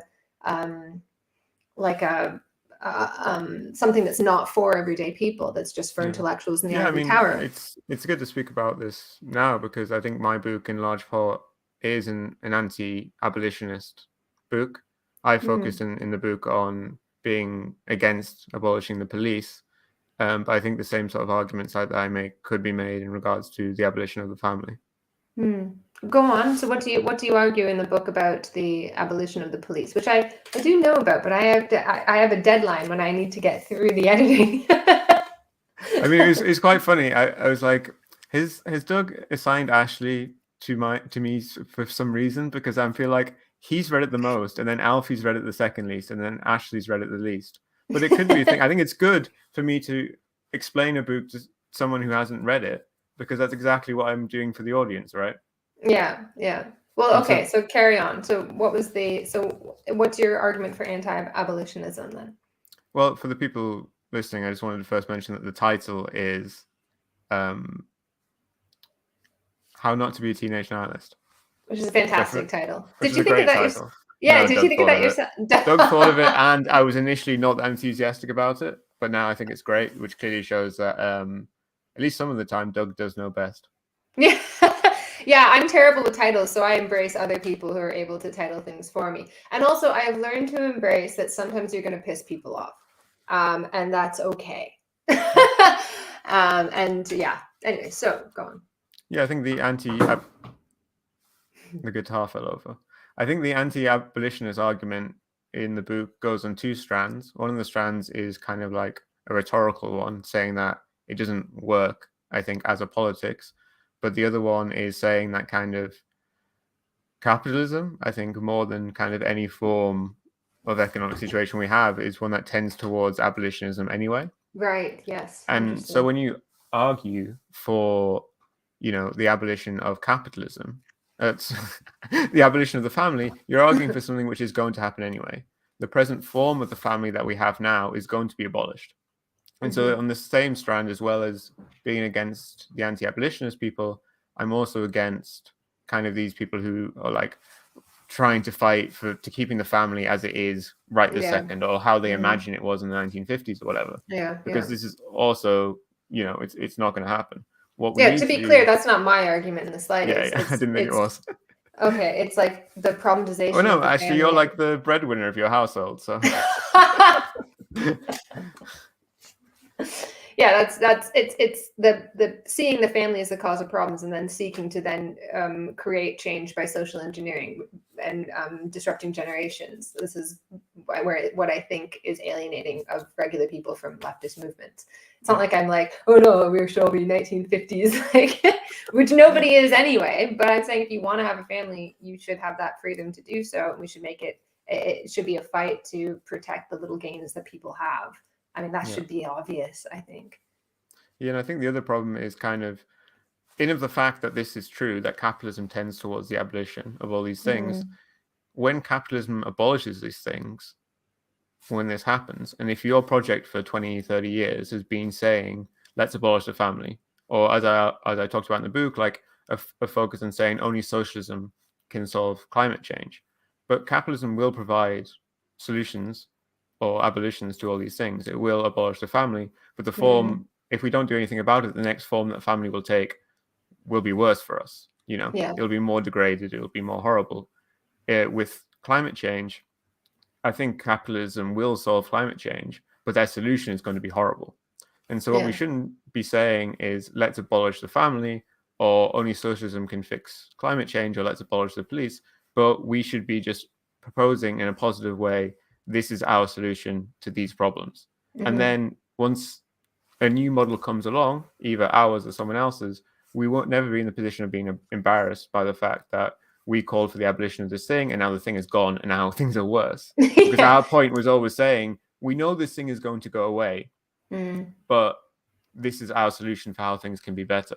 Yeah, that's exactly it. Is to try to understand the processes that underlie this gradual abolition of all sorts of institutions within society. It's like the withering away of the state without communism or socialism is what we're kind of witnessing at the moment. And then trying to find out, well, like, what do we want that is positive out of that? What can we have that would make this situation livable, that we can fight for? And it's definitely not the problematization of the family, I'll tell you that. It's that, and also one of the things that has happened, is that all of these processes within capitalism, which are negative and degrading and make life horrible, have been called for by socialists, as you say, for such a long time, that people are like, socialists who don't know any better going, yay, like, cheerleading things that are really bad. And then by the same token, the right is like, fuck, this is socialism. Look what you socialists did, right? And then you have these people who are fighting with each other, and what they're actually arguing about is capitalism in decline. One side is cheerleading capitalism in decline, and the other side thinks it's socialism. It's interesting that conservatives are kind of insulated from how bad their solutions are, because their solutions are reactionary, and so will never actually come into place. While leftist solutions for calling for abolition of things will happen. So we have to actually face the horrors that leftists call for wrongly, but the horrors that the right wing, the reactionary right, calls for, with a return to X or return to Y, are never going to happen. Some people never actually have to see this happen to them, Well, Spencer A. Leonard has a question. Aren't you confusing state and society? Abolishing the family and abolishing the police are two very different proposals. I don't really think so. I mean, not in any kind of obvious way. Like, kind of, we shouldn't just imagine that the police... That's the thing with the state. Like, the state is formed up of people who are part of a society, right? If you just had... Well, obviously, you can have a police force which is purely violent, which doesn't operate on a social basis, but operates purely on a basis of state power. But, that's not what we have, and it seems just a very implausible system. And same with the thing with the family. It's not like the family is just part of society. Rather, especially the modern state takes great efforts to form the family in certain ways, with kind of tax breaks going this way and money for children and child benefits and all these kinds of things, which obviously, like, extremists like anti-nihilists, who I wrote about in the book, are very angry about these sort of distributions which had become normalized for so long. Anti-natalists like decry child benefits and stuff like this. But and this is also kind of the point, that by the fact that the state already structures things like the family, what leftists should be saying is not abolish the family, but as these structures are changed by capitalism, we can also influence the state to try and ameliorate or kind of push this change in a different direction, which isn't necessarily towards kind of the most extreme capitalistic, nihilistic, abolitionist kind of path. Well, also, one of the major processes that's happened in neoliberal society has been the drawing in of more and more of everyday life into the bounds of the state. The state, in terms of its kind of command and control essence, withers away, and it becomes more about regulation. And as it becomes more about regulation, it becomes more about the regulation of everyday life, and the family becomes an increasing preoccupation of the state.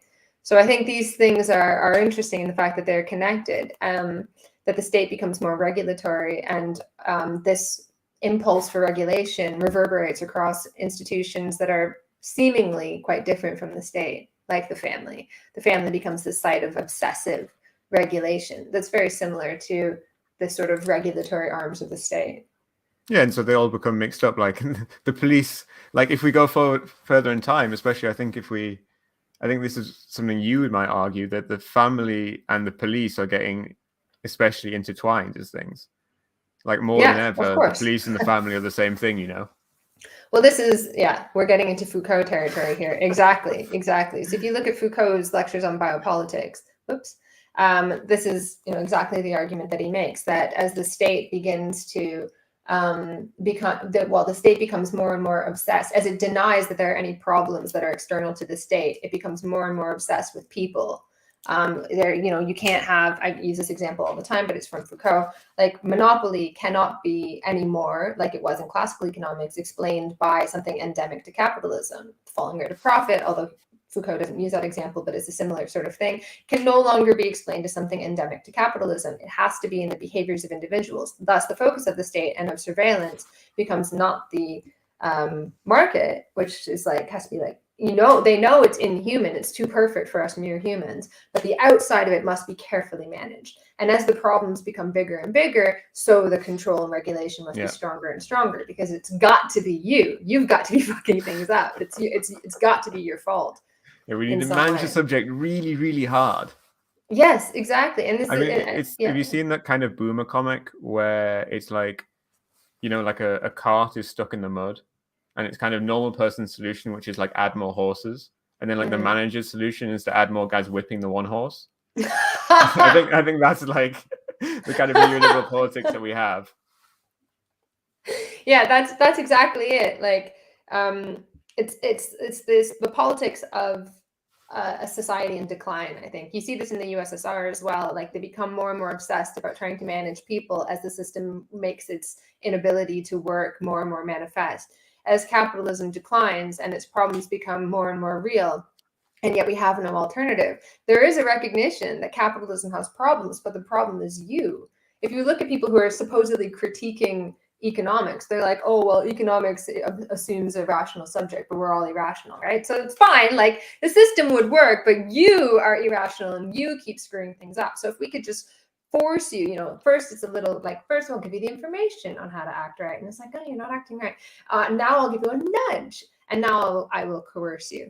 And you can see this like in a microcosm with the COVID advertisements, where it was like, first it was like a woman's voice. I did this like big analysis of the COVID advertising, and it was like, you should be careful. And then it's like, stay indoors. Like, as things, it's like, first we will tell you what to do. And then it's like, but, they're not understanding that, that there's a reason why people are doing particular things. And it's not because they're stupid, but they just, instead of responding to that, like, well, maybe there's something called society here, and there's a certain rationale for why people need to break rules sometimes. For all sorts of reasons that are human and social. They're like, no, we'll just try harder and push harder. And the reason has got to be because you're just too stupid and too reckless, and your free will is simply a risk to other people. I know that's a take that will be unpopular with most of our viewers, but you could see that trajectory, at least, where the voice became less friendly and more heavy-handed as time went on. I think we're going to see that now. It's a very friendly, so very much the velvet, the iron fist and the velvet glove, but the glove will slip as shit hits the fan. I mean, I do talk in the book about I do talk about COVID in the book briefly, and I'm sure when I get on the Bunga Bunga episode to talk about my book, I'll get a lot of shit for at least briefly saying that I thought lockdown was justified, and still do. But what I bring up in this case is how much denial there was about the obvious bad effects of lockdown. That the people, it's this strange rhetorical thing, which I think is very common with liberals now, where instead of saying lockdown's obviously really fucking bad, it's obviously one of the worst things we could possibly do, and it's going to have an incredible amount of negative effects, and it's going to unleash kind of a state power, which we should be really worried about where it's going. They're like, no, actually everything's great. It's actually better to have schools which are distance learning, and like, actually everything will go perfectly fine. And there's this kind of refusal to accept the consequences of your own politics. And then, like, I think the clearest example for me with this was Ranger fans had a celebration of them winning the title of like in 2021. And there was like a big reaction from liberals online being like, why are the police just allowing these tens of thousands of people to be out in the street? And then like a week or two later at the Sarah Everard vigil, the police attacked it, which is a vigil for a murdered woman, murdered by a policeman, for the chat. And then they reacted with horror. And it's like, no, you've exactly cheerleaded and directed power, and if that thing's going to happen, this thing is going to happen to you too. And the things that you think are like perfect and moral and they should be permitted are not going to be permitted. And this is, I think, being twisted by some anti-lockdown people. Like in the United States, the argument is kind of made that people were allowed to go protest because like a lot of doctors and public health officials said they were allowed to. But then obviously they were massively violently suppressed by the actual police. And I'd much rather get permission to protest from our actual guardians and our moral guardians. But there is an interesting rhetorical thing going on with kind of the just like this.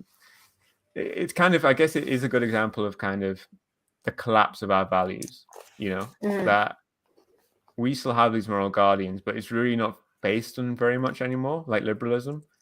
And so it becomes increasingly incoherent.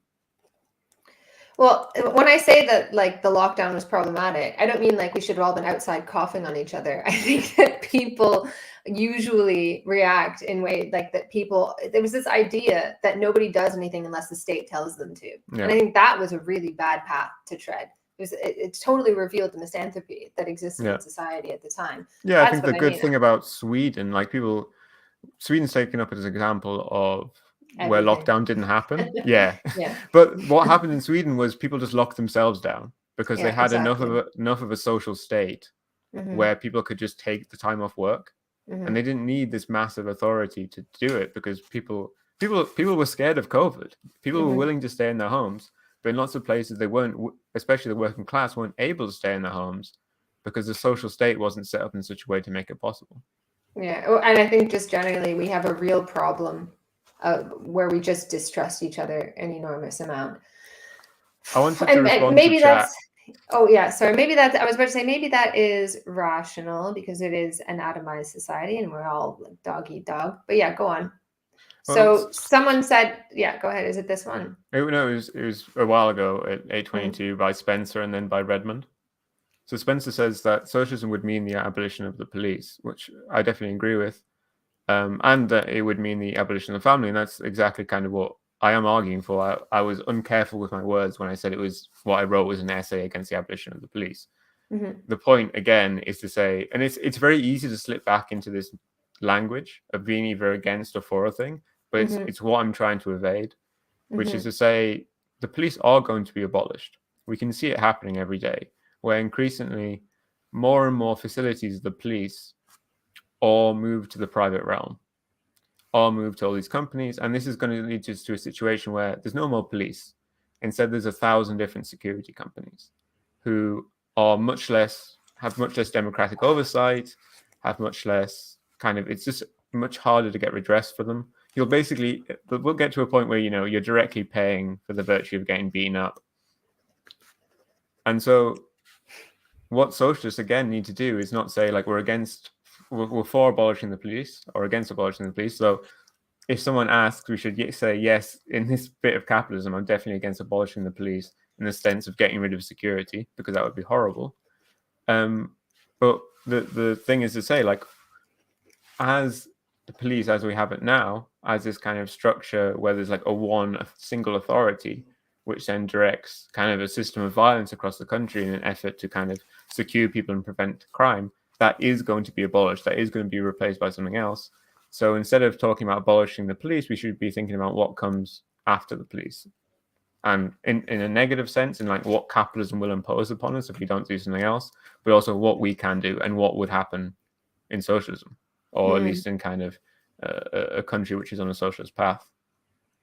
Yeah, I think that's a really good point, that we should always be following current trends to see where they have come from, what problems they're trying to solve, and therefore, what might come next, and therefore what we should fight for. Someone has made where is it now? Where is that? Someone made a comment that neoliberalism couldn't have happened without family values.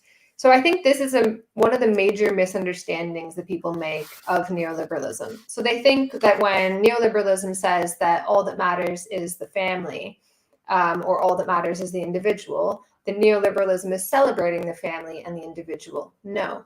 When all that matters is the family, that's why you can't be free to raise your children as you choose. Because what matters is the family. Yeah.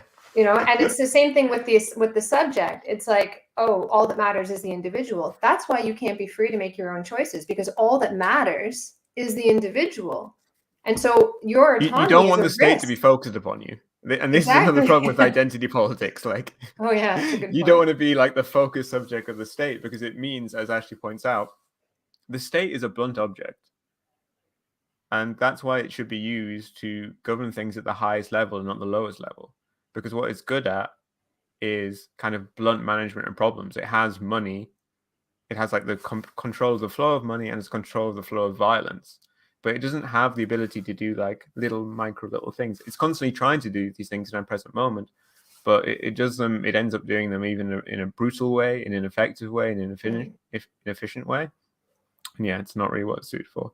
And for its purposes, which are to maintain class relations, to maintain the power of one class over the other, and so on. Definitely, you know, don't like invite the state in to like manage your life. You don't want that, because they're not going to manage it for your own interest. They're going to manage it for their interest that you keep fucking up. What were you going to say at one point? Redmond Barry says, I recall when Marxists like Terry Eagleton used to argue that capitalism needed the nuclear family as a formation that would be forced to deal with problems in a privatized manner that should be dealt with in a public manner. And that kind of this is necessary for capitalism. But Stefan claims that capitalism will destroy the family. How can I reconcile these two views? I don't think there's a contradiction between these two views. And it's important because we should always remember, and it's a key basic point of Marxism, that capitalism will undermine itself. So when you point out that kind of capitalism in this moment needs this thing, but in of itself it's destroying this thing, yeah, that's exactly how capitalism goes. That is a system that we have, that we constantly see over and over again.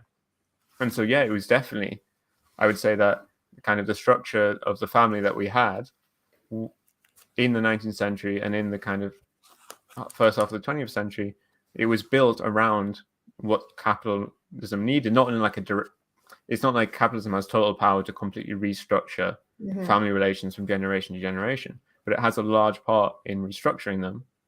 And then obviously these structures serve it in its current moment, but then it abolishes these structures. Exactly. Like if we think of the nuclear Fordist family and then compare it to the kind of the family that Marx talks about in Capital in the 19th century, it's very different. Very, very, very different. Like one of the main points, one of the main struggles that kind of, it's interesting that Marx doesn't write moral condemnations in Capital, but he does write other people's. He quotes them. Yeah. And it's this very interesting thing of like, these capitalists are horrified by what capitalism is doing to the family. Because it's also in the Communist Manifesto as well.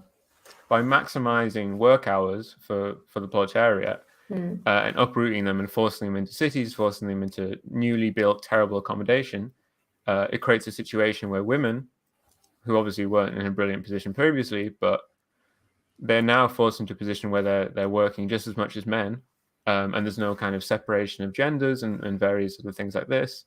And so the family basically collapses. The family just exists. Like proletarians have children with each other because that comes naturally. But the structure of kind of like them being properly raised or anything like this is impossible for their parents to do because they're working 12, 14, 16, 18 hours in like horrifying labor conditions. And then their children are kind of raised up and raised for a few years and then immediately thrown into the same system by their parents because they're constantly in desperate need for money. And so this is what the family became at that point. But then as we changed into kind of as capitalism needed less labor, as we got to a point where you didn't need to constantly throw children and you didn't need to throw the wife in too. Then in kind of the mid 20th century, we got to a point briefly, as well as because of the advances of the working class movement, where women could be taken out of labor to a large degree, children could be taken out of labor, and instead you had like this Fordist system. But now, of course, this system is being abolished again. So we shouldn't see it in terms of like capitalism needed that thing then, and then it needed that thing now, and then it needs something else in the future. And again, as our position should be one of trying to intervene in this process instead of trying to stop it like the reaction wants to do, or kind of accelerate it as some kind of people that would call themselves progressive or whatever want to do. Yeah, and it's also worthwhile to remember all that is solid melts into air. Like you try to find some like solid ground and it just crumbles out from underneath you. It's not like, oh, capitalism produces this solid base of the family and it's so terrible and that's the reason why capitalism continues. No, these whatever firm ground it creates, it also destroys just as quickly. Yeah. Yeah, and of course it'll abolish the family and it'll carry on just fine. Yeah. You watch. We'll have the ultimate like return of, I don't even know. But oh yeah, the other thing that I was going to say too is I see people kind of misquoting that bit from Marx where he's like, oh, they don't have time to care for their children and so on, and people will still complain about that, like, oh, parents are working so much they don't have. And I hate that the left has just gone all in on this. I feel like it's because the left is a lot of teenagers. Like they're pretty mad at their parents. You're going through that stage or something.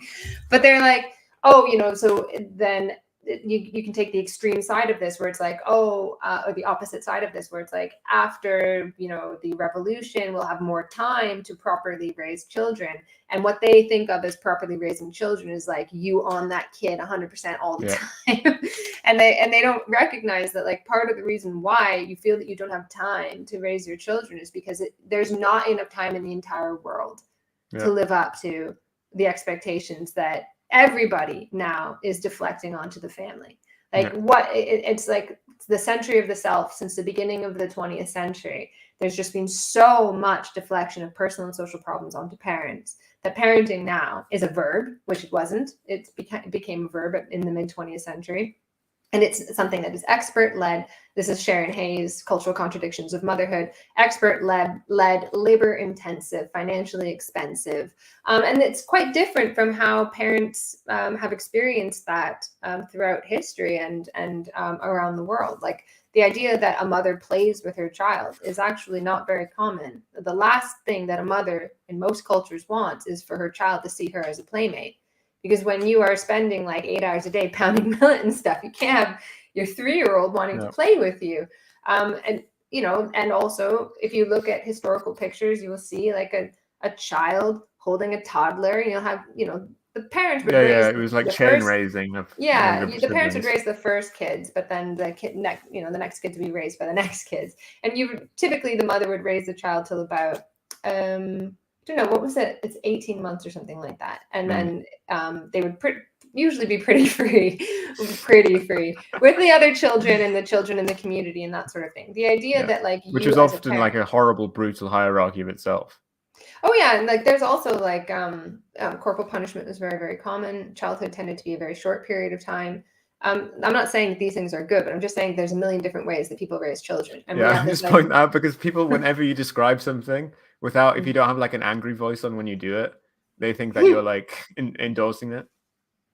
No, but what I'm saying is like we have this idea that studies that are done on white middle class families in the 1960s America are like the way we've now discovered children are supposed to be raised the world over, and it's doing a lot of damage. Like they're going all over the world and problematizing families and saying, well, you wouldn't have all these problems if you just did X, Y, Z. And in countries where they don't have strong control over their governments or their policies, they just go in and like as a condition of getting like IMF funding, UNICEF will write their children policy and their family policy and that sort of thing, and they'll outlaw all sorts of like they're like, oh, no yelling at children. I've realized I've been thinking about it as we've been talking, and I think it's become increasingly strange to me that I didn't mention family explicitly in the book, because another key part of the book is my discussion of kind of online extreme kind of nihilistic or pessimistic communities, of which the main two that I discuss are antinatalists, who obviously want to, in a certain way, abolish the family. Well, in the end, they want to abolish everything, because obviously 100 years after an antinatalist victory, there won't be any more people at all.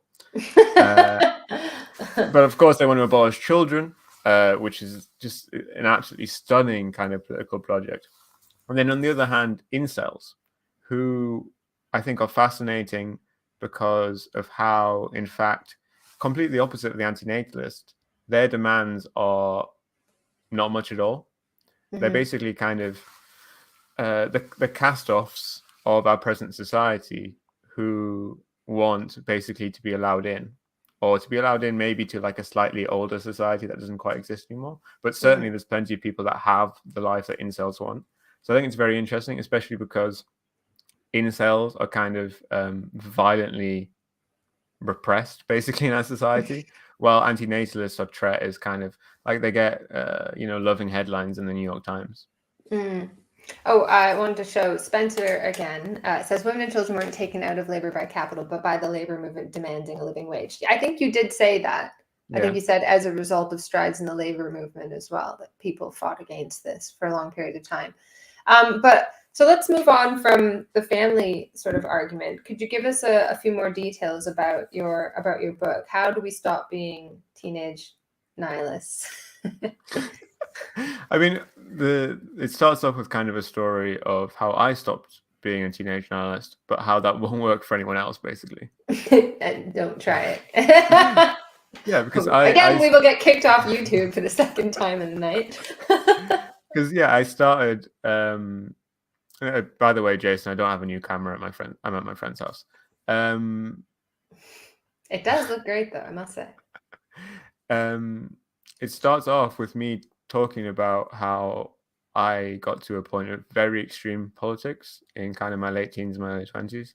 I'd been like an anarchist for a while, but I got into kind of the most extreme kind of anarchism, which is literally often called anarcho-nihilism.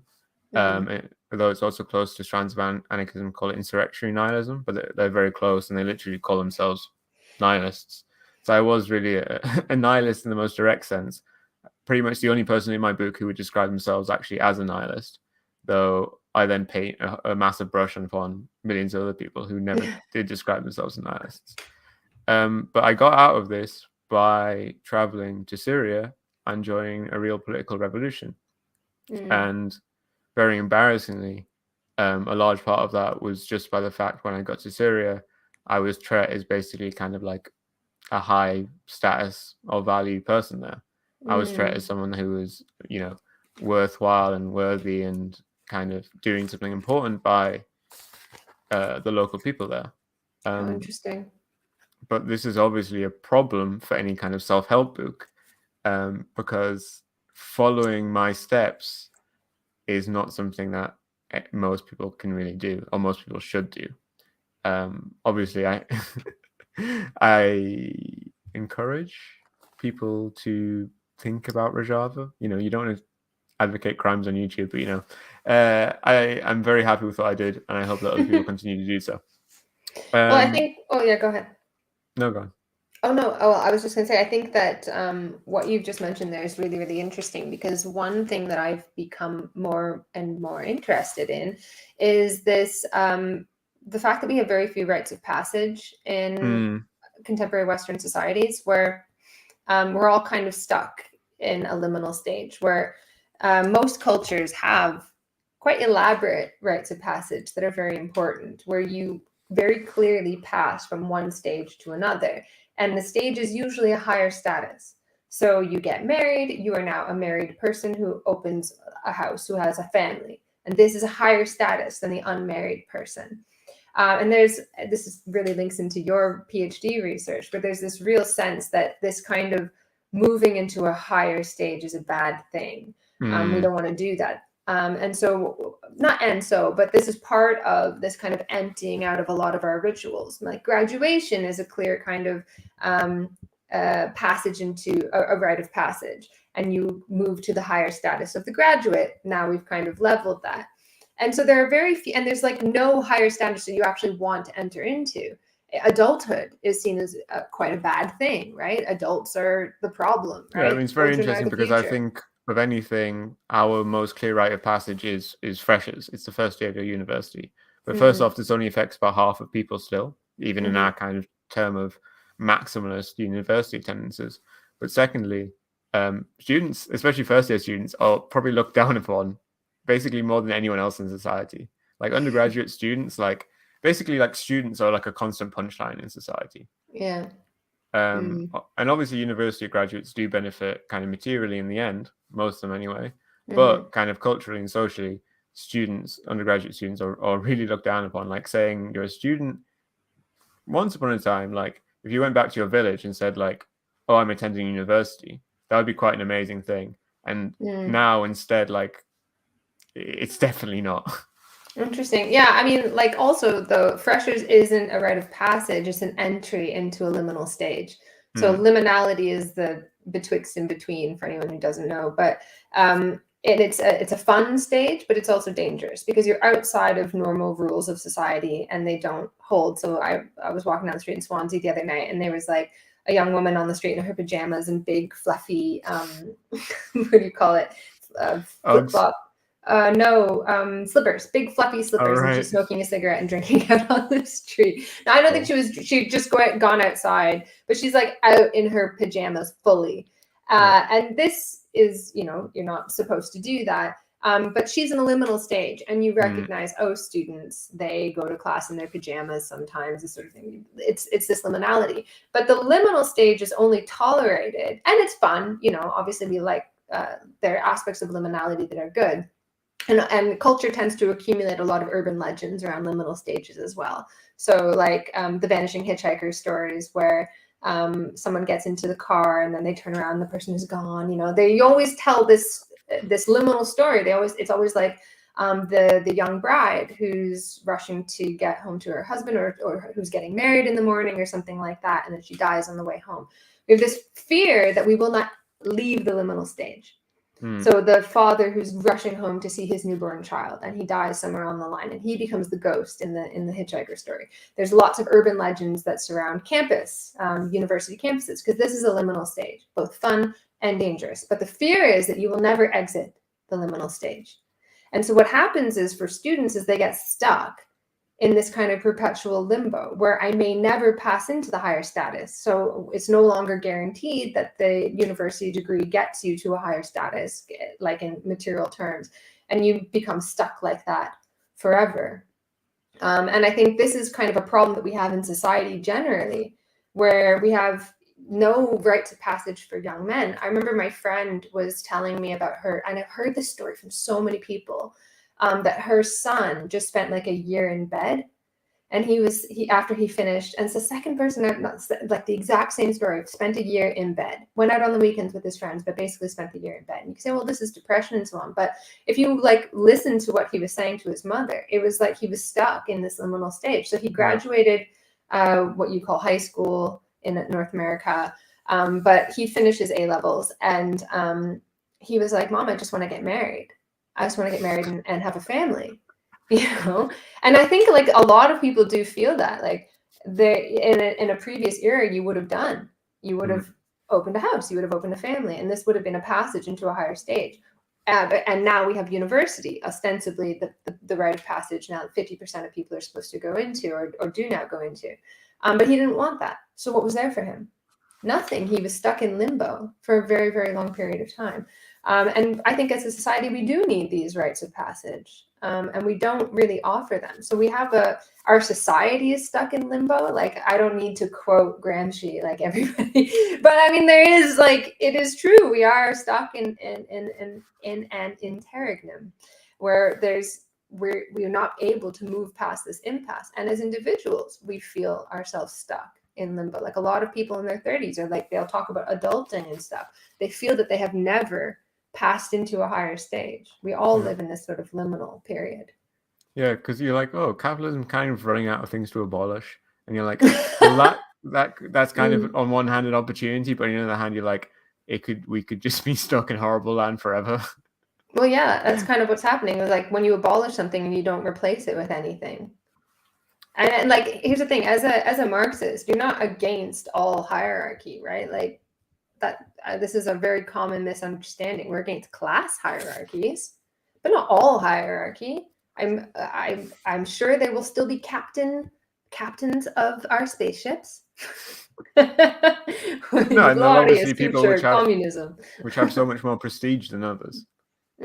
Because of the greatness of the things that they do, you know. You'll have the ability to, you know, in communism, everyone can be a writer, but most people still won't be good writers. Yeah. Yeah. And communism makes no promises that anyone has to like your writing. No, of course. I know. Everyone will be forced to read my work and like my art, because that's why I advocated for communism or something. Can I give my incel thesis? Go on then. So I think the best thing to do is first to kind of set up the normal thesis. I don't know how would you understand incels, or how would you understand the mainstream narrative around incels? The mainstream incels or the narrative around incels? I guess both. I mean, I'm kind of interested. I don't know. It's not something I've given a ton of thought to. Just the generic mainstream narrative. I had ideas floating in my head that is something I don't know. I would not get behind this. I just have thought. It's something like the CIA thesis, where if you have a lot of young men with nothing to do, it's a dangerous situation. Yeah. No hope, no future, and this becomes quite volatile. That's one thing. The other thing is these rites of passage where lots of people just get left out. And probably in previous eras, no, I won't go that far. Go on. Now what's your thesis? Well, it's interesting that you didn't mention all women there. And I think there are a lot of women left out as well, though. The main mainstream narrative, I think, about incels is that they are an anti-women hate movement, a severely racist anti-women hate movement. And my thesis is to say that they are, in some sense, a hate movement. But the hate target of incels is not women, it's not non-white people. The hate target of incels is incels. I think incels are interesting because they're a self-hate movement. I detail in the book, in kind of research stage, I was going on every week the last kind of incel forum on Reddit, because they're banned very frequently.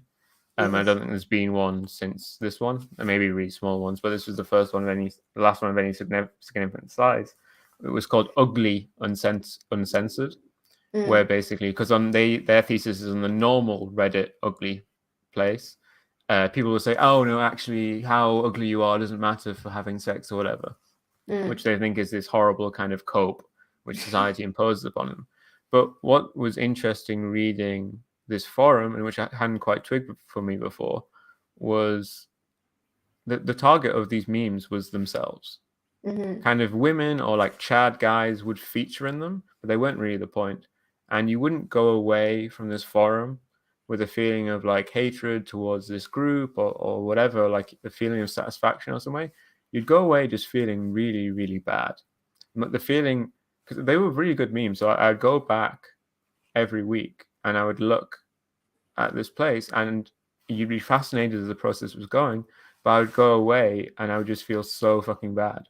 You know, I'd start to say ethically, I'm really glad you didn't do that associated with Swansea University, because you get in trouble for that. Yeah, you're not allowed to self-harm like that. It has to go through an ethics committee, and I have to like say that I, as your supervisor, will give you therapy. Yeah, and like it was giving me insecurities which I didn't have, and also didn't make any sense. And like an hour later, they'd be like, well, no, that's not me at all. Like, but they were just very effective memes, and so they could really get you into this mind state. And it just left me thinking, like, what is it like for people who do this every day, who for this is just normal, who this is the culture they constantly immerse myself in? And that was a real point for me in going from thinking that incels are a hate movement to thinking that incels are a self-hate movement. That their constant obsession is themselves. That there's a problem with them in various ways, and they become incredibly kind of determinist in terms of like they become genetic determinists, or they become like it's really obvious what's going on when you think about how incels and when I mean incels, I should have clarified this earlier, but I forgot. By incels, I don't mean people who would like to have sex who aren't having sex. There's many millions of these people, and they include many women.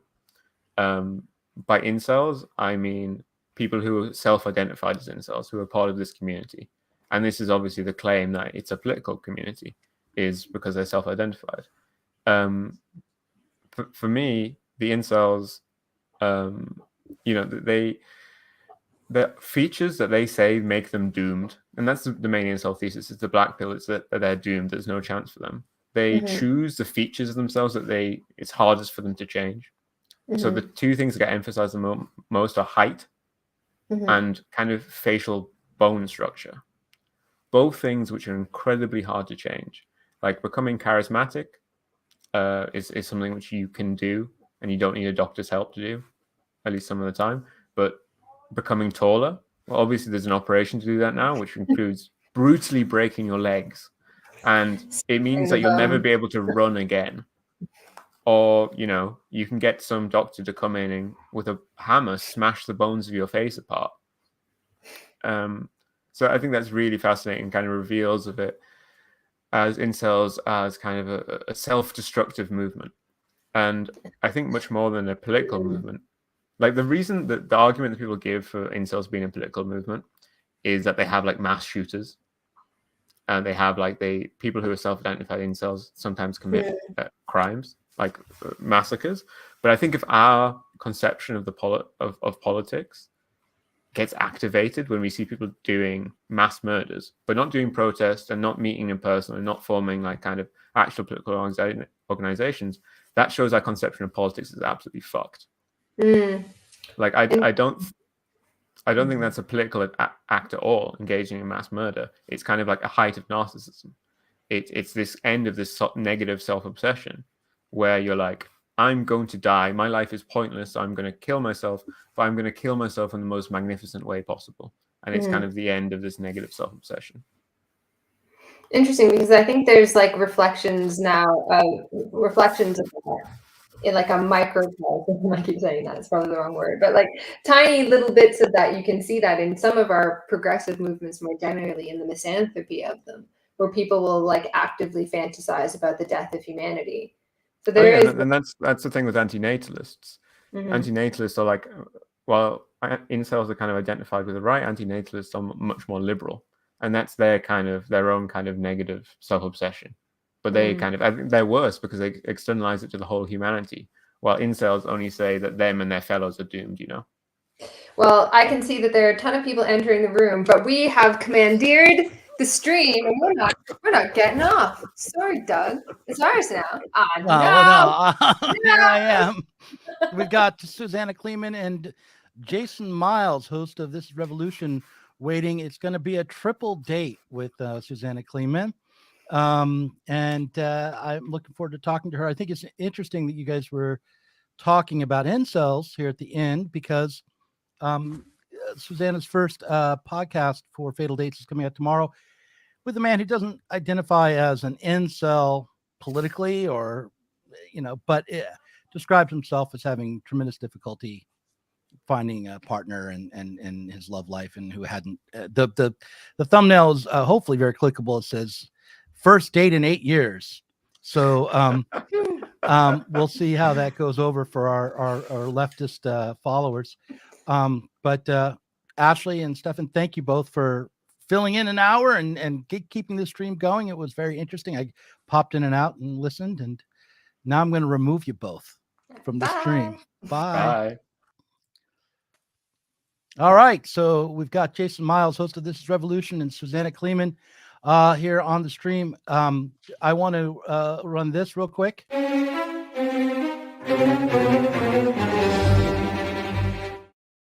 This is our holiday stream, Halloween. Susanna Kleeman and Jason, thanks for being here to promote Susanna's new podcast. We've got new competition, Jason. Is it really competition? I thought this is all comradeship. No, you're right. Of course, it's we're all comrades here, not competing for Patreon dollars or views or anything like that. But I'm going to run one other clip before I let you talk, Susanna. Watch this. This is the intro for her show.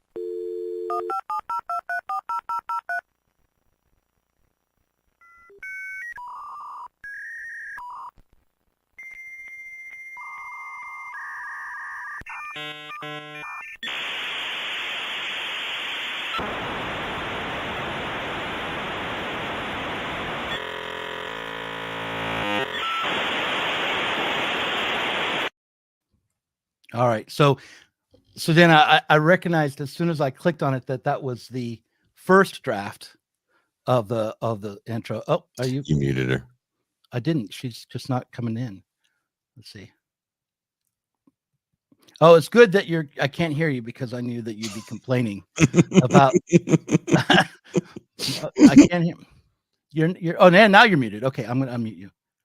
Unmute yourself because I think if you click on unmute, we'll be able to hear you. Okay. All right, now Susan. All right. Can you hear me? Yep, we can hear you now. Okay. I might even try. I unplugged my microphone there. Sorry. You see, I'm not a professional podcast. I've got much to learn from you. Can you hear me now? Mm-hmm. Yes. Mm-hmm. No, Now wait. we can't again. Now we can't again. She has to. If you're plugging in the microphone, you got to change it on the settings on the bottom. You know, you were all right with a little bit of echo. It's better to hear you than not. But Jason, you're going to. Susanna's being silenced by the patriarchy.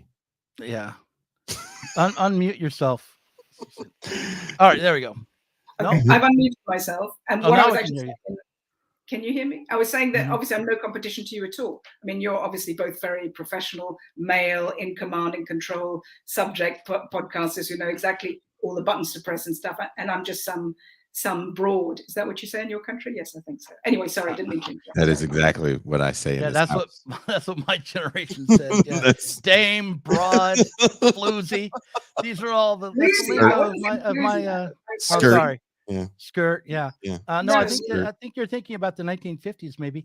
But Jason, have you already had a fatal date with Susanna? Is that in the hopper, or when is that coming up? It's in the works. No, we haven't done it yet.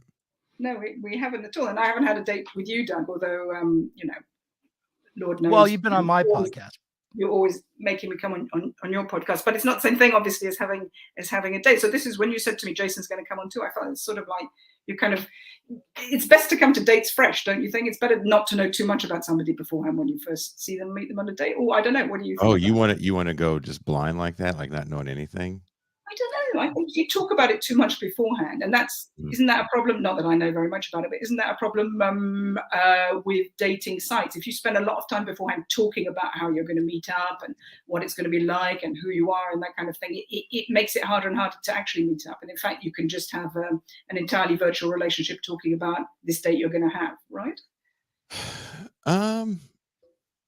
That hasn't necessarily been the case for me. I found more people just want to talk. They don't even really want to even meet up. They don't want to meet up. They just want to talk. Yeah. Really. Yeah. And okay. Why don't we state? And I want to answer this because I disagree with you, Susanna, in a bit. But let's start by you describing. Why don't you describe what Fatal Dates is? Sure. For people who have not seen the conversation we had last week, and you know who are, I'm sure, dying to know, and will be watching tomorrow. What is Fatal Dates? Fatal Dates. It's a show about real connection in unreal times, and it's about we all want. You know, we grow up, and inside us we all know that what we want to do is actually talk to somebody that we get on with, and not just talk to somebody that we get on with. Really connect with somebody that we really get on with. That's a really hard thing to find. And I think it gets harder and harder as the virtual entity enters the room and the illusion is given to us of suddenly, instead of there being about 5 people in our village that we could talk to, there being about 500 million people that we could talk to and see and know in lots of ways that have got nothing to do with meeting up in the real world, all really connecting, but yet look like they might be just a bit like talking about things like that. It's also about what dating sites themselves do to our conception of how romance is made. It's about the virtual world that we all live in, that we're all in now, which so much gives us the illusion that we never need to step out of it. Everything can be catered to and serviced to us here and now. Whereas I think that in the past, one of the pleasures of dating, romance, human connection was stepping outside of society. So I want to ask my guests, when you can't step out of society, when we're all just plugged in all the time, when we're all on our phones all the time, when we all have many micro diffuse friendships and relationships with people that we never even really meet, but that we can chat to, you know, the whole time, what does that actually do? Do we really even need one intimate partner anymore? What's the function of that? And it's also about what digital capitalism has done to us and our feelings, and what it feels like to be commodified, and what it feels like to be objectified. And finally, I also am very interested in just what it does to us all the time to be in a world of such beautiful images, because you know, everywhere we look, we see beauty, we see highly crafted, curated images presented for us by masters, and we've all become better and better at becoming masters ourselves. But when you see attractive things everywhere all the time, does that mean that you don't need one person to be attracted to? I don't know. I don't know. It's I would actually say, interesting. the last thing I would say is, I think, though, that all of these things have got something to do with technology and our new virtual world, but I think that they are just a skin on older problems. And I think there's some fundamental things about men and women that reach back down into the dawn of lots of stuff, maybe even into the dawn of capitalism. I want to talk about all that. That's actually interesting that you made the comment about beautiful things all the time that we're viewing, because I have noticed, and this is just what I see in the dating apps in my region. I can't speak for Doug, what he sees in Portland, but a lot of filters, and a lot of non full body shots, so taken from angles. That's the case for me. I know when I post, you're taking them from the angles, as they used to call them in the MySpace days. The angles, up like this. Yeah, way up top. So like, oh wow, you're so thin, and then Doug shows up. And they're like, oh, who the fuck is this guy? yeah. Which and I was talking to a woman the other night, and she had posted a photo, and it was kind of an awkward photo of her standing. It was a very, like, it didn't fit with everything else, which was like these kind of nice staged shots from a little higher up, you know, always taken from a side perspective, right?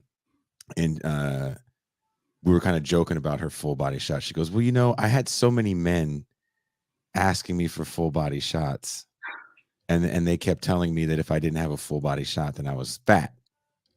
And I was like, that sounds pretty mean. Like, you mean people literally message you and was like, hey, are you fat? Because I want to know before I agree to go out with you, which seems pretty mean to say to another human. Like, I feel like you can only say that in this realm. You would never walk up to a woman and be like, hey, is that a corset you're wearing? Because I think you're fat. And I want to make sure that if you undo the corset, it doesn't roll out. Like, who says that? No one says that. And then did you ask her for a full body shot? What happened next? No, she had one. Right? She had one. It was like super awkward. No, I wouldn't ask anybody for anything like that.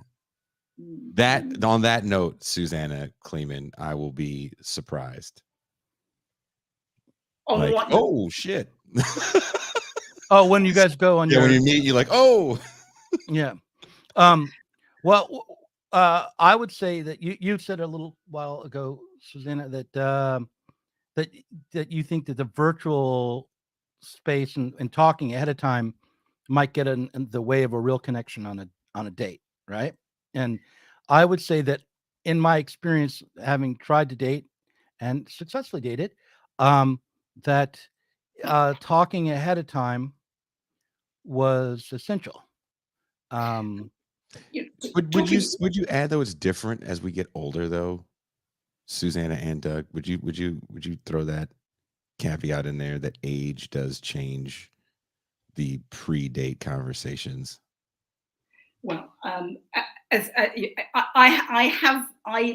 am married and I don't do too much dating, therefore, so I'm not an expert on whether things have changed due to age. But for God's sake, as you age, you want different things, don't you? And I think the young people, I don't know though. I think that something about, I think in a way, it seems to me that the virtual world makes us all, to some extent, the same age, all kind of teenagers in our minds. And it makes teenagers kind of older than we are, you know, because something that I sense, I could be wrong, is that romantic dreams that we might have had, or maybe I speak for myself, when we were younger about finding somebody, that's not really the way. And when I encounter younger people, they're all on Tinder, and people are not looking for one person in the same way. They're looking for an array of people that's offered to them.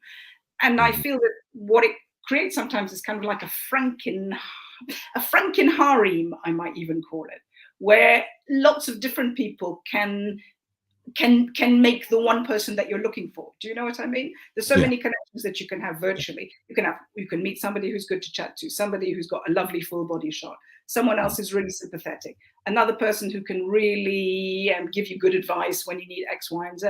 And then the feeling comes, well, why should I have to settle for one of these people? Why can't I virtually maintain this arena with lots of different sorts of people? And I think that maybe that's true of older people and younger people. What do you think about that?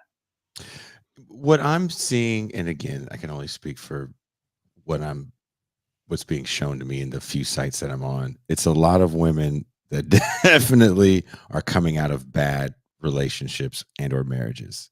Because I'm 45, so I'm looking for people in that age range, and a lot of them do just want to talk, and it almost feels like in the initial conversations that this is just a support group for damaged adults that have been through some sort of relationship trauma, right? And that's, you know,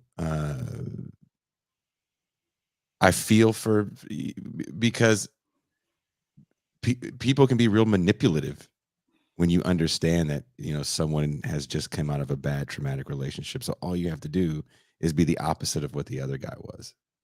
And that's not hard. You know? And is that your strategy? No, Susanna, this is why I'm single, because I'm me all the time. So I just apparently. But we talked on your show. I came on your show. Thank you so much for having me there. And I was just so surprised to hear you saying that online dating wasn't working out so well for you. But nevertheless, that's the only form of dating that you do. It really seems strange to me. Maybe you can explain that. Well, first of all, I live in Mexico, and there's just, and I'm not really into young women. So there's not a lot in the dating pool in my age range. And then I don't really cross the border that much to San Diego. So online dating is kind of the only place where I can actually kind of meet people. Okay, but why do you carry on doing it when it isn't giving you the results that you want? I'm kind of a masochist, number one. Number two, you know, it's like Vegas. You know, you're pulling that lever, and you're hoping that it's going to hit at some point. And also it gives you a buzz. You a new person turns up. Oh hell yeah! I'm not going to sit here and lie. And then in a much deeper, and much quicker than you would in the real world. Oh, you're talking intimately to them. They're appearing on your most intimate device, your phone. There's a little buzz from them. Oh, this could be the one. This could be the one. This could be the one. But at what point are you going to say no? I'm going to try something else. At no point. I don't know. You know, I don't.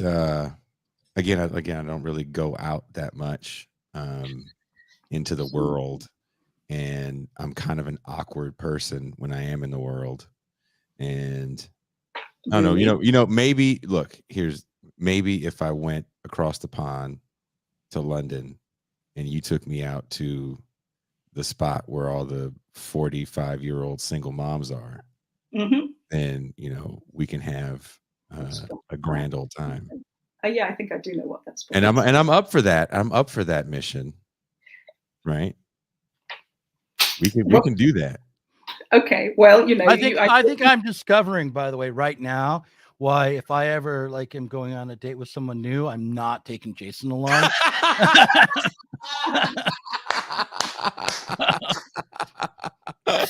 Because Susanna has just been talking to you this whole time. I'm right here, you know. Well, look, me and Susanna have a real connection, Doug. That is, you know, I don't think you understand. Anyway, you know, Doug, you've got a girlfriend. You know, you're off the market, so you know there's no reason. You're just hosting and comparing. I mean, obviously, as I've said, I'm married, so I don't really know what I'm doing. But anyway, there you go. But Doug, sorry, please do. No, that's okay. I just wanted to say that. Carry on. Okay, but I don't want to talk. You know, give me a fierce look if you don't want to talk about it. But you've had the opposite, as I understand it. You've had the opposite experience to what Jason's talking about. Online dating has been something good. Well, I mean, okay. I think Jason and I both are recently divorced. Yeah. So we had a similar experience there. Although I think you were divorced before I was. But I took to the dating apps, and I went on a lot of dates, and I didn't go on a date with every single person I matched with, Can but I, not can I for just lack ask, of. can I just ask, Mhm. why did you do that? You immediately, a relationship ended, you were sad and in pain. Immediately you reached to do that. Why did you do that? Okay, to demonstrate to myself and to God that I could get laid again. That would be the first.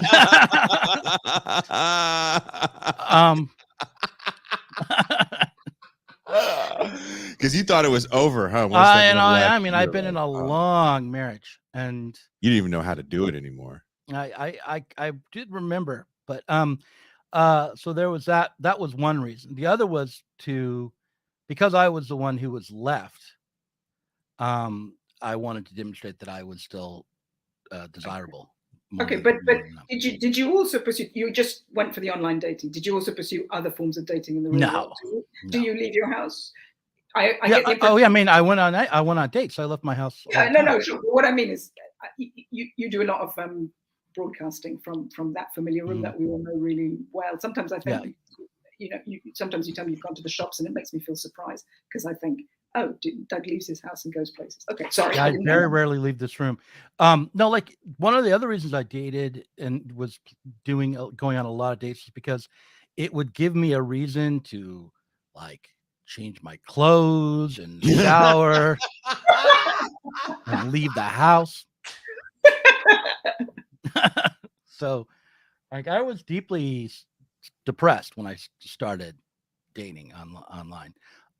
So it was sort of like, I'm not giving in was the other part of it. Okay, and it worked out well for you. You went on lots of dates, and you it did.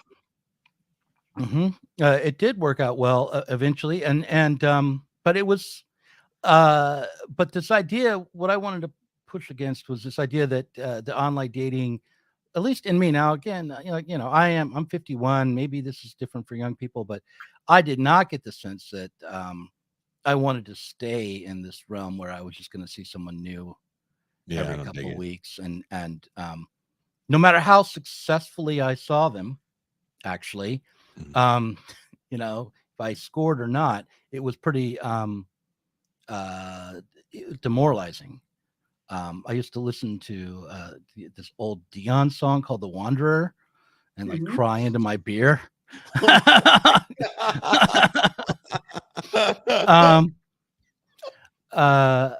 So in any case, but the impression I get about online dating, and I did a bit of it back in the day, and I'm sure it's different now. I have looked into it for research. I can say no more than that, so that I know actually what I'm talking about on my podcast. But don't you feel that there's it's not a private space, that you're on public display, and you have to make yourself publicly acceptable.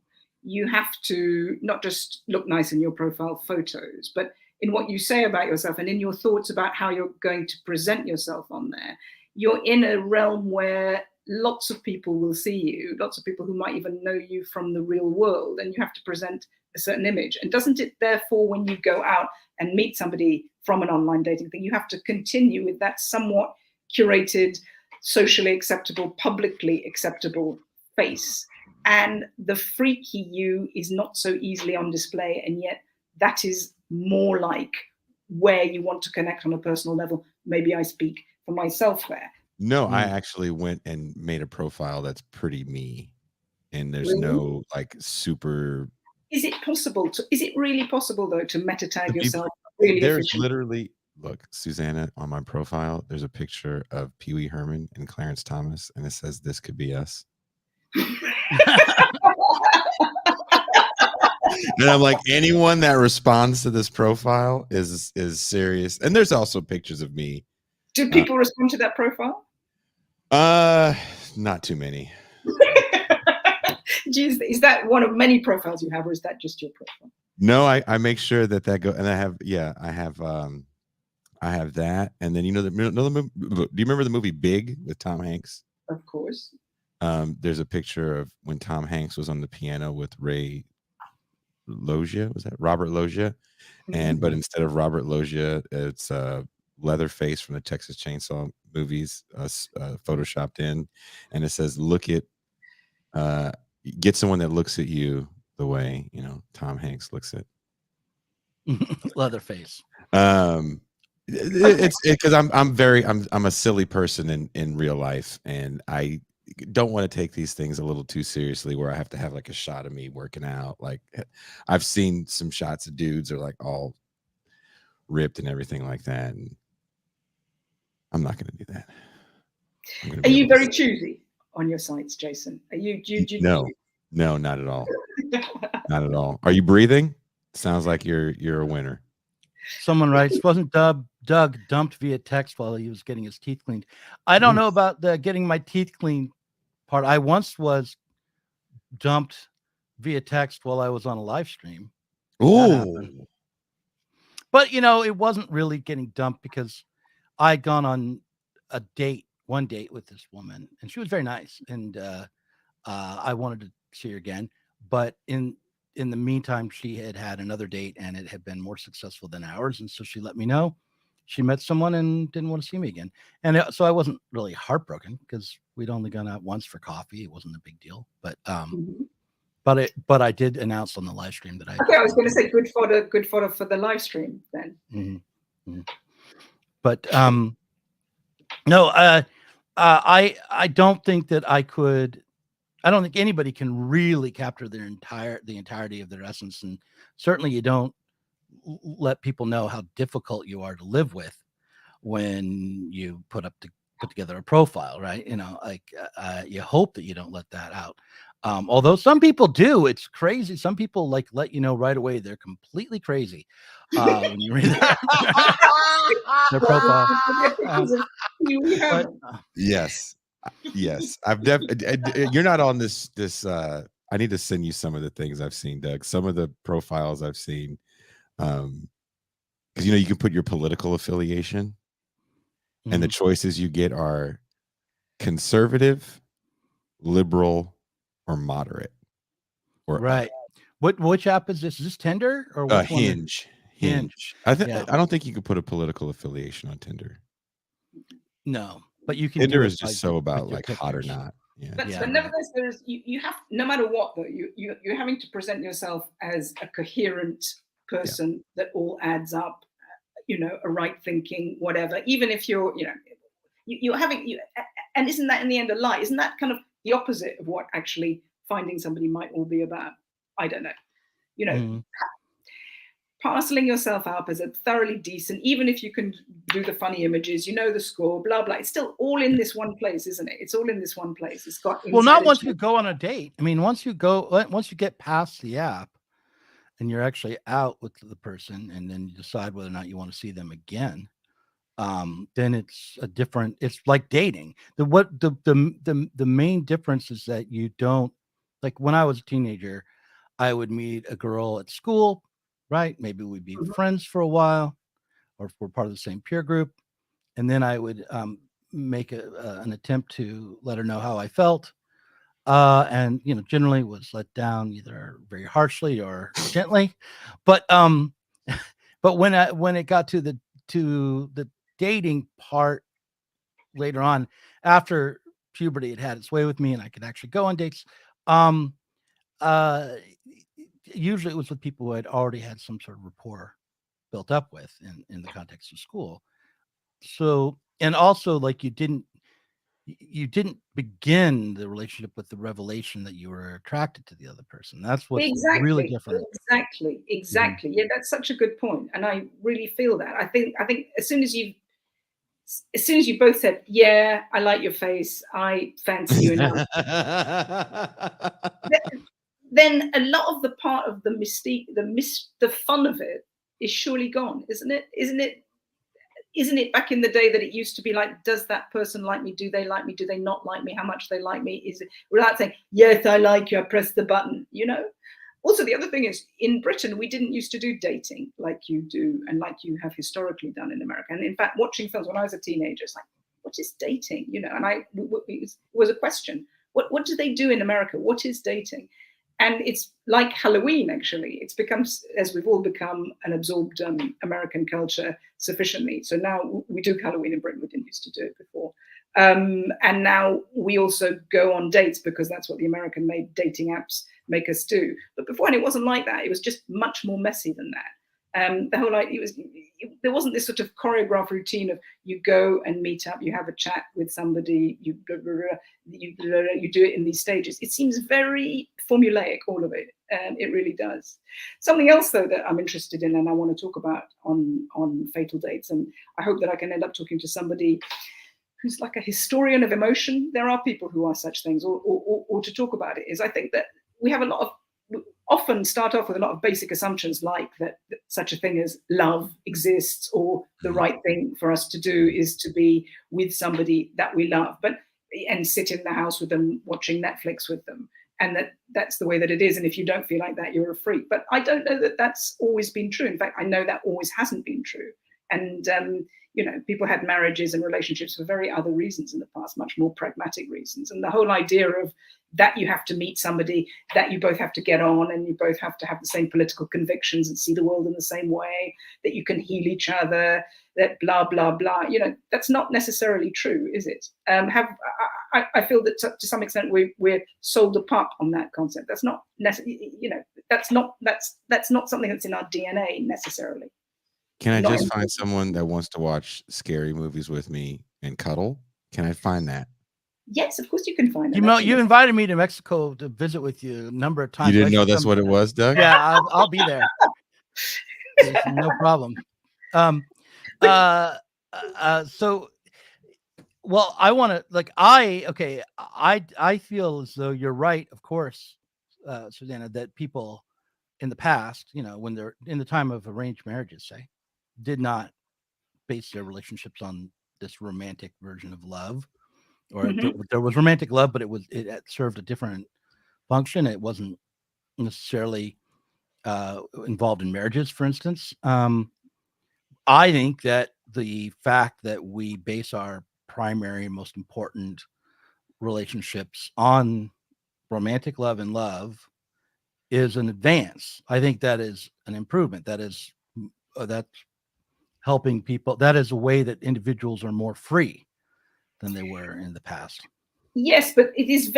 But to actually have a genuine connection with somebody is actually very hard, and it is very easy for you to be confused about whether or not you have a genuine connection with somebody, because it's very easy to be confused about who that person is. It's also very confusing sometimes to work out who you are.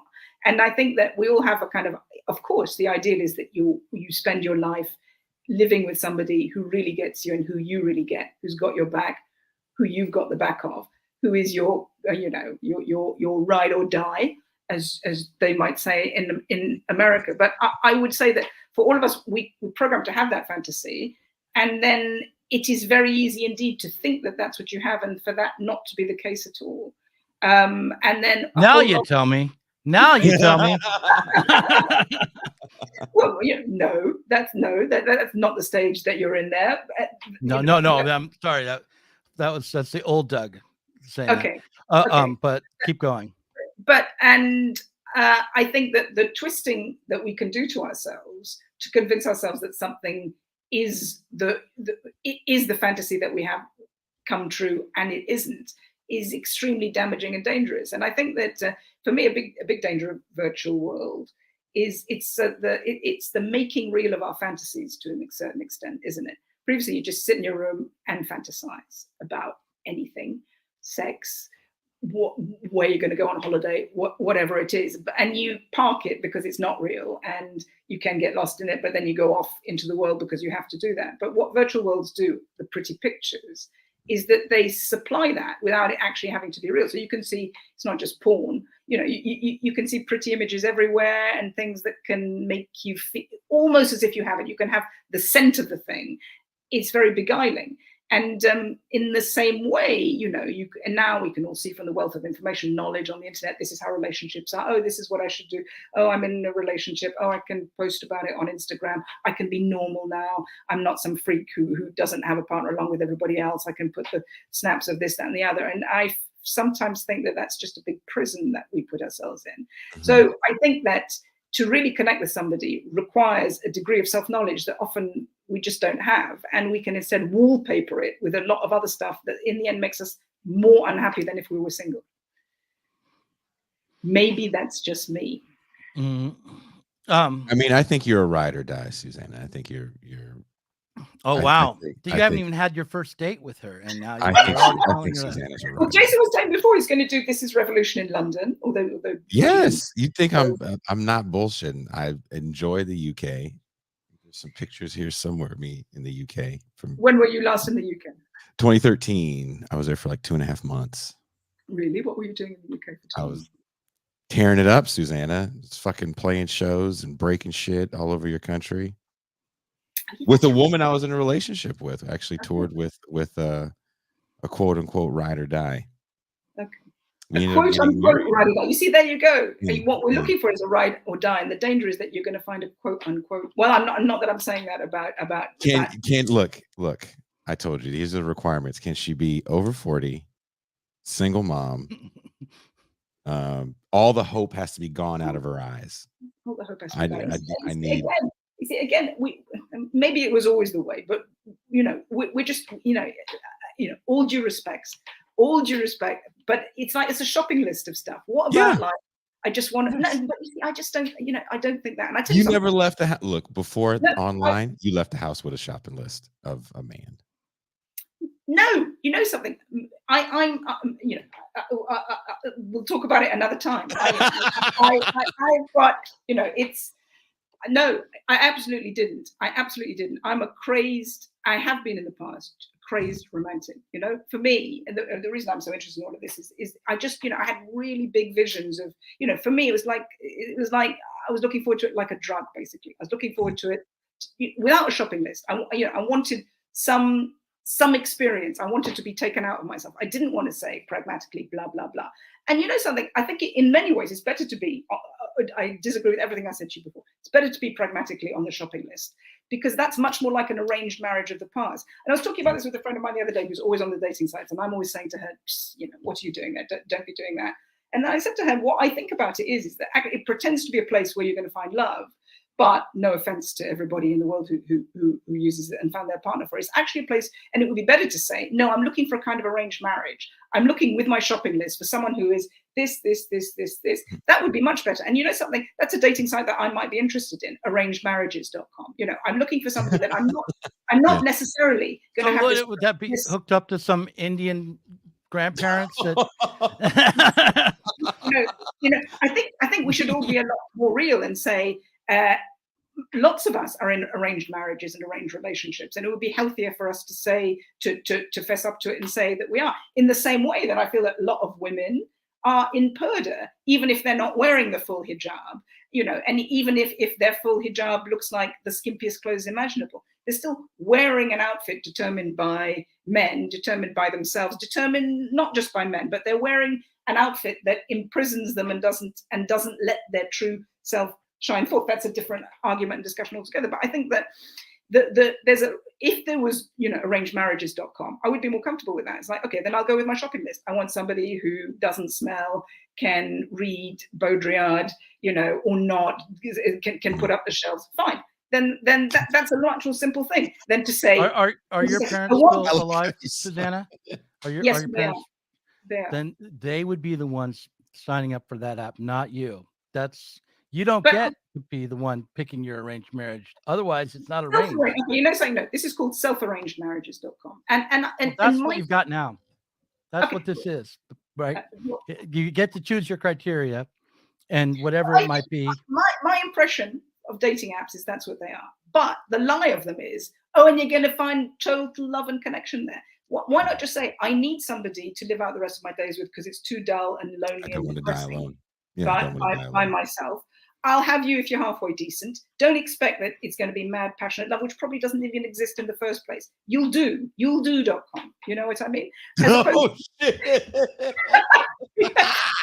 As opposed to, no, and the fireworks and all this and that. We're going to meet. There's going to be this buzz, and then I'm going to ghost you and never see you again. That's to me is what the mania of it is. And I think if you're looking for the other thing, it's never going to work out properly in the world. And you should also know that it's never going to be that you basically, you can't have reads Baudrillard and puts up the shelves and doesn't smell too much, plus mad passion, and the two things are not so it's a lie to, you know. So this is the argument that I have with my friend all the time. She's like, no, what do you know? You're just old-fashioned. You got no concept. You can have both things. But I don't think that you can have both things, and I think people should be more honest about it.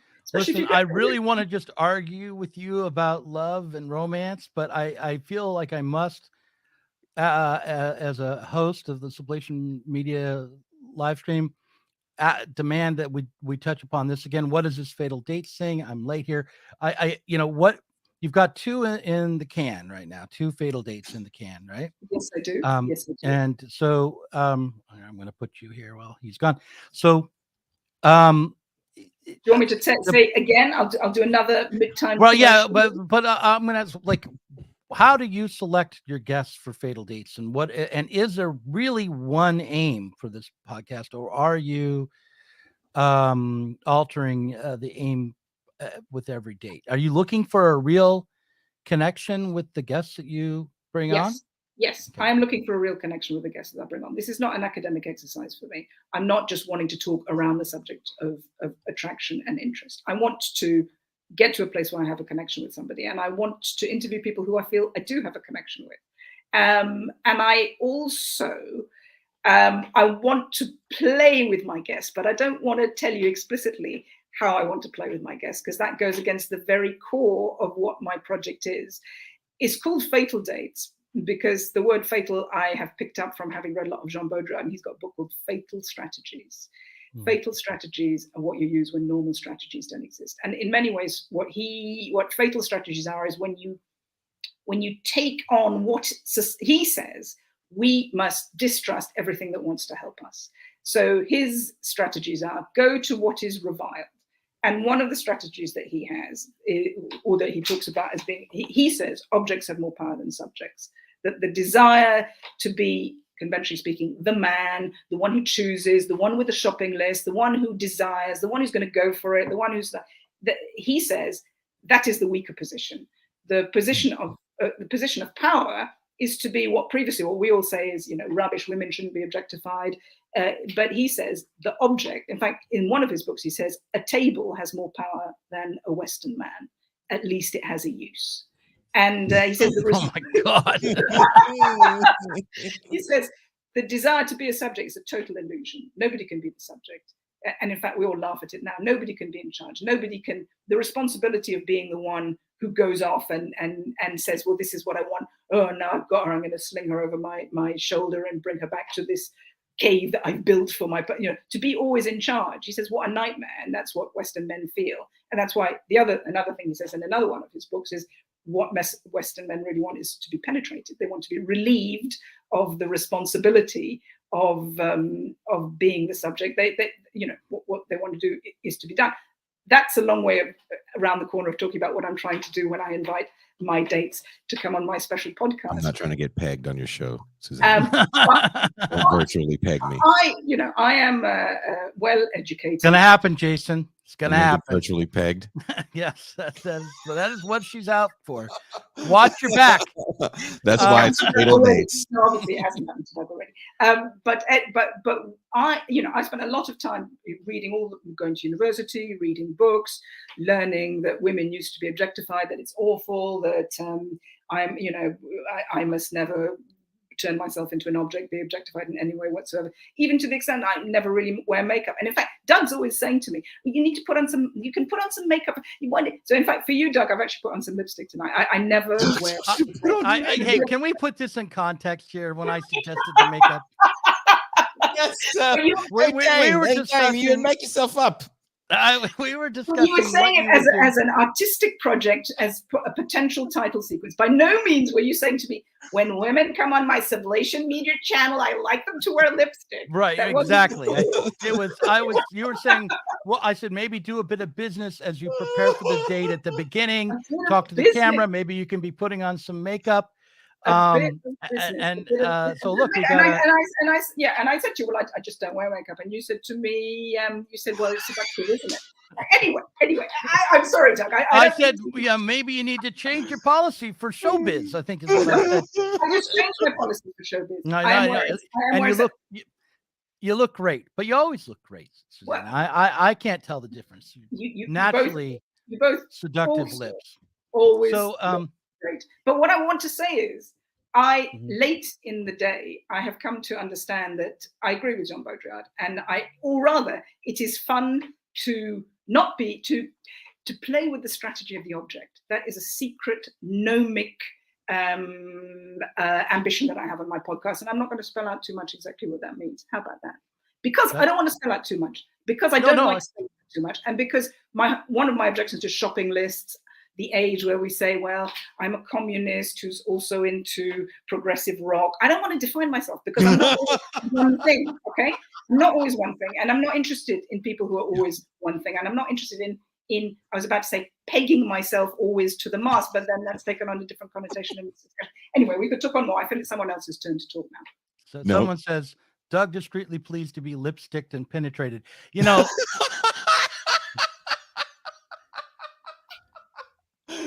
I'm not even going to respond to that. The makeup conversation is pretty hilarious. Yeah. I'm stunned now. I don't know what to say. Do you say so, Doug? You've when you were on dating apps, did people ever recognize you from anything that you've done? Once, yes, but it took some prompting on my part. But, yeah.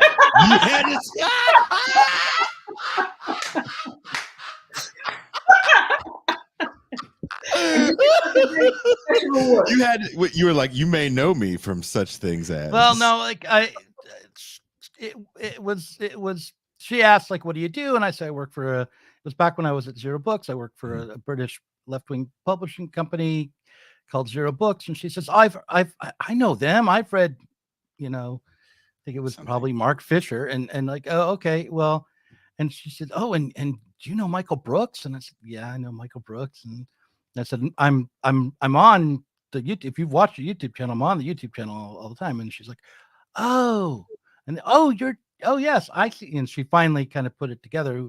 She'd heard my voice, but not seen my face, I guess, because at that time maybe I wasn't coming on camera quite as much or whatever. But in any case, yes. And I will also say that more than that, I had used the fact that I work in publishing and I have a YouTube channel and I'm podcasting and I'm a novelist. Absolutely. You threw it all out there. You put a whole beef on the table. Just bam. A t-shirt with it all on. Well, no, you just put it all on the dating apps. Did you put all that stuff on your profile? I am a novelist. Yeah. No, I put it on the dating app. It's like, what do you do for a living? It's like, I'm a novelist and I work in publishing. That's so. And then when they ask more, I say, I also do these other things. And yeah, so right. And that worked pretty well for me, That sounds like it sounds fancy. It's very fancy. But not very. Look, no woman has recognized me really, except for one time from the YouTube channel, because our viewership is at the moment, last time I checked, 100% through and through male. Like, we're worse than Jordan Peterson. There are literally no women watching. But that's not true, because I watch your channel. So. I guess you don't count as, because you're so determined to turn everything upside down. Yeah. And be the one who does instead of is done to. I guess. Well, actually, I have to say, I looked at a few years ago. I looked at what Google thinks I am, and they think that I'm a 60-year-old man. So there you go.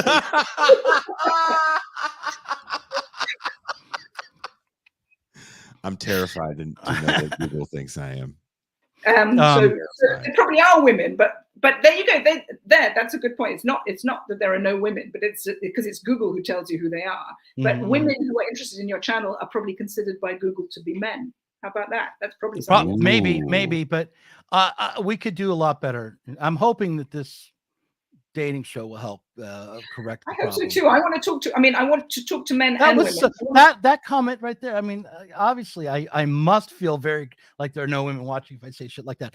But nonetheless, I hope the dating show helps with the women viewers. Obviously, women and men are both interested in dating. It's not going to be. All right, I'm correcting myself. What Anyway. if you got dates from the show? Like, what if But you go on Fatal Dates and then people see you on Fatal Dates and they're like, that Doug Lane, he sure is I'm not. handsome, I'm charismatic off. fellow. I'm off the market. So. You're off the market now. It's official. Yeah, I changed my relationship status on Facebook. Ooh, social media official. Let it. I mean, you might as well put a ring on it at that point. Yeah, I know. So, yeah. It's started to rain really heavily here, and I don't have my proper mic set up, so apologies for the very heavy. No, we don't. We can't hear it. We can't hear it. Okay. No, it's fine. So I want to go back to the idea that like I want to defend romance again, but because I also want to, like, I think, Susanna, your ambition is actually very romantic. Like but what you're hoping to do is by, like, for instance, you say you want to put together a laundry list and just admit that the whole situation is arranged. Why? So that you don't pretend that something is authentic when it isn't. But then by not pretending, you have the opportunity to discover. You do. There is nothing. There's nothing better in the world than really raw, authentic truth connection. There really isn't. There's nothing more exciting than really, really being honest with somebody. With many people, maybe, but it's not really possible. With one person, really getting to the heart of what things are. There is nothing better. There's nothing harder, because it requires them and you to know some stuff about yourselves inside yourself in order to do it. I think maybe I've got a problem with, I think it is romantic, but the word romantic, and I want to think more about that. I can't think exactly what Baudrillard says. He says there's a difference between love and seduction. And he says love gets the good rap, but love was basically invented by Jesus. And seduction is much older. It's what the ancient Greeks were up to. And, because before Christian times, what we can know about it from those stories, they're not falling in love, holding hands and living happily ever after, those gods and goddesses. That's not how it is. But what they are doing is having a connection with each other. So he says that love is false, is a fake idea that's supposed to, it's another tool to hold us all into our place. Whereas seduction, which is a game where you would never say to somebody, I love you, where you would just play with them as equals. He says that's the only way that you can stop one sex from dominating the other. And within his world, it's never the question of men dominating women. It's always the question of women dominating men and having a lot more power over men, and men having to defend themselves. But he says in the game that men and women can play with each other. Obviously, this is very heteronormative. We can talk about it a lot more and unpick the heteronormative aspect of it. But what he says is the game of seduction, where you say this, I say this, do you like me, do I like you, it goes on and on and on, is true equality. And it is the place that stops one sex from dominating another. But he says it's always a private activity done outside the glare and outside the rules of society. It's not about then becoming, I was about to say social media official, and then I realized that was a somewhat that's not. I'm not going to. You're not trying to knock my relationship, okay? Of course. Kids, when you talked about this difference between love and seduction in your first episode that people can watch tomorrow. It's coming out at 9 a.m. It's all scheduled.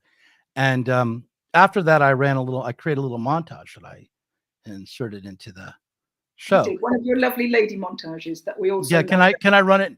Can I run it now, real fast? It's not very long. Please run it now. Okay, let's see.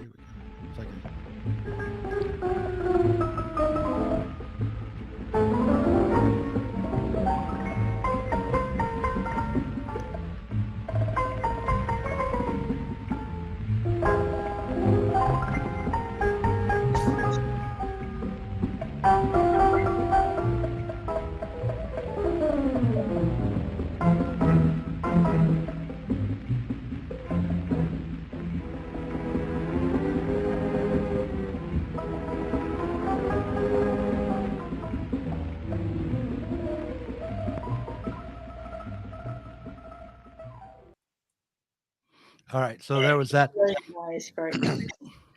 So one of the things I really like about Fatal Dates is I'm editing it, that it gives me an opportunity to be a little bit less rational and, you know, hard-headed and theoretical, and just to create little impressionistic bits for it. And you laugh at that, but I think there's something of value in I mean, I feel that, Susanna, you're like an artist first and a theorist second. Is that wrong, do you think? Well, I'm a woman, so how could I possibly be a theorist, right? Especially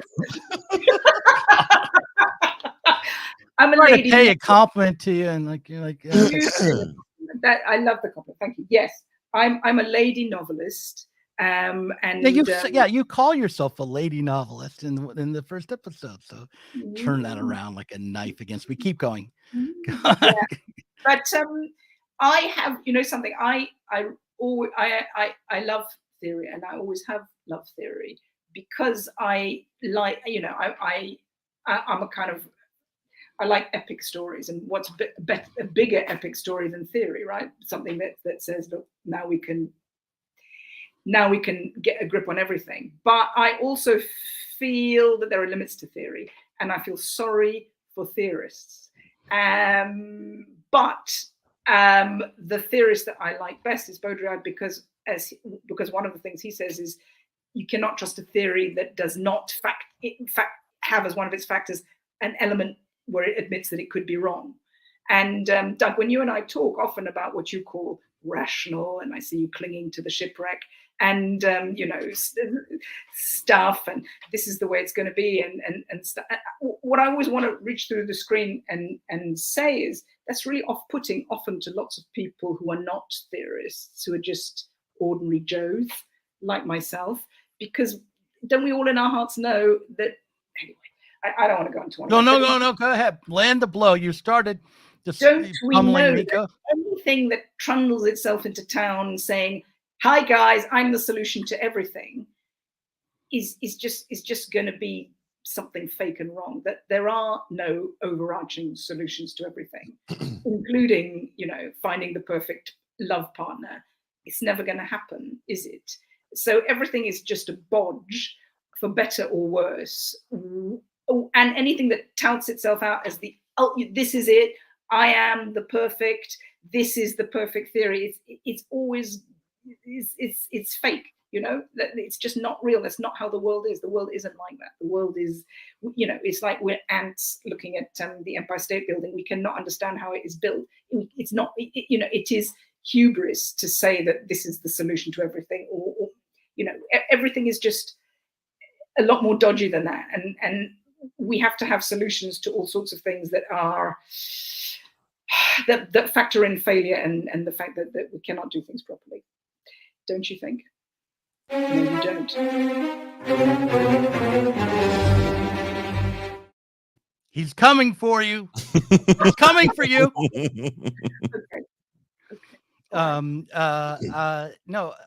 You've only got your defense against that perfectly true thing that I just said.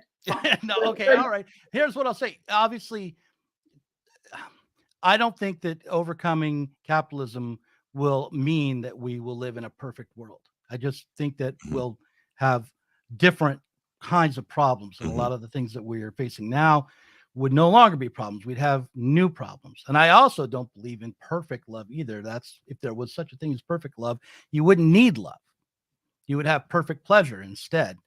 Love is when you can run up against the other person, see how they're different from you, have conflicts, have problems, and stay with them, have them be your ride or die, despite that.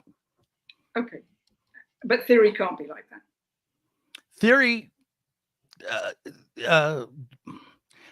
is I mean, theory is science, and theory, let's say, are always being modified. That's what the whole point of reason is this constant modification through and thinking through and reinterpretation. Okay. See, he can't.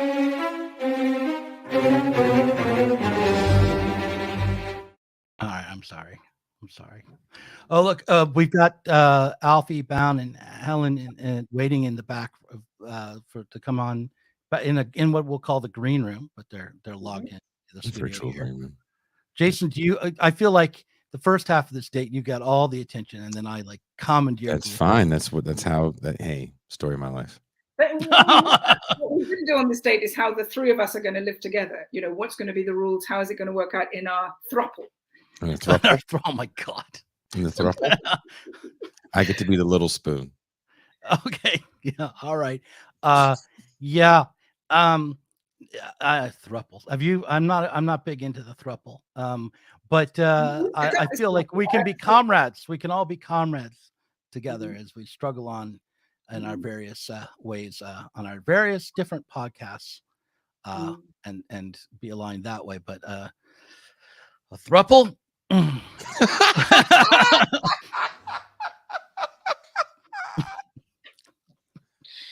Virtual thruple, people. That's what you're getting right now. Well, It's a virtual thruple. Okay, that's fine.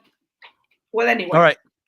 Well, anyway, everyone should watch your first episode and tomorrow, because I'm glad for it. I'm really glad you're on the channel bringing this forward. I actually think it's a nice addition to what we're doing, and I also think that it will be incredibly popular in comparison to the dry, value theory.